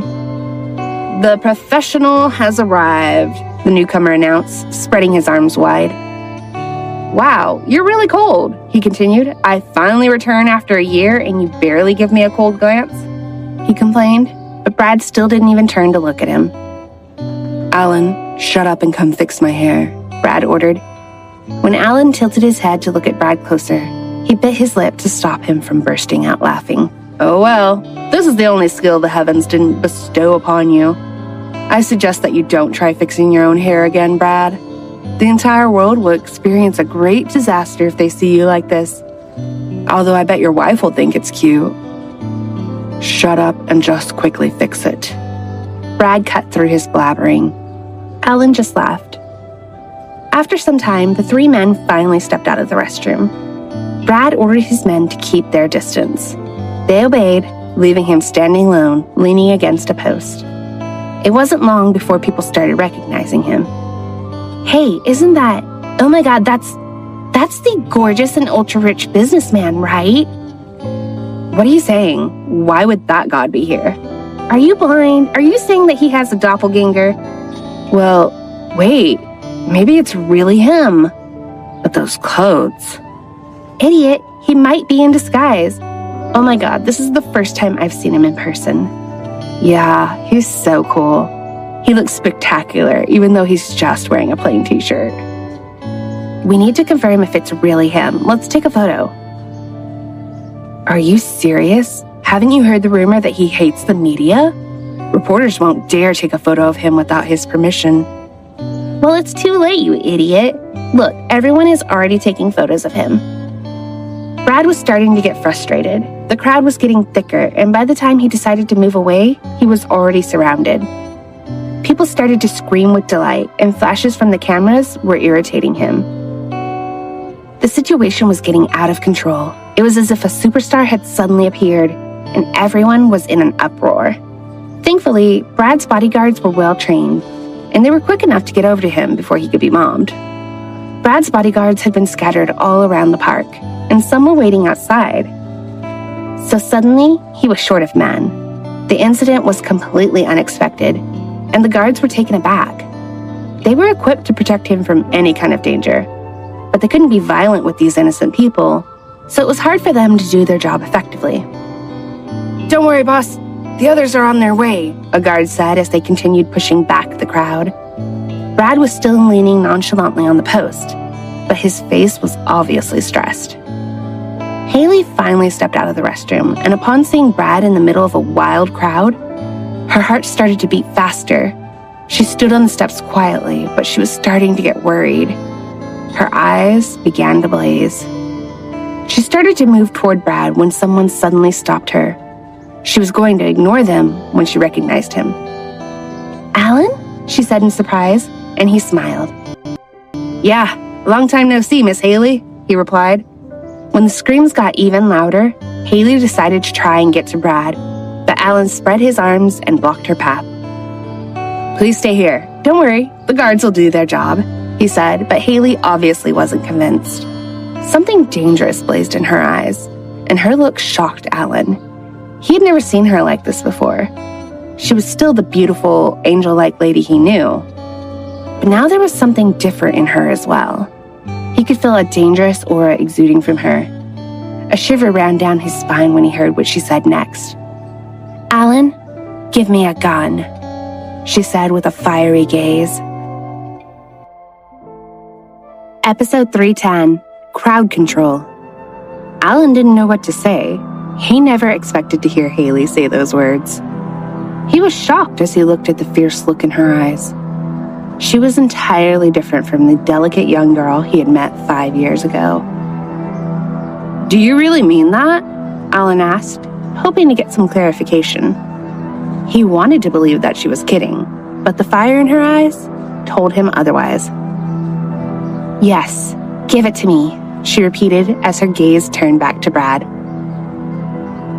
"It's all right now. Everything is fine. Look, the men have already hit..." Before Alan could finish speaking, Hailey's hand swiftly slipped to his waist. He was completely caught off guard. Before he knew it, the gun in his waistband was in her hand. He felt like his heart was going to jump out of his chest. He was normally ready for anything, but his boss's wife was unbelievably fast. He was even starting to doubt if she was the same lady he used to know. "I don't think you should be holding a gun here," Alan said in a state of panic. He quickly caught her wrist, afraid that she might hurt herself. "Please, give it back. It's dangerous," he pleaded, but Hailey didn't relent. "Let go, Alan. I'm just going to drive those people away from my husband," she said firmly. Sweat started falling from Alan's forehead when he saw how serious she was. Hailey actually had experience protecting a VIP, and she knew how dangerous this kind of situation could be. She knew that it was entirely possible for an enemy to hide in the crowd, ready to attack at any time. The thought scared Hailey, and she wanted to be prepared. She would do whatever was necessary to protect her husband. "I'm sorry, I can't put you in danger," Alan replied, and he tightened his grip on her wrist. Hailey was about to struggle when a sudden voice startled them both. "Alan, what are you doing?" The cold and terrifying voice caused Alan to immediately let go of Hailey's wrist, leaving the gun in her hand. "Don't get the wrong idea," Alan tried to explain. "Your wife suddenly stole my gun, so I was just trying to stop her." When Brad's eyes fell onto the gun in her hand, he looked at her curiously. Hailey was surprised that Brad had made it over to them so fast. She lifted her head and looked around. Numerous guards dressed in black had already surrounded them, making a human barricade. Hailey was impressed. She could tell that every single one of them was extraordinarily skilled. "Hailey!" Brad called out her name, and she looked back at Brad and suddenly jumped toward him, not letting go of the gun in her hand. She worriedly held his face as she spoke. "Are you all right? Are you hurt anywhere?" Brad just shook his head and chuckled softly, causing Hailey to look at him with a baffled expression. He then caressed her cheeks adoringly with his thumb as he continued smiling at her. "Are you trying to save your husband in distress?" he asked playfully. She nodded without any hesitation, looking at the fading ferocity in her eyes. Brad recalled when Hailey had told him that she would learn to fight proficiently, so she would be qualified to protect him if needed. Seeing how she reacted to this situation made him realize how far she had come in accomplishing her goal. He could tell she was more than capable now, Boss, the gun is still in her hand. Don't you think she should give it back to me in case it accidentally goes off? Alan interjected, but Brad threw him a look of objection. Don't worry, Alan. She knows what she's doing, he replied. Alan looked at him with disbelief. I suggest we leave this place right now, another guard standing behind Brad spoke. Brad nodded before he turned to Hailey. She was still looking worried, so he smiled. Don't worry, no one managed to get to me, he said, and she heaved a sigh of relief. Is your life still in danger? I'm now capable of protecting you, she stated with a serious look. Brad reached his hand out gently to caress her head. It's all right. There was never any real danger. Now my enemies are just scheming flies buzzing around the business world. You don't have to worry, he explained. But Hailey's determination didn't waver.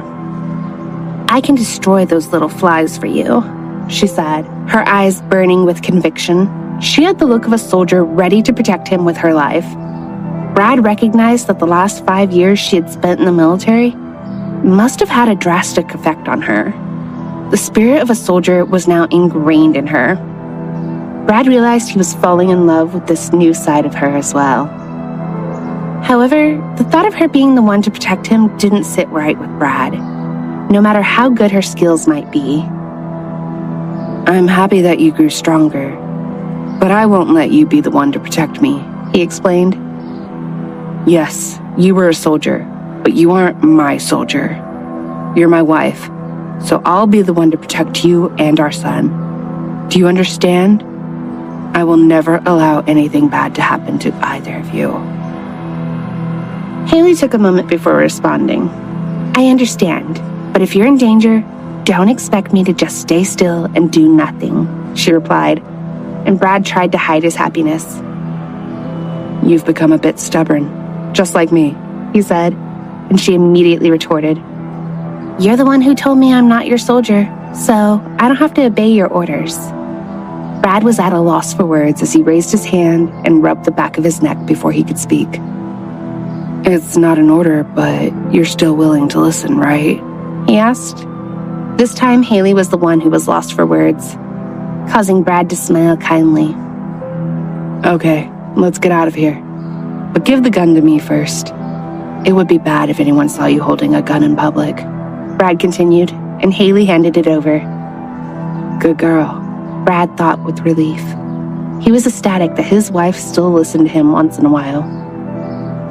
What they didn't realize was that amidst this chaos, there was a man dressed in a black jacket and cap, witnessing the whole situation, looking at them with dark, cold killer eyes.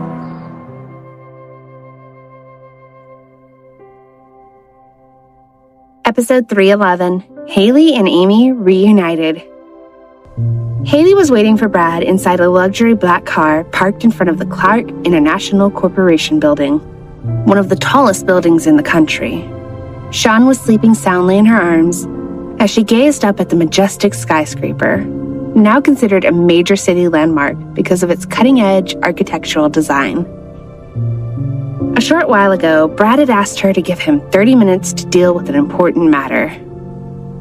And Hailey had simply nodded her head in agreement, even though he hadn't needed to ask her permission. Hailey knew that he was a businessman, and she understood he was very busy. But what she hadn't realized was that he was actually the CEO of one of the largest corporations in the country, and one of the top 100 corporations in the world.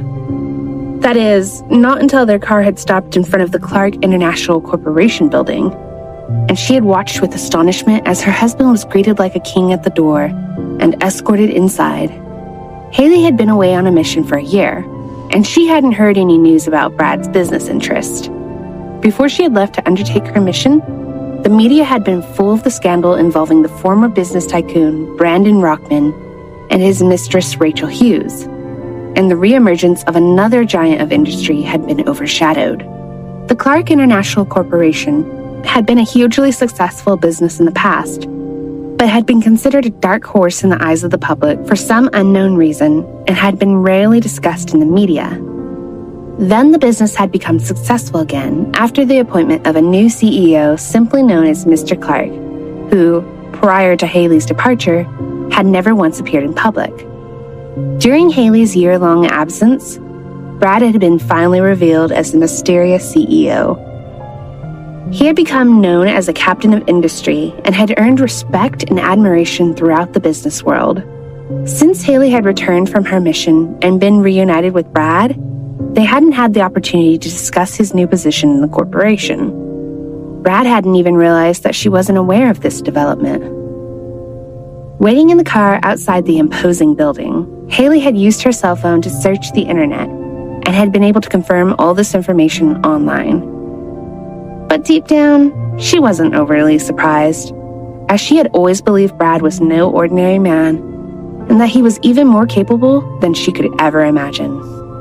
Gazing up at the towering building, Hailey realized that she was no longer the only one who saw Brad as a king-like figure anymore, because he had now been revealed as a great man in everyone's eyes. He was someone who held unprecedented power that few would dare challenge. As she thought about it, Hailey felt that the distance between her and Brad had widened drastically. It was as if a light that had once been so close was now soaring above the heavens beyond reach. But the determined light in Hailey's eyes didn't waver. Instead, rays of intense ferocity shone from those eyes, and she felt as though she were a sleeping phoenix waiting to rise and soar to new heights, or a warrior fighting for her rightful place at her king's side. She had been so deeply immersed in her thoughts that she hadn't noticed Brad had returned to the car until she heard him close the door behind him. "You were quick," she said as he settled down beside her. "I promised I would only be 30 minutes, he said as he smiled, and then he reached over to pick up his son. Amy and Tyler were already waiting at the Clark residence. Tyler hadn't mentioned that Hailey had returned, and so as soon as Brad's luxury black car arrived and the car door opened, Amy narrowed her eyes in suspicion. From where she was standing at the entrance to the house, Amy could see that one of the people sitting in the car was definitely a woman wearing jeans, and it made her blood boil. That stone-cold man, Brad, has a woman with him, she thought angrily. Tyler, don't tell me that brother of yours has already found someone new, she asked in disbelief. Yeah, I guess he finally found his woman, Tyler replied casually, and Amy began to fume with rage. What? Are you serious? What about Hailey? Amy suddenly became emotional as she grabbed Tyler by his shoulders and started to shake him. Why did you let him find another woman? Didn't I tell you to keep an eye on him? What will we do if Hailey comes back and finds out that her husband is now with someone else? Well, I'm going to destroy that new relationship. I will not allow anyone to take Hailey's place, she continued with fury in her eyes and distress in her voice. Tyler sighed. When did you become their relationship guardian? He asked as he raised his hand to flick her forehead. Suddenly a voice came from behind. Amy? Is that really you? Hailey asked. Amy turned around slowly until she was facing her friend, and her eyes widened in astonishment. Tyler, can you flick me? I think I'm dreaming, she uttered without averting her gaze. Tyler bent his head as though he was about to whisper something in her ear, shielding her face from Hailey's view. But instead of saying anything, he bit Amy's earlobe, and she jolted in pain. She reacted by punching Tyler weakly on the jaw, and he smirked. Tyler figured he was safe from any violent retaliation from Amy while Brad was looking on, and that with Hailey here, he would be even safer. And it turned out he was right. When Amy realized it was Hailey, her eyes filled with tears, and she threw her arms around her friend. Hailey, it is you, she exclaimed, and Hailey embraced her. Yes, of course, it's me, she answered quietly, and Amy began to cry. Where the hell have you been? She asked, and apologies spilled from Hailey's mouth. Then Sean, who had been sleeping in Ken's arm, suddenly shouted, Mommy! And Hailey ran over to him. Baby, are you all right? She asked with worry etched on her face. Her son opened his eyes, reached out to give his mom a sleepy hug, and then fell back to sleep. Hailey took Sean from Ken and then walked over to Amy. I'm just going to put Sean to bed, she said, and Amy nodded. I'll come with you, she said, but just as the two friends were about to enter the mansion, Tyler caught Amy's arm to stop her. He leaned in and whispered in her ear, Brad has something to tell you. Amy stiffened. Ever since Brad had reprimanded her 2 years back regarding Sean, Amy had sworn she would never speak to him alone again. She couldn't tolerate Brad's domineering manner and icy demeanor, so she had always refused to speak to him unless Tyler was around. Why? What does the Ice King want from me? Can't you just tell me so I can be with Hailey now? Amy asked. This is important. It's about Hailey, he explained, and he led Amy over to the car where Brad was waiting. Amy held on to Tyler as Brad described Hailey's condition, and she gasped when she heard what he told her. I believe you could help her a great deal too. For that reason, I would like you to stay in the country for a while. Brad asked in a tone that Amy had never heard him use before, and her grip on Tyler loosened a little. Okay, I would definitely want to stay and help, even if you hadn't asked me to, she replied. Brad said, good, before he left to take a call from the office. Do you have any idea how we can help her? Tyler asked. Amy thought just for a moment, before a little smile appeared on her face. I think I have an idea, she said as she narrowed her eyes. That's good, although I hope it's not one of your crazy, risque schemes, Tyler replied as he lazily leaned back on the car, and Amy just smiled again. Don't worry, this time it's something different from my usual approach. But we have to include that Ice King brother of yours, she said with a mischievous smile. Tyler became alarmed when he heard her use the word we. Don't include me. Who knows what kind of trouble you'll cause again? Tyler began, but he was interrupted when Amy pressed her finger to his lips as she leaned on him before she spoke again. Mr. Beauty, I need you. For the sake of Hailey and your brother, Brad the Great, we have to work together. Don't worry. This'll be fun, she assured him. Episode 312, Amy's Plan. When Amy had said that it would be fun, Tyler had raised an eyebrow, unconvinced. While he wanted Hailey to get better as quickly as possible, he couldn't deny that he wanted to see just what crazy idea his fiancée had come up with this time. He was curious to know if she had really meant it when she had said it wasn't something too risque. Okay, I get it. You can back off now, Tyler said. But Amy just smiled as she leaned her body even closer against him. Why? What are you doing? Don't you want to be this close to me? She asked, her eyes glistening, and Tyler knew she was teasing him again. Brad had turned his back and was still on the phone. Tyler glanced over to him and then smiled at Amy before he slipped his hands around her waist and pulled her closer to him. Amy gasped in surprise. She liked to tease Tyler when he was in Brad's presence because he usually became uncomfortable, as he always behaved well in front of his brother. He usually never answers back when his brother is around. What's happened? She wondered. Without another word, and before Amy had a chance to react, Tyler tilted his head to one side, and he softly kissed the side of her neck. She jolted as his warm lips brushed softly against her skin. What are you doing? Your brother is right there, she said as she pressed her hands against his chest and tried to push him away. But then she looked up and saw the serious expression on his face as he gazed deep into her eyes. So what? He replied casually, and Amy's mouth dropped open in disbelief. She was surprised, not because of his words, but because of the sudden change she had seen in his eyes. Although, for the more than 5 years that this man had been her so-called fiancé, she had witnessed this look more than once. She just had a feeling that there was more to this mischievous man than she first thought. When she saw the cold, deep, and unfathomable look on his face, he became a mystery she felt she would never understand. She had tried to ignore it, but this wild, almost savage look in his eyes had frightened her sometimes, even if it had just appeared for a moment. Amy knew that behind his mischievous and easygoing facade, there was something that he was hiding from her. She knew that he would never reveal everything or completely open up to her. It frustrated her that she was excluded. She already understood what part they played in each other's lives. Their relationship hadn't changed for more than 5 years. Yet, her feelings toward him had slowly grown. Amy had attempted to keep her distance in the knowledge that their engagement was based on a simple agreement. She hadn't wanted to develop deeper feelings for him.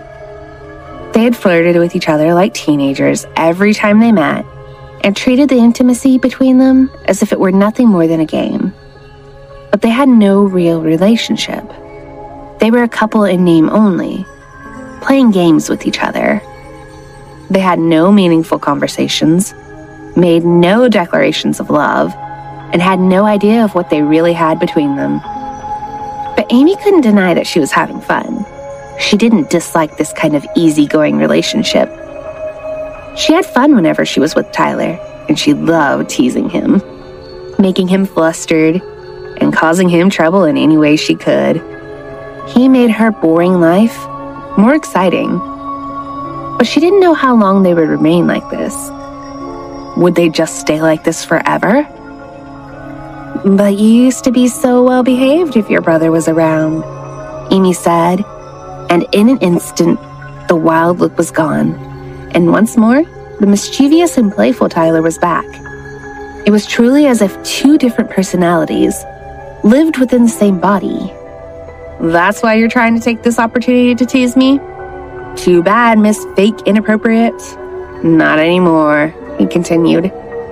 Somehow, Amy wasn't too pleased with the naughty look in his eyes, and hearing him say the words, "fake inappropriate," annoyed her too. She just didn't want to lose against this man. Amy then bit her lip hard as she narrowed her eyes, and then before Tyler knew what was happening, she slammed her lips onto his neck and began to suck as hard as she could. Tyler's eyes widened with shock. He knew that if she sucked hard enough, it would definitely leave a mark. "Will you stop?" Tyler shouted as he held her by the shoulders to try to pull her away when he saw Brad looking at them with a blank expression. "Stop it. Brad's back," Tyler whispered to Amy, and her lips immediately left his skin. But instead of backing off quietly, she started to cry. Tyler's eyes widened again, but before he could say a word, Amy turned toward Brad. "I'm sorry, Mr. Clark," she said between sobs. "I want to go home now," she said as she wiped tears from her face. Brad's face darkened as he heard these words, and he looked at Tyler accusingly. "What the hell did he do now?" Brad thought irritably. Tyler was speechless. "Why do you want to leave?" Brad asked coldly. Amy subconsciously retreated a little toward Tyler. Because Tyler is bullying me. I don't think he wants me here," she said in a small voice. Tyler's mouth dropped open and his eyes widened in shock. "This woman is just too much. She's already given me a hickey and still she's not satisfied? What is it? Does she have a grudge against me or something?" Tyler wondered in amazement. But he stayed silent as he felt as though Brad's sharp and deadly gaze was aimed directly at his throat. "Tyler, if you let your fiancé leave this house, you know what will happen. Settle this immediately, and then come and find me in the study," Brad ordered, and he turned and left. As soon as Brad was inside the house, Amy stopped crying. She turned to Tyler with a broad grin and laughed. "How's my acting?" But she didn't have a chance to finish her sentence because Tyler had grabbed her by the shoulders, pushed her inside the car, and pinned her down in the back seat.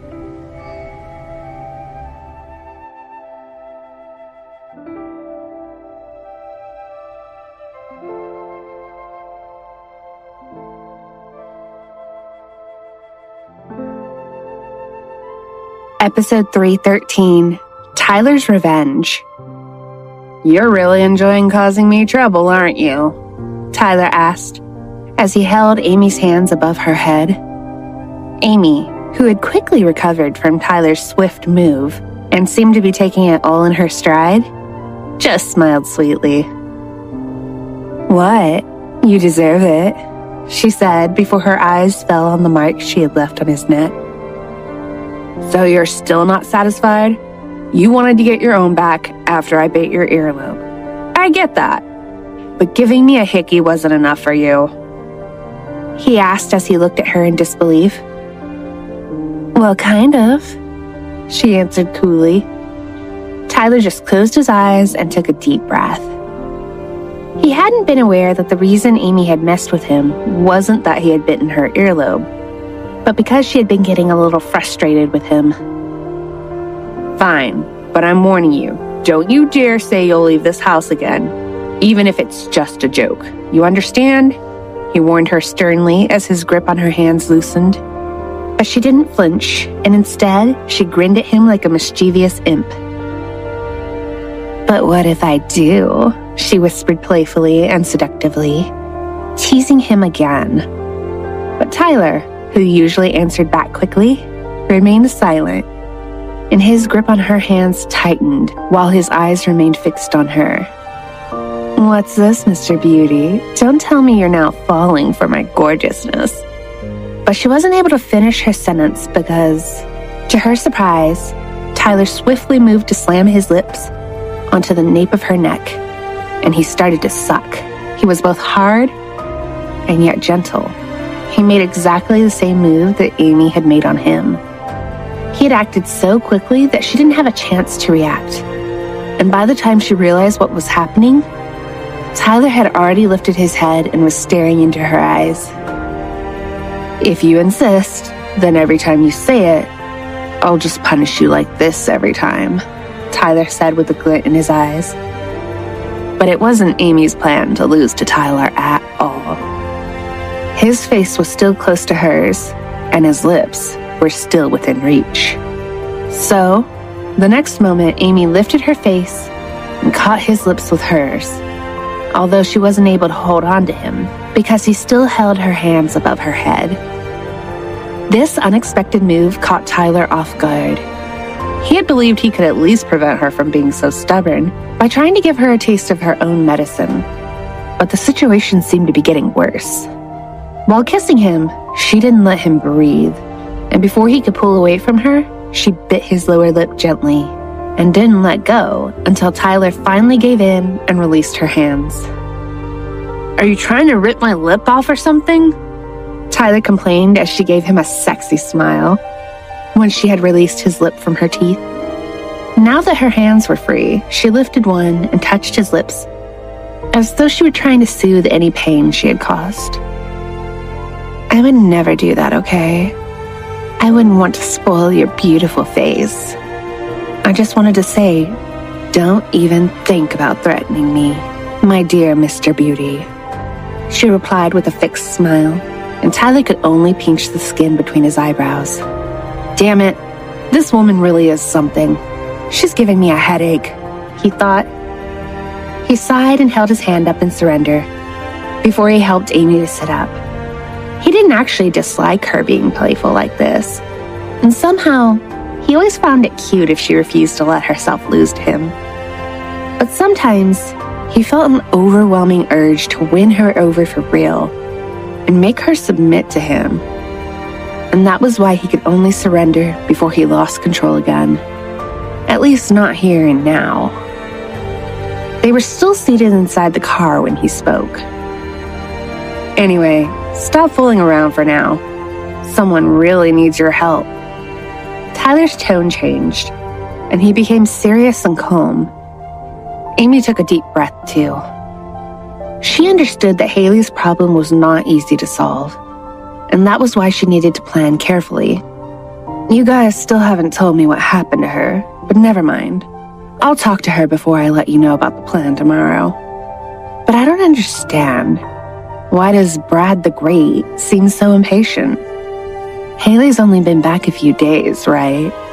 Amy asked, and Tyler sighed. Well, if only Brad hadn't lost his mind last night, he might not be in such a rush right now, he thought. Brad just badly wanted her back as soon as possible, Tyler replied before he took her by the hand. Come on, let's go. Brad is waiting inside, he continued, and Amy followed behind without argument. She knew that her best friend was her priority for now. You have to make it clear to your brother that he must go along with whatever plan I come up with, okay? She said as they walked toward the house. Don't worry, that guy will do anything and everything for his wife, Tyler replied, and Amy nodded in satisfaction. When Tyler reached the study, Brad called out to him. So, he muttered without looking up from his laptop. Tyler just walked into the room quietly and sat across from him. You know that she just loves messing with me. She never meant what she said, Tyler said, and Brad lifted his face and looked at him. Isn't it your fault that she behaves like that with you? Brad said, and Tyler raised an eyebrow. What? What do you even mean by that? He asked, looking at Brad curiously. I think it's because you're not taking your relationship with her seriously, Brad replied before he turned his gaze back to his laptop screen. Tyler just sat there, motionless and lost for words.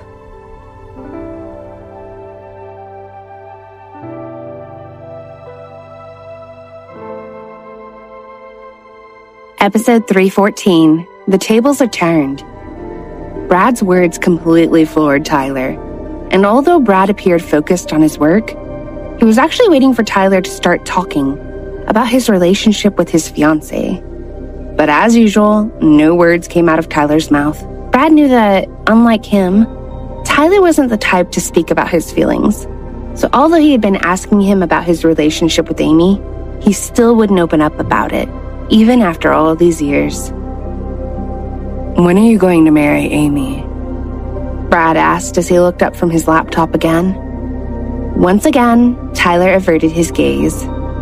Knowing Tyler, Brad knew that he really cared for her, even though he wouldn't admit it. Tyler, who was usually so talkative, only went quiet when Brad raised this particular topic. Brad was certain that Tyler cared about Amy more than he realized by simply looking at him. Look, I'm here to listen. You need to learn to talk about your feelings, continued Brad, causing Tyler to finally snap. This man, does he think that everyone is like him and able to open up about everything without getting embarrassed at all? He silently complained. Hearing Brad's words made Tyler think about the good old days when Brad had been as cold as an ice cube and had been unable to talk about anything he had felt or experienced. He even remembered how he had used to be so painfully clueless and innocent that he sought advice about every tiny thing. These were memories that made Tyler feel like his life back then had been one hell of a fun, yet troublesome ride. Since Hailey had disappeared, Brad's emotional intelligence had drastically improved. A huge reason for this change was surely because he had become a father, and Tyler didn't deny he was glad about it. However, he was troubled by Brad's constant prodding regarding this matter. The fact that Brad had matured and the tables had turned never ceased to surprise Tyler. After a long silence, Tyler sighed and he lifted his head lazily to stare up at the ceiling for another long while. Brad, I suggest that you focus on yourself and your own problems for now. I won't take advice from a man who has big troubles himself, Tyler finally said, and Brad froze for a moment. His fingers had been tapping at the keyboard nonstop, but he suddenly stopped, straightened himself up, and leaned back to look at Tyler. You're right. I really must marry her as soon as possible. But after I've settled everything with Hailey, you must start listening to my advice, Brad said as he turned his head and stared out the window. Suddenly losing himself in thought again, Tyler was once again left speechless. After a while, Tyler cleared his throat. Anyway, Amy said that you have to participate in whatever plan she has, Tyler said. Brad looked at him intently. What plan? He asked curiously, but Tyler just shrugged. I don't know yet. She said she would tell us about it when the time is right, Tyler answered, and Brad leaned back again. Tell her to do whatever she wants, as long as it'll help Hailey. Tell her to start tomorrow, and I'll start my plan too, Brad said, and Tyler looked at him. Really? What kind of plan do you have then? He asked, with that mischievous look in his eyes once more. Brad ignored him. And while I'm at it, I strongly suggest you start thinking seriously about your own relationship, Tyler, he said, and Tyler again fell silent. By the time Brad had finally finished his work with Tyler's help, it was 2 o'clock in the morning. They had finished discussing some important company matters before Brad left the room, leaving Tyler to finish off. A few minutes after that, Tyler was ready to head to his own room when he received a message from Brad. Come to Sean's room. Tyler's brows knitted into a frown as he turned and headed towards Sean's room. As soon as he stepped inside the room, he stopped as Brad put his fingers on his lips and gestured for him to move quietly. He continued to walk toward Brad without making a sound. What is it? Tyler whispered before his gaze fell onto the bed. 3 people were sleeping soundly. Sean was in the middle, while Amy and Hailey had their arms wrapped around him.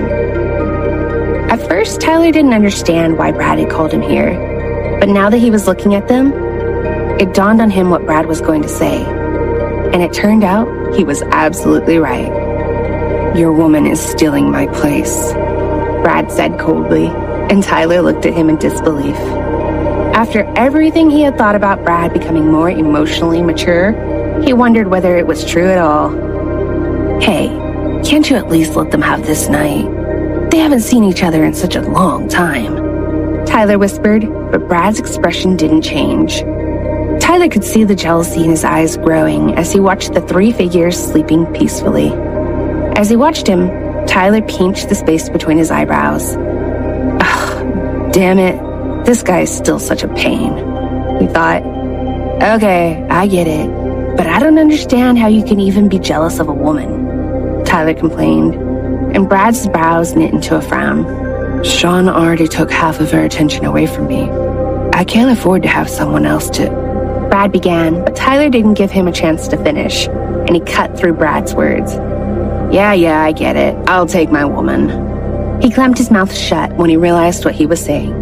He gazed at the sleeping woman, breathed deeply, and then walked closer to her. He carefully removed her hand from around Sean before slowly lifting her up into his arms. Her cheek was resting on his shoulder as Tyler started to carry her out of the room. Happy now? Tyler asked, and Brad nodded shamelessly without any hesitation or regret. Tyler let out a long sigh. I was wrong. This guy hasn't changed at all. When it comes to his wife, he's still the same. Oh well, never mind. I don't even know what's going on anymore.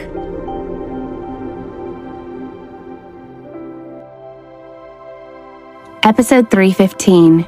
The atmosphere is changing. Tyler and Amy had left Sean's room, leaving Brad alone with his sleeping wife and son. Brad had then walked around the bed where he stood right beside Hailey. He gazed at her lovingly before he bent over and gently kissed her.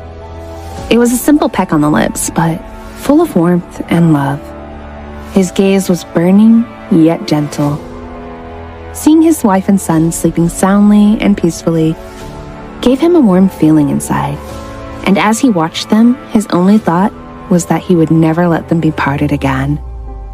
After gazing at them for a long while, he finally moved. He sat down on the bed and was about to lay down beside Sean when he stopped and got up again. He wasn't happy about something, but he wasn't sure what it was. He looked at his son again and kissed his forehead. Then he turned to move Sean further onto the right side, before quietly pulling the side table against the bed so it would serve as a barricade. It was a king-size bed and very spacious, so it was unlikely his son would fall out of bed, but Brad just wanted to make sure he was safe. Once he had moved the table, Brad took a large pillow and also placed that on Sean's right side.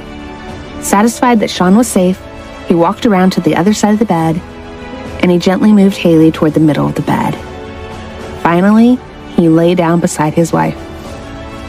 Hailey's arms subconsciously reached out for her little boy, and she gathered him toward her and spooned him, while Brad wrapped his arms around his wife's slim waist, pulled her toward him, and spooned her.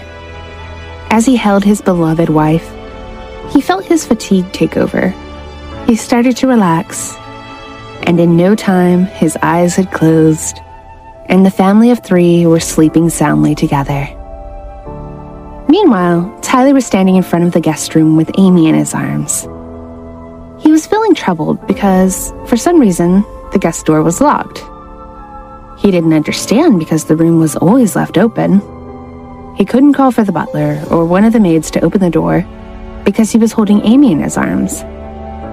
He had no choice but to take Amy to his own room. He carefully walked back upstairs until he reached his room. He opened the door extremely carefully and quietly, afraid that he would wake the sleeping woman. But as he placed her gently down on the bed, he noticed movement in her eyes, and he frowned.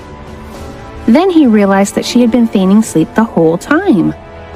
"This woman, when did she wake up?" he thought as he removed his arms from around her. But before he could move away, her eyes opened wide and she grinned, stopping Tyler in his tracks. "Thank you for carrying me like a princess, my dear Mr. Beauty," she said with a wide smile. He hadn't expected her to be so brazen about pretending to be asleep, and he let out a deep sigh. Amy winked at him playfully. "How long have you been awake?" Tyler asked. "Since Brad the Great came into the bedroom. I had just been to the bathroom, so I was already awake," she answered cheerfully. And he once again felt that he had been fooled. He had carried her down to the guest room and then back again upstairs with such extreme care, only to find out that she was awake all this time. Once again, he wanted to punish her for her tricks. You... Tyler was lost for words. He was angry, and yet the woman on the bed looked delighted. "I really enjoyed the ride," she said, and he snapped. He raised his hand and grasped her by the chin. "You know what? I'm reaching the end of my rope here, so stop playing games with me or I will have to punish you again," he muttered with an obvious warning in his eyes. But still, Amy didn't flinch. Instead, she raised her hand and held Tyler's chin as she spoke, copying his every gesture. "What a coincidence. I wanted to punish you too," she said, and they both fell quiet. And this time, as they gazed into each other's eyes, the atmosphere between them was drastically different than it had ever been before. Episode 316, Now You See Me. The look in Tyler's eyes was deep and unfathomable, as usual, but he never looked at her with this level of intensity before. Nor had she looked back at him with such openness. Their eyes had always been glimmering with both playfulness and lack of seriousness every time they looked at each other. But now, it seemed different.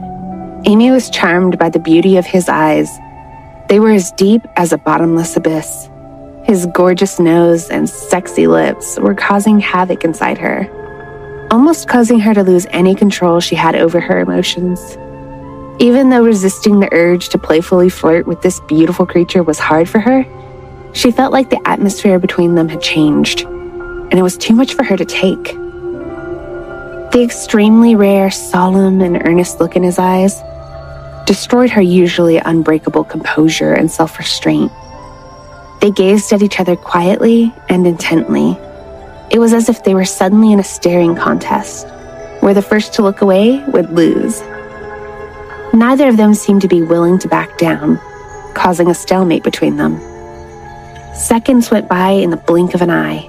As Tyler looked at Amy's serious gaze, he couldn't believe that the mischievousness and seductiveness he usually saw in her eyes was actually just a perfect cover, hiding the real her within. He had never seen her eyes this genuine, clear, and breathtaking before. Tyler was awestruck. At the same time, he realized that this woman was a real performer, and a much more skilled one than him. He disguised himself perfectly, using a literal mask for years, but this woman had actually been wearing her very own invisible mask since he had met her, and he had been completely unaware of it. Looking at her, he finally realized that he had never glimpsed the real her until now.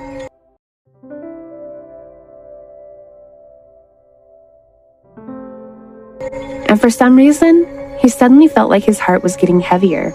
He was definitely disappointed in himself that he had failed to realize this sooner. "Tell me, how long do you plan to keep on acting?" Tyler finally said without breaking their staring contest, causing Amy to finally snap back to reality, and her eyes to immediately switch back to their usual playfulness again. "As long as you won't say anything, I guess," she replied, smiling. Tyler clenched his fist. He somehow understood the meaning of her words. He also knew that this woman, who was good at observing others, would surely notice every little thing in his actions, so he wasn't that surprised anymore. However, he really hadn't expected to hear those words from her. Surprisingly, what she said made Tyler recall what Brad had told him, that this was his fault, causing Tyler's eyes to turn even more unusually serious.